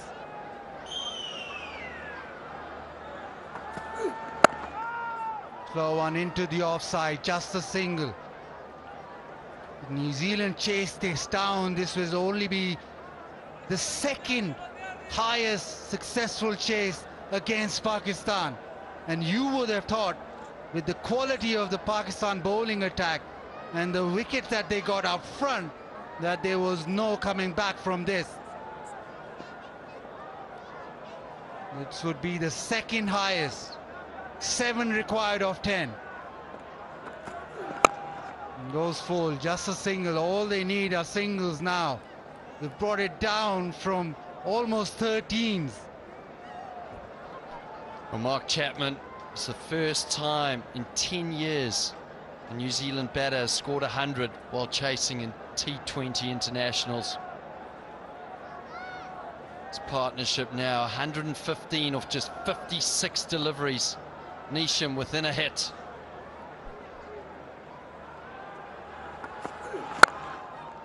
Thumps it down the ground, but is saved. Get another single now. New Zealand just 5 away. But this has been magnificent. Chapman has been brilliant all series, but he's taken it up a notch. He's been able to toy with the Pakistan attack. 11 fours and 4 sixes. The highest quality batting against a high quality attack.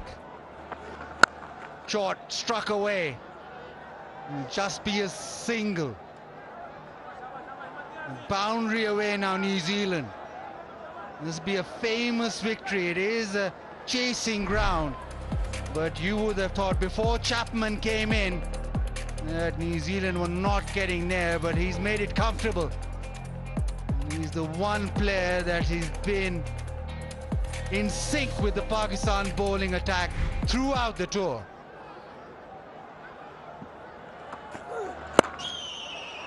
Chipped away leg side. Just be a single. So New Zealand will require 3 of the final over.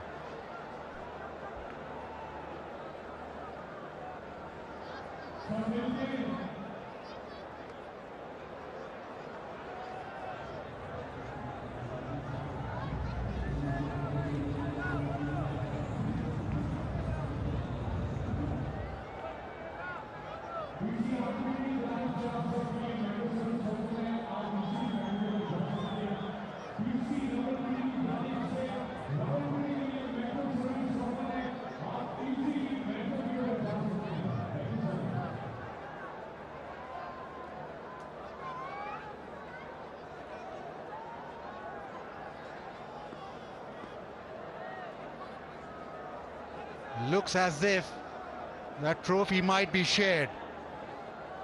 New Zealand in this Bank Alpha presents tougher news. T20I series have come roaring back. They were 73 for 4. Now within a hit. Fahim Ashraf. Inside edge is scramble a single. 2 now of 5. Well, anything can happen. That man in picture, Mark Chapman, it's been an interesting ride for him. A lot of the time he finds himself on the sideline. A lot of players missing for New Zealand, playing in the IPL. Mark Chapman gets the opportunity here, and it was always going to be a tour where people could take these opportunities and make the most of them. He's certainly done that here in Pakistan.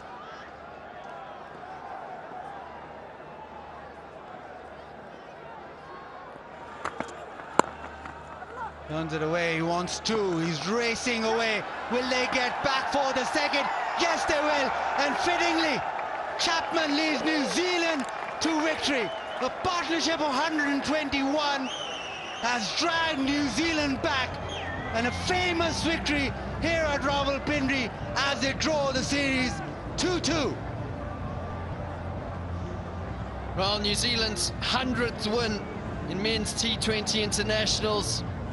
Mark Chapman, well, a memorable day for him. Ably supported by Jimmy Nisham. The partnership of 121, incredible. Absolutely incredible. Pakistan got quick wickets up front. It looked like New Zealand at the halfway mark were really struggling. Had to accelerate. They did. Mark Chapman came with a strategy that's worked throughout this tour. He struck the ball well, he timed it. Together, this New Zealand team has achieved something incredible. To draw this series with the team they have, young, inexperienced players. What an achievement. Pakistan will have to regather, think about it. But that man in picture, Mark Chapman, brilliant performance from him. Yeah, sublime innings, absolutely stupendous the way that he played. 104 of just 57. The New Zealand side which didn't have 9 top players, but it didn't matter because this man stood up, and boy did he stand up today. 4 sixes, 11 boundaries, average strike rate of 182.46, and with New Zealand getting through to 194, it's the second highest successful chase in T20Is against Pakistan, and also by New Zealand themselves. Chapman dropped on 67 by Shadab, but it was all him throughout the innings, and fittingly it was off his bat that New Zealand got to victory. Such clean hitting and such joy for this young New Zealand side. But lost 2 wickets in the first over. The power play went Pakistan's way. They were 4 for 73, but Chapman never looked back.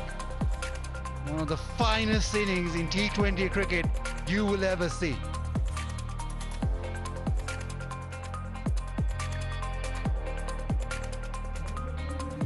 Well, he can enjoy it. Tom Latham can as well as captain.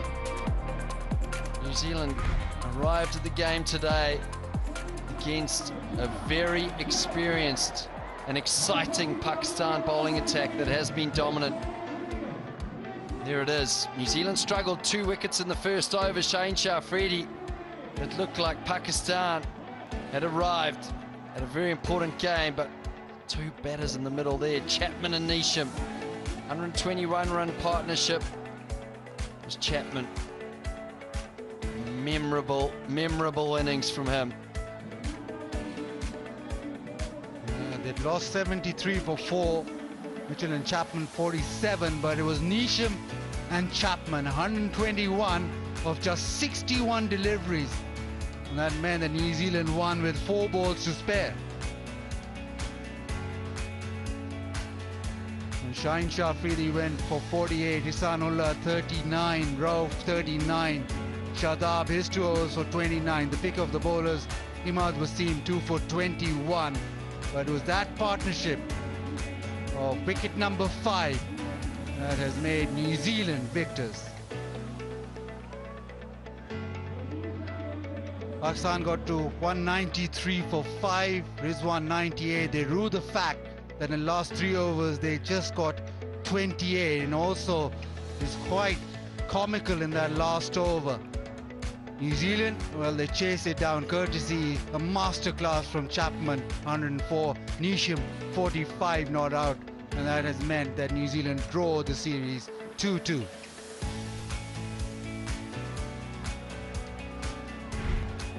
Well, New Zealand chasing 194 went in. Looked like it was above par score. Latham early to go in the first over. Shaheen Shah Afridi, world-class first over. Nicked off real young. Perfect line and length. Just got a little tickle of an edge. Pakistan were flying. Chad Bowes, well, he hit a couple of good ones off the over. 3 boundaries. And then this happened. Just one slid under. Inside edge onto the sticks. Chapman arrived.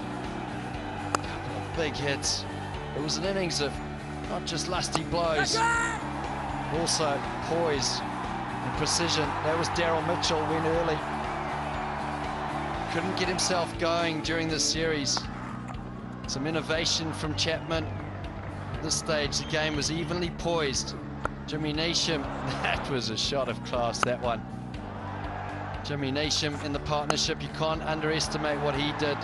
45 off just 25 deliveries. Crucial drop, that one from Shadab. Chapman just kept going. Very good use of the feet while Jimmy Neesham got back in the box. Used his big frame, strength.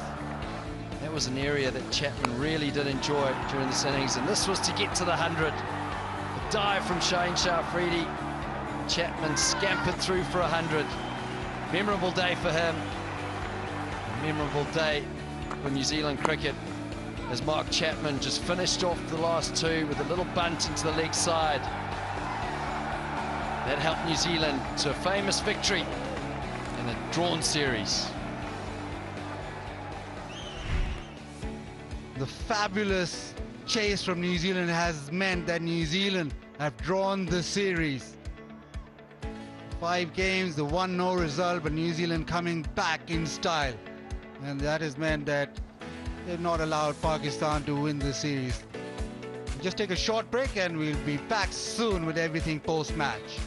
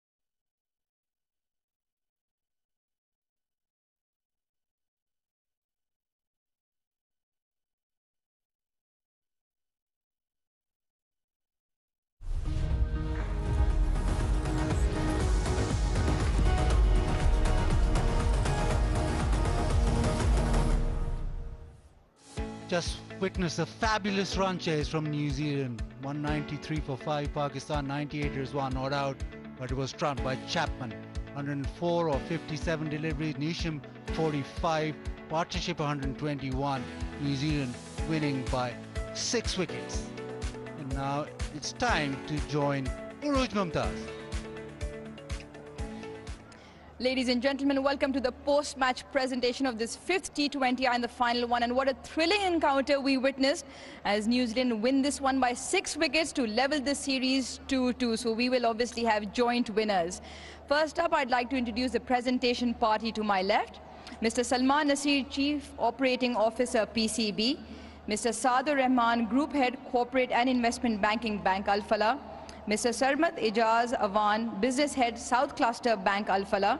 Mr. Kazim Mushtaba, Chief Commercial Officer, Jazz. And Mr. Khalid Khan, Sales Manager, North Halion. Plenty of awards going out tonight, but first we'd like to begin with Bank Al Falah, and they will be donating USD 1,000 on every 6 hit and a wicket taken in this match for the Turkey-Syria Earthquake Relief Fund.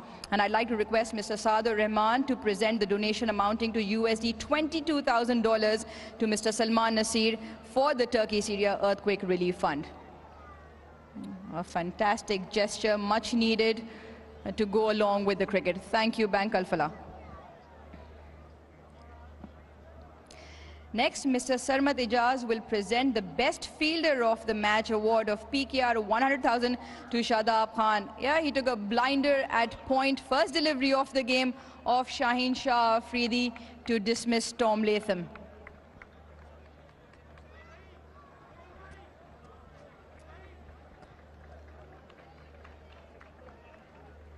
Mr. Kazim Mushtaba will now present the Jazz Super All-Rounder of the Match cash award of PKR 100,000 to Imad Wasim. He's had a fantastic series with the ball and with the bat once again tonight for Pakistan, stepping up in both departments.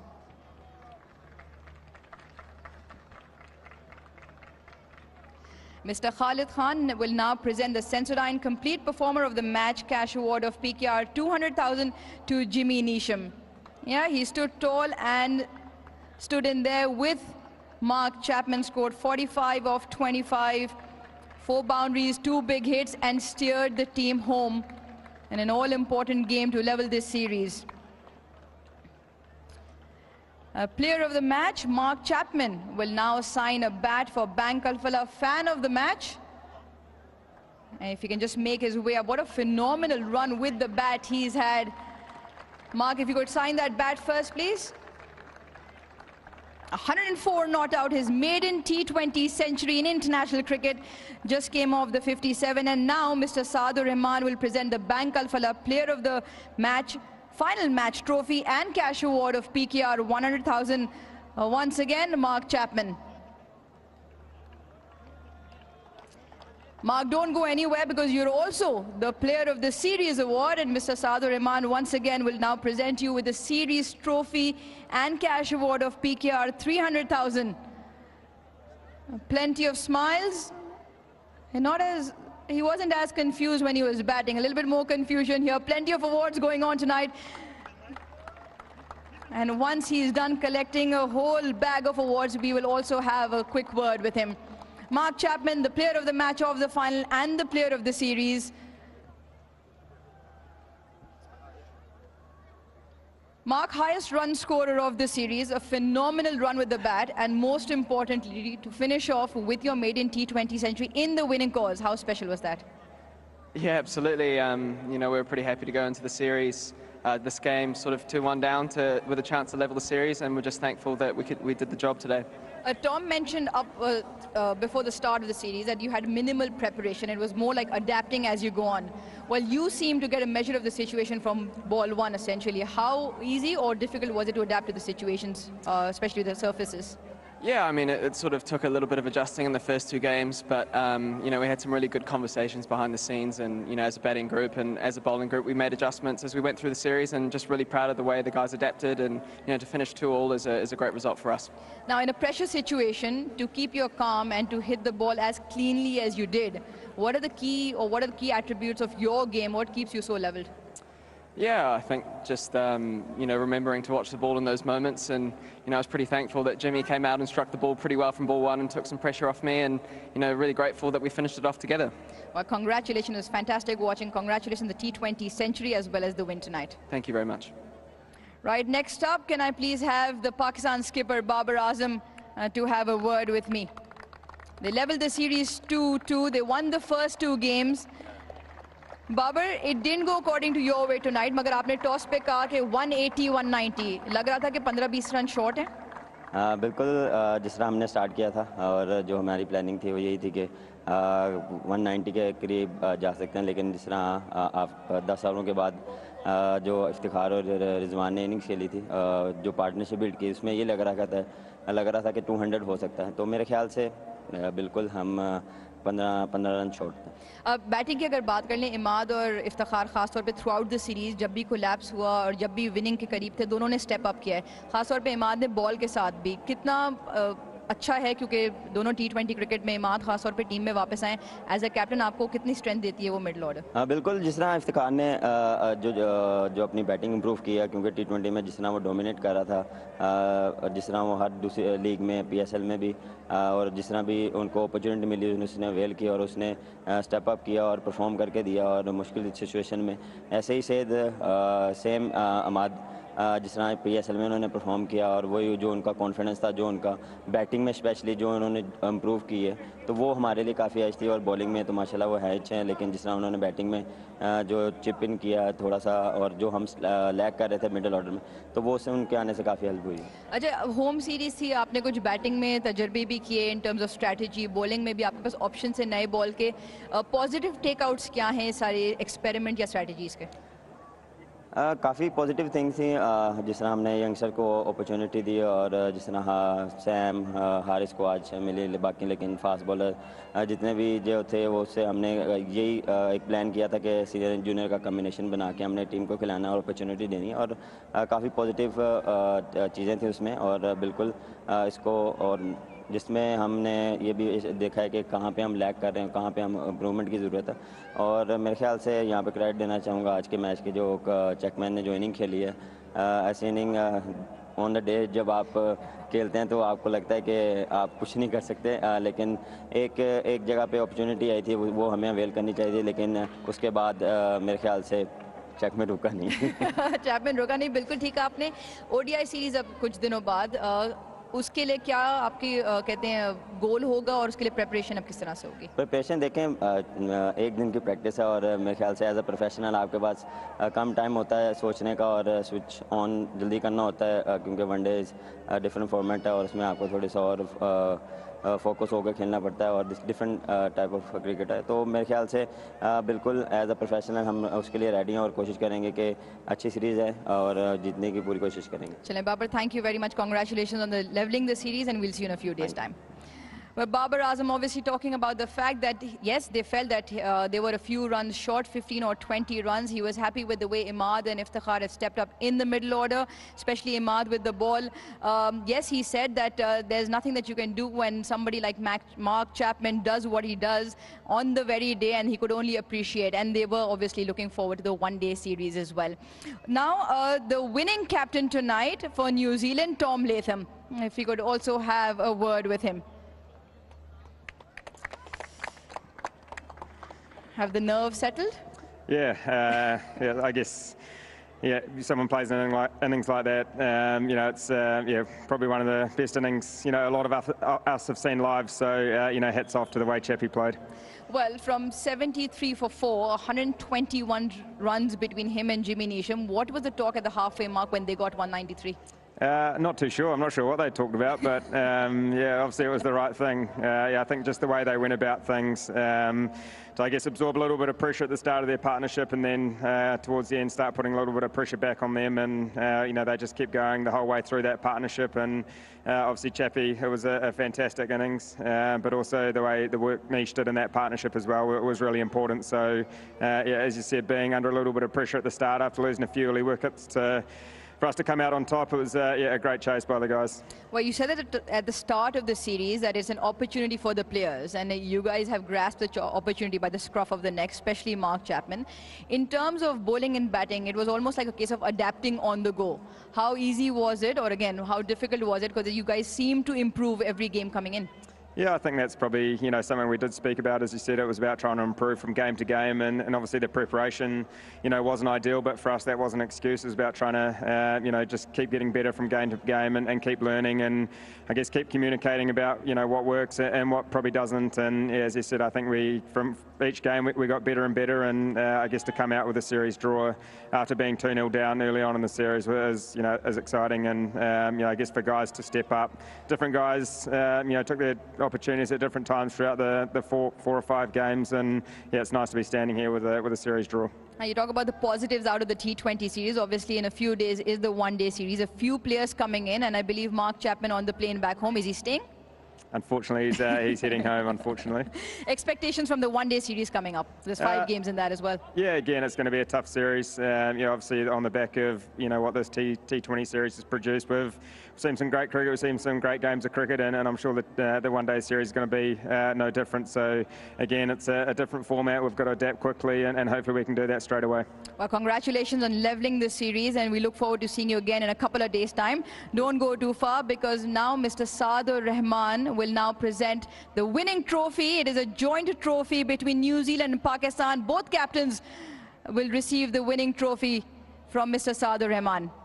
Babar Azam and Tom Latham, joint winners of this 5-match T20 series, 2-2. That's what the final scorecard shows. Yeah, it's quite a heavy trophy, so it's been shared. New Zealand and Pakistan, we've had quite an exciting series. Pakistan took the lead, and then New Zealand came roaring back. Today again, it looked as if that trophy was going Pakistan's way, but not to be. Tom Latham, Babar Azam, all smiles. Probably Tom Latham with more of a smile, because they were missing 9 top players for New Zealand, and the achievement for them to be able to draw the series and come back into the T20I series is quite a huge one. Pakistan with a few questions after the game today, but all in all, it's been an exciting and quite an entertaining T20 series. Pakistan will look forward to their players developing, but New Zealand will take a lot of pleasure having come to Pakistan and to be able to get their hands on that trophy, albeit a shared one.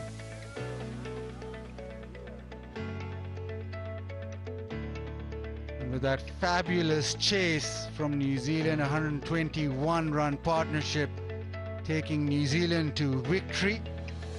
First T20I, Pakistan won easily. The first 2 T20Is in Lahore, Pakistan won easily. Then that dramatic game, the third T20I, New Zealand won by 4 wickets. Rawalpindi, the first one was a washout, but tonight almost looked like Pakistan will take away the series and the game, albeit for Chapman and Nisham. And that has meant that it's been a drawn T20I series. But there's plenty more cricket to come. The first ODI on the 27th of April here at Rawalpindi, and the coverage starts at 3:20. That'll be a 5-match series as well, and it'll be closely fought after this T20I series. Hope you've enjoyed all of our coverage. Thank you and a goodbye.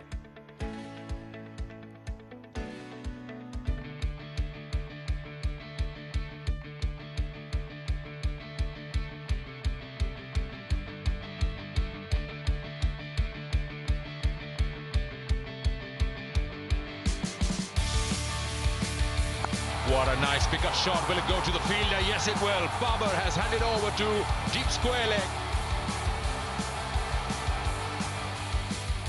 Oh, straight away. Is he going to go? Yes. Tekna has 2 in the over.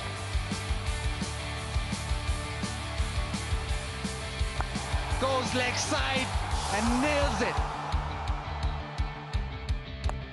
Across the line and all the he'll get to his 25th 50 in T20I.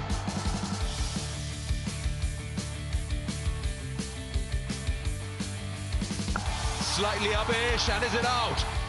Oh yes, there's a sound there, it's given.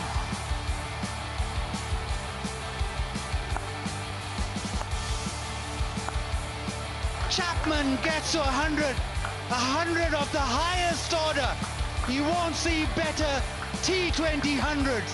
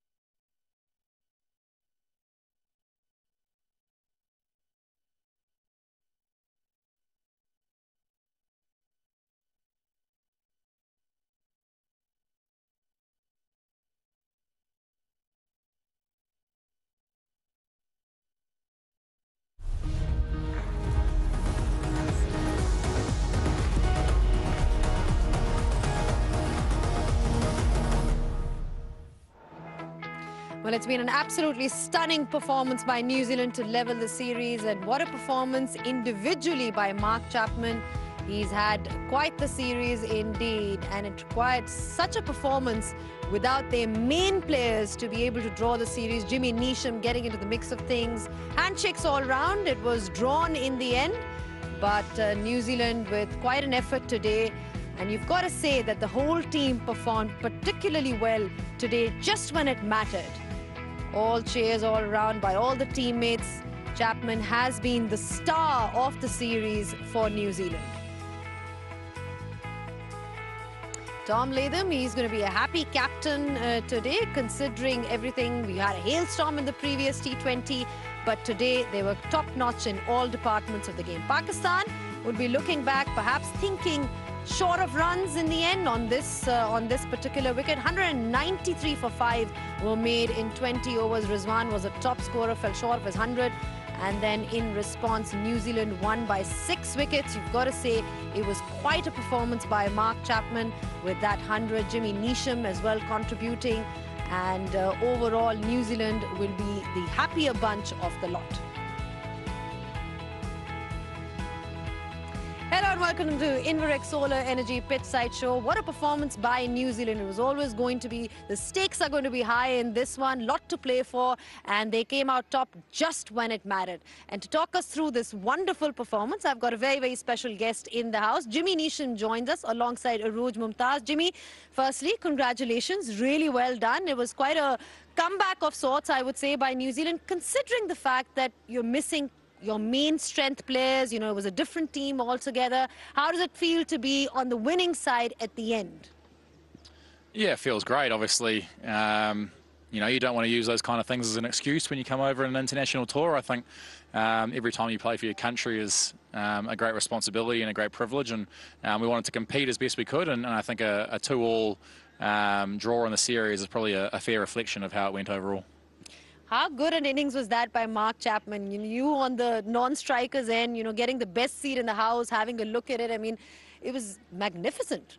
Yeah, it was fantastic. He's been hitting the ball beautifully all tour, really. He's probably been the standout batsman for us, at least. And yeah, it was an interesting, I suppose, situation where with Eid and stuff, we haven't really been training a whole lot over the last 2 or 3 days. So the guys all came up pretty fresh, and yeah, he was hitting the ball fantastically. And yeah, we were under a fair bit of pressure there, I think, after 8 or 9 overs, needing, you know, 11s or 12s with a few wickets down already. It takes a pretty special innings from that sort of situation to get a win, and he deserves every plaudit he gets from that innings. And New Zealand deserves all the praise as well, Arooj. I mean, it was never easy. I know Jimmy mentioned the fact that it can never be used as an excuse, but it's never easy either when you're coming to a foreign country without your main players. For them to be able to come back and level the series, what do you think it means for the side? I think it's phenomenal, especially to do what New Zealand did today in a high-pressure game away from home. And Tom, just like Jimmy's just mentioned, he also mentioned that it's not an excuse, and they had very little prep time, and it was almost adapting on the go. You felt the batting took slightly longer to adapt. The bowling group came to the party, and then in the final 2, let's not forget, even the game which was struck by hailstorm was shaping up to be an interesting one, because that surface was slightly slow and different. It wasn't a 200 surface, so it could have been a very interesting game had that one also played out. But for New Zealand to come from 2-0 down to put up 2 phenomenal games, and today what Mark Chapman did was just like, it was outstanding. The way he struck the ball so cleanly and at will. 104 in a winning cause, and it's important. Runs always matter when they're in the winning cause, right? I mean, we still have a 98 on the other side, but it's 104 that overshadows everything. And then Jimmy 45 at the back end of it, that contribution, I think 121, there was a partnership. To come out from 76 for 4. Fantastic. Well, let's not forget that strike rate. 182 by Mark Chapman. He's been phenomenal this entire series. He's also our hero of the day. Hero of the match, brought to you by Inverex Solar Energy.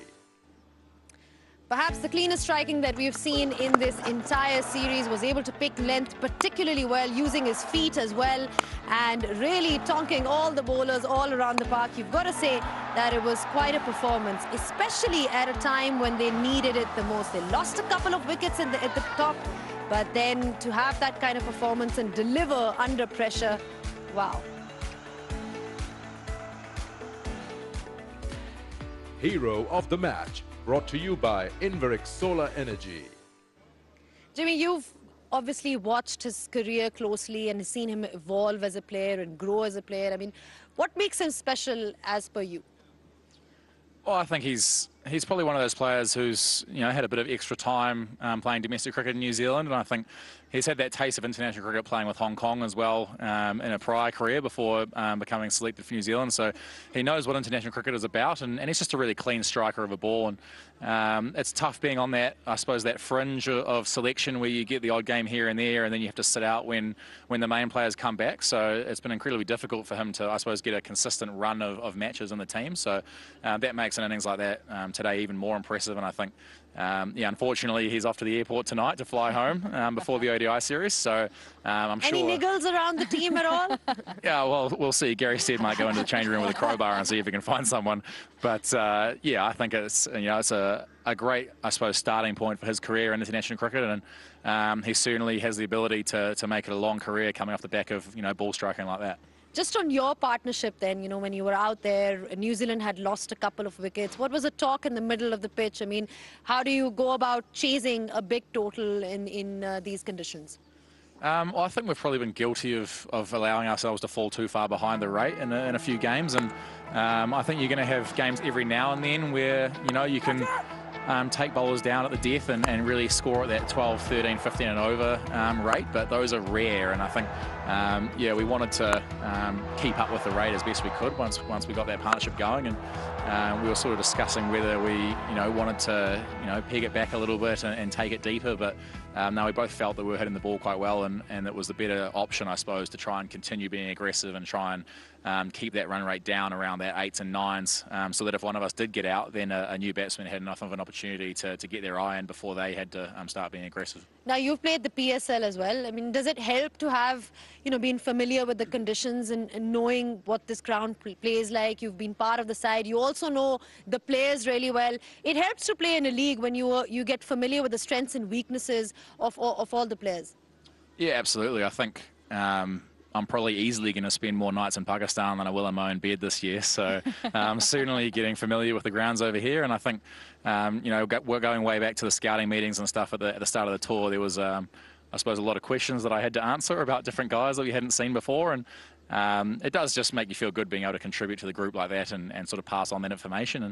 And I suppose that's the silver lining of being able to go around the world and compete in these kind of competitions, is that you can get that knowledge base and bring that back to the Black Caps when you have the opportunity. What about off the field? I mean, I know there's a bit of an Eid break in between, a lot of players going home. What have you guys been up to? Have you enjoyed yourselves? Yeah, for sure. I think there's a little bit of uncertainty from guys that haven't been to Pakistan before. You don't sort of know what you can do and whether you can go play golf and that kind of thing. So yeah, having spent the PSL here and knowing how hospitable the country is, and I've been trying to push guys to get out and get down to an embassy and get out and play golf and that kind of thing, and the guys have really opened up a lot about it, and yeah, I'm sure the guys have enjoyed this tour as much as any other tour they will internationally. So hopefully we can keep that enjoyment in the group going for the ODIs as well, and hopefully have some more success. Well, we've got a new learner, Rooj, who's learning some golf as well. Any tips for her at all? No, give it up. It's frustrating. It's the worst sport in the world. So yeah, do something else. Give it up. It's frustrating. It's the worst sport in the world. Very optimistic views coming from Jimmy Neesham there. But I'm not going to keep you here, Jimmy, because I know that you need to go and celebrate today's win. Thank you so much for your thoughts, and all the best for the next tour that's coming up ahead. Cool. Thank you. Right, you heard the thoughts of Jimmy Neesham. A fantastic performance overall by New Zealand. I'm sure they're going to be a happy bunch, and they will celebrate, and why not? A closer look at Pakistan after the short break. We'll be joined by Bazid Khan.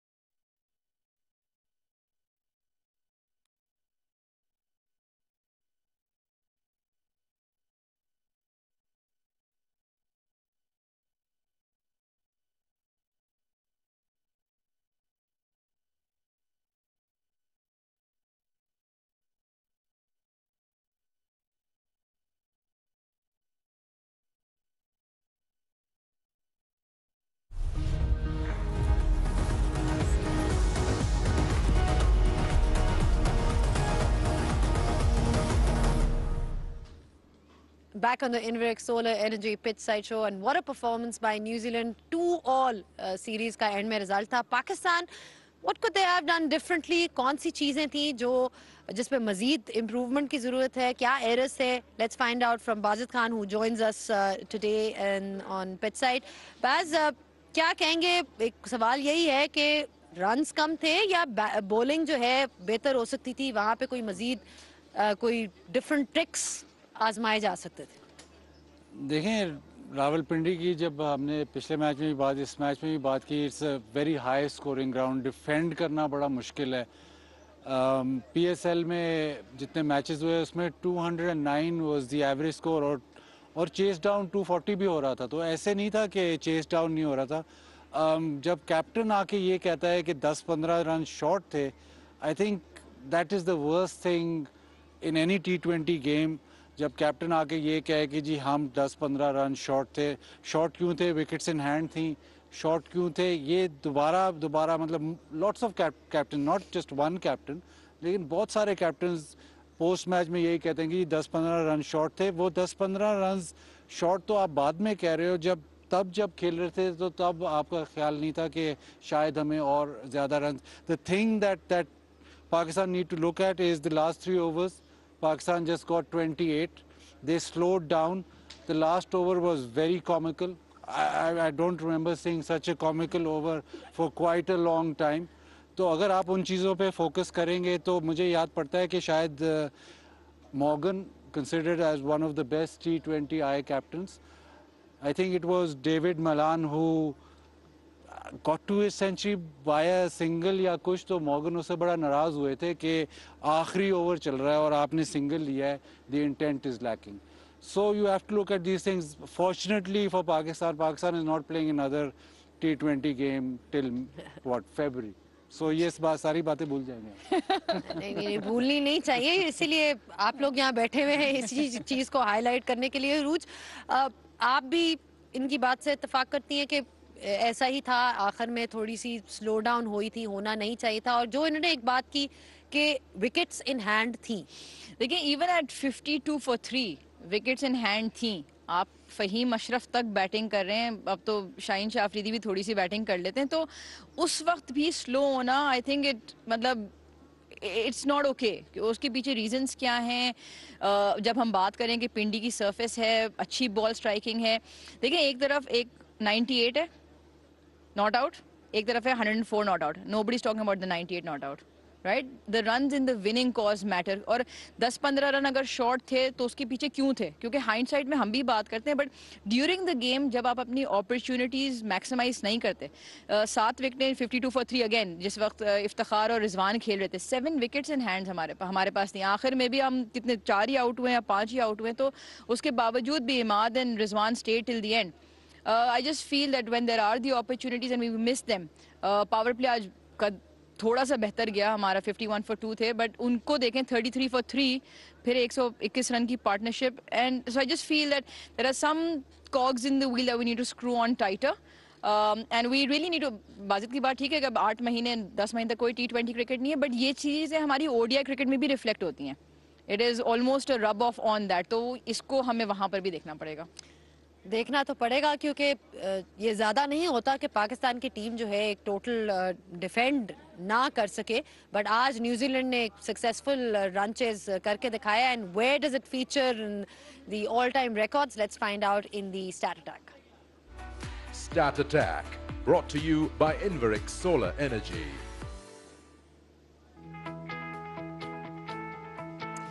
Well, this is the second highest successful chase versus Pakistan in T20 internationals. England ने किया था, which was the highest one, and आज New Zealand ने किया है in Pindi. This year, जिस तरह से हमने उनकी performance देखी है, 2-1 पाकिस्तान जो था लीड कर रहा था, फिर एक हेल स्टॉर्म आया, मैच नहीं हुआ. लेकिन आज जिस तरह से उन्होंने परफॉर्म किया है, you can pretty much tell, it pretty much tells you a story, because we're talking about this, successful run chase. Also, you've got to look at the bowling as well. I know कि आपने बात की batting के बारे में, या आप, or do you think कि bowlers are not to be blamed at all today? नहीं, obviously when you're under that pressure, you look at the bowling attack and you think you've got the best bowling attack in the world. I think Pakistan succumbed under the pressure. Ihsanullah, obviously very young in his career, but this was a sort of मतलब wake up call तो नहीं कहूँगा, लेकिन pressure really hit him. ऐसे वो full tosses आमतौर पे नहीं करते. और मतलब Haris Rauf, Shaheen Shah Afridi, they did not have answers. Yes, I think Chapman ऐसी इनिंग शायद ही दोबारा अगर खेले तो एक और मतलब it was batting of the highest order. अब चांस आपको मिला था, शादाब ने कैच छोड़ा, that would have been crucial. अब मैं बीच में यही सोच रहा था कि अगर न्यूजीलैंड ने ये मैच जीतना है तो ये दोनों ही मैच जिता सकते हैं. इसके अलावा नीचे इतनी बैटिंग नहीं थी, वो एक विकेट आपको मिली नहीं. यस, आप फिर अपनी बॉलिंग को देखेंगे, बट अगर आप ओवरऑल रावलपिंडी का देखें तो it's a very high scoring ground, तो you have to keep that consideration. Average score जहाँ पे 209 का है तो 193 डिफेंडिंग ज़रा मुश्किल है, even if you have the best quality bowling attack in the world, and then उसके ऊपर एक चैपमैन और नीशम ऐसी इनिंग खेल जाते हैं. तो I don't think you can blame the bowling. Yes, you can say कि इन पैचेस नहीं डिलीवर हुआ, लेकिन Pindi stadium is the ground you want to bat on. And more often than not, you know, Pakistan relies on their bowlers that have delivered in जितनी भी जीते हैं Pakistan matches, हमेशा bowlers ही जिताते हैं. But इस दफ़ा जो है, obviously you've got to give credit to New Zealand, जिस तरह से उन्होंने ये run chase जो है approach की. That was our stat attack for you.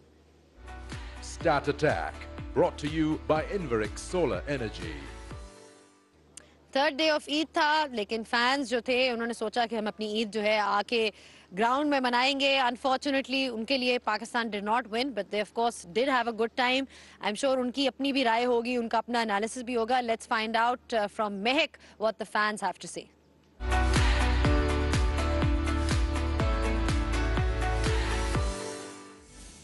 An absolutely brilliant finish and comeback in this series by New Zealand tonight as they go on to win this decider game and draw the series against Pakistan. Now let's go ask the fans what they thought about tonight's performances from both the teams. आप पाकिस्तान को full fledge आज support करने आए थे stadium में, तो आप बताएं कि पॉजिटिवली देखें तो जो मोहम्मद रिजवान थे उन्होंने बहुत अच्छी बैटिंग की. उन्होंने 98 की बहुत ब्रिलियंट नॉक खेली, 2 रन शॉर्ट हो गए अपनी सेकंड T20I सेंचुरी बनाने में. तो आप क्या ओवरऑल उनकी बैटिंग के बारे में क्या कहना चाहें? उन्होंने अच्छा खेला है, तो शुरू में विकेट्स भी गिर गई थी, पर यह है कि उन्होंने टीम को साथ लेके चला है, तो मज़ा आया उनकी बैटिंग देख के. अच्छा उन्होंने खेला.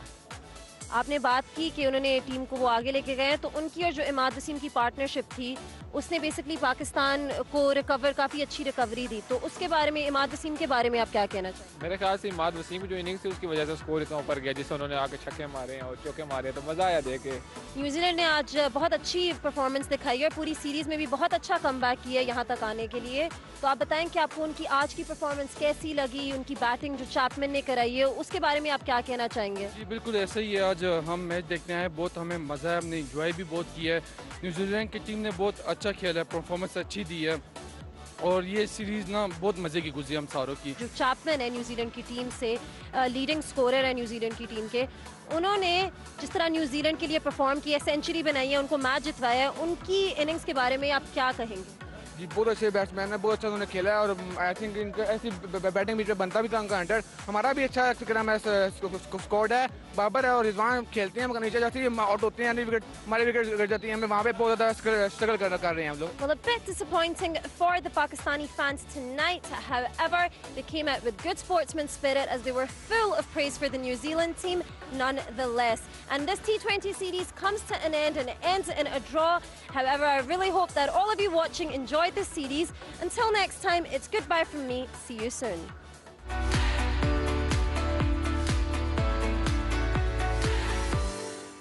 Well, this tour does not end here, though. Pakistan does have a chance to win the ODI series. The ODI series starts in a couple of days. A different team, you would say. Schedule, this is pretty much in front of you. 2 one-days pehle, the one-days will be played in Pindi. And then we move over to Karachi for the 3rd, 4th and the 5th one-day international.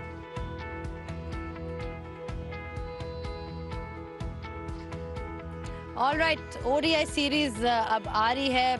Baz and Arooj, अब थोड़ी सी team different है, कुछ Iftikhar is not in the team, कुछ और changes भी हैं. कैसे देखते हैं इस ओडीआई सीरीज को? We have a World Cup coming up later on in the year. अब सारे जितने ओडीआईज हर टीम जो खेलेगी that is in preparation for that World Cup. I think Pakistan, especially in Pakistan, is a very good ODI side. You would clearly mark them as favorites. I don't think के ODI में आपको इतने ज़्यादा surprises नज़र आते हैं against Pakistan as you do in T20Is. I think the format also suits them because they've got the players who can build in innings, and also they've got their own way to get to 300 या उससे ज़्यादा on these surfaces. So home advantage उनका होगा, plus the fact that I think they much prefer the 50 over in terms of less pressure, of making them happen very quickly. अच्छा, हारिस रऊफ की last minute entry हुई है in the squad पहले, मोहम्मद हारिस की, sorry, and we weren't expecting that पहले, but उसके बाद उनको इंक्लूड कर दिया गया है. तो आप मुतमईन हैं? अभी स्क्वाड भी दिखाएंगे सबको.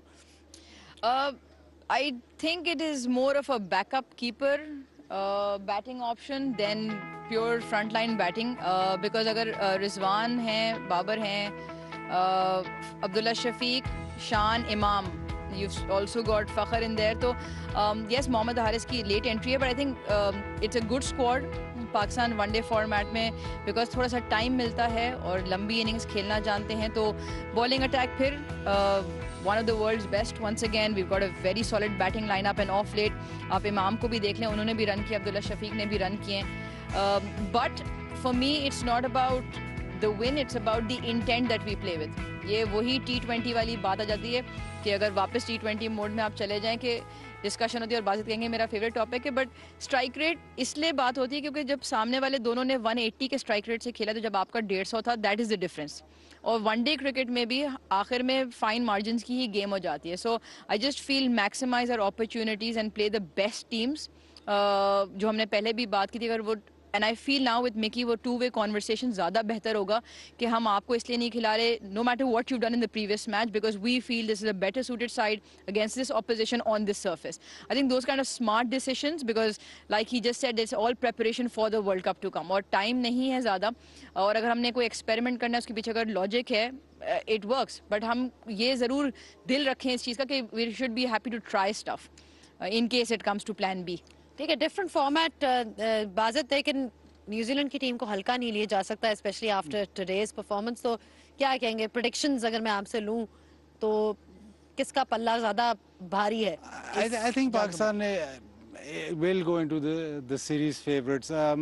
New Zealand, yes, they always punch up, मतलब they always make sure that they're up for the fight. लेकिन इतने ज़्यादा players missing from their ODI side, वो ज़्यादा हर्ट करेगी. मेरे ख्याल T20 में I didn't expect them to chase this down, लेकिन they managed to come back. I think there'll be a massive fight, but Pakistan will go in as favorite. एक player की मैं ज़रूर बात करूँगा, लोग कहेंगे शायद वो ट्रेंड कर रहा है तो मैं उसकी बात करूँगा, लेकिन इफ्तिखार का T20 का आप निकाल दें. इफ्तिखार का फेवरेट फॉर्मेट है one day cricket, ODIs. His list A record is brilliant. His striking against spin and overall strike rate in list A cricket is very, very good.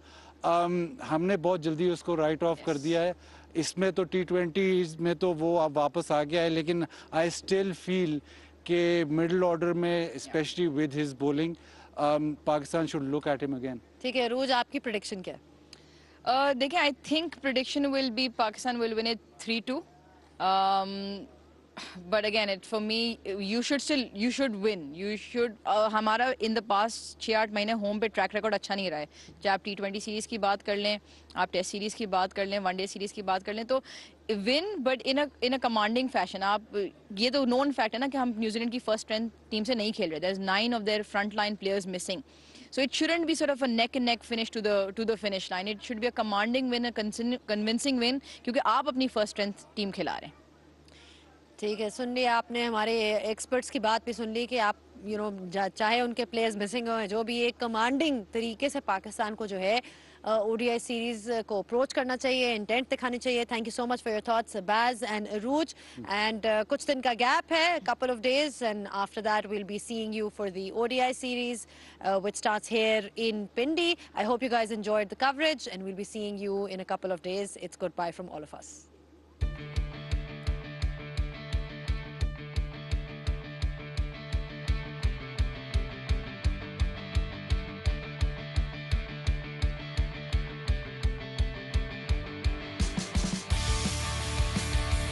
What a nice pickup shot. Will it go to the fielder? Yes, it will. Babar has handed over to deep square leg. Oh, straight away. Is he going to go? Yes. Tigna has 2 in the over.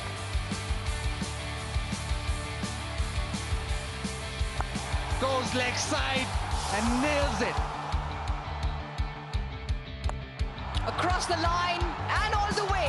And he'll get to his 25th 50 in T20I.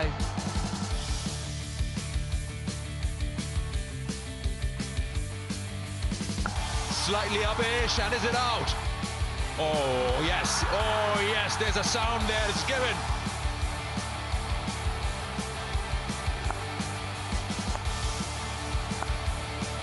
Chapman gets to 100. 100 of the highest order. You won't see better T20 hundreds.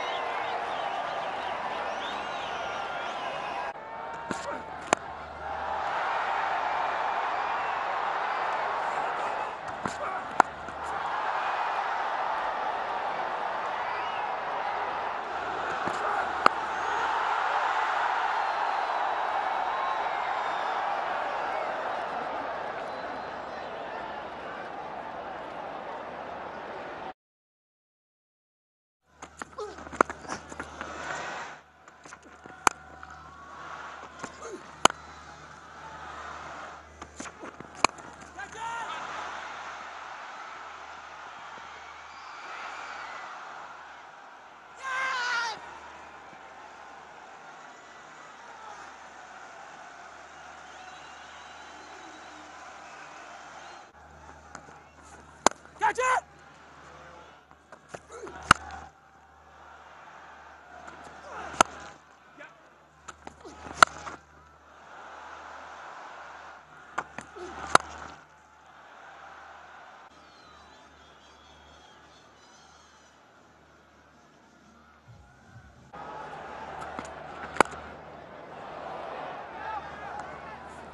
Catch it!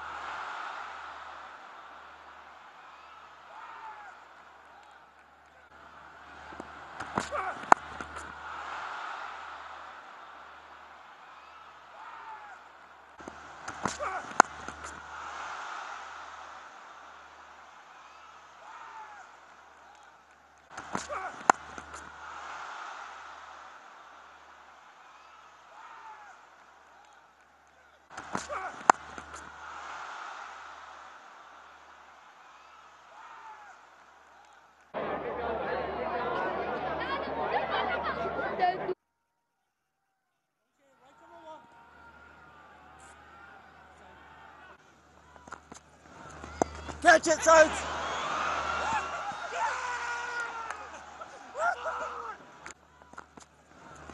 Catch it, Soads!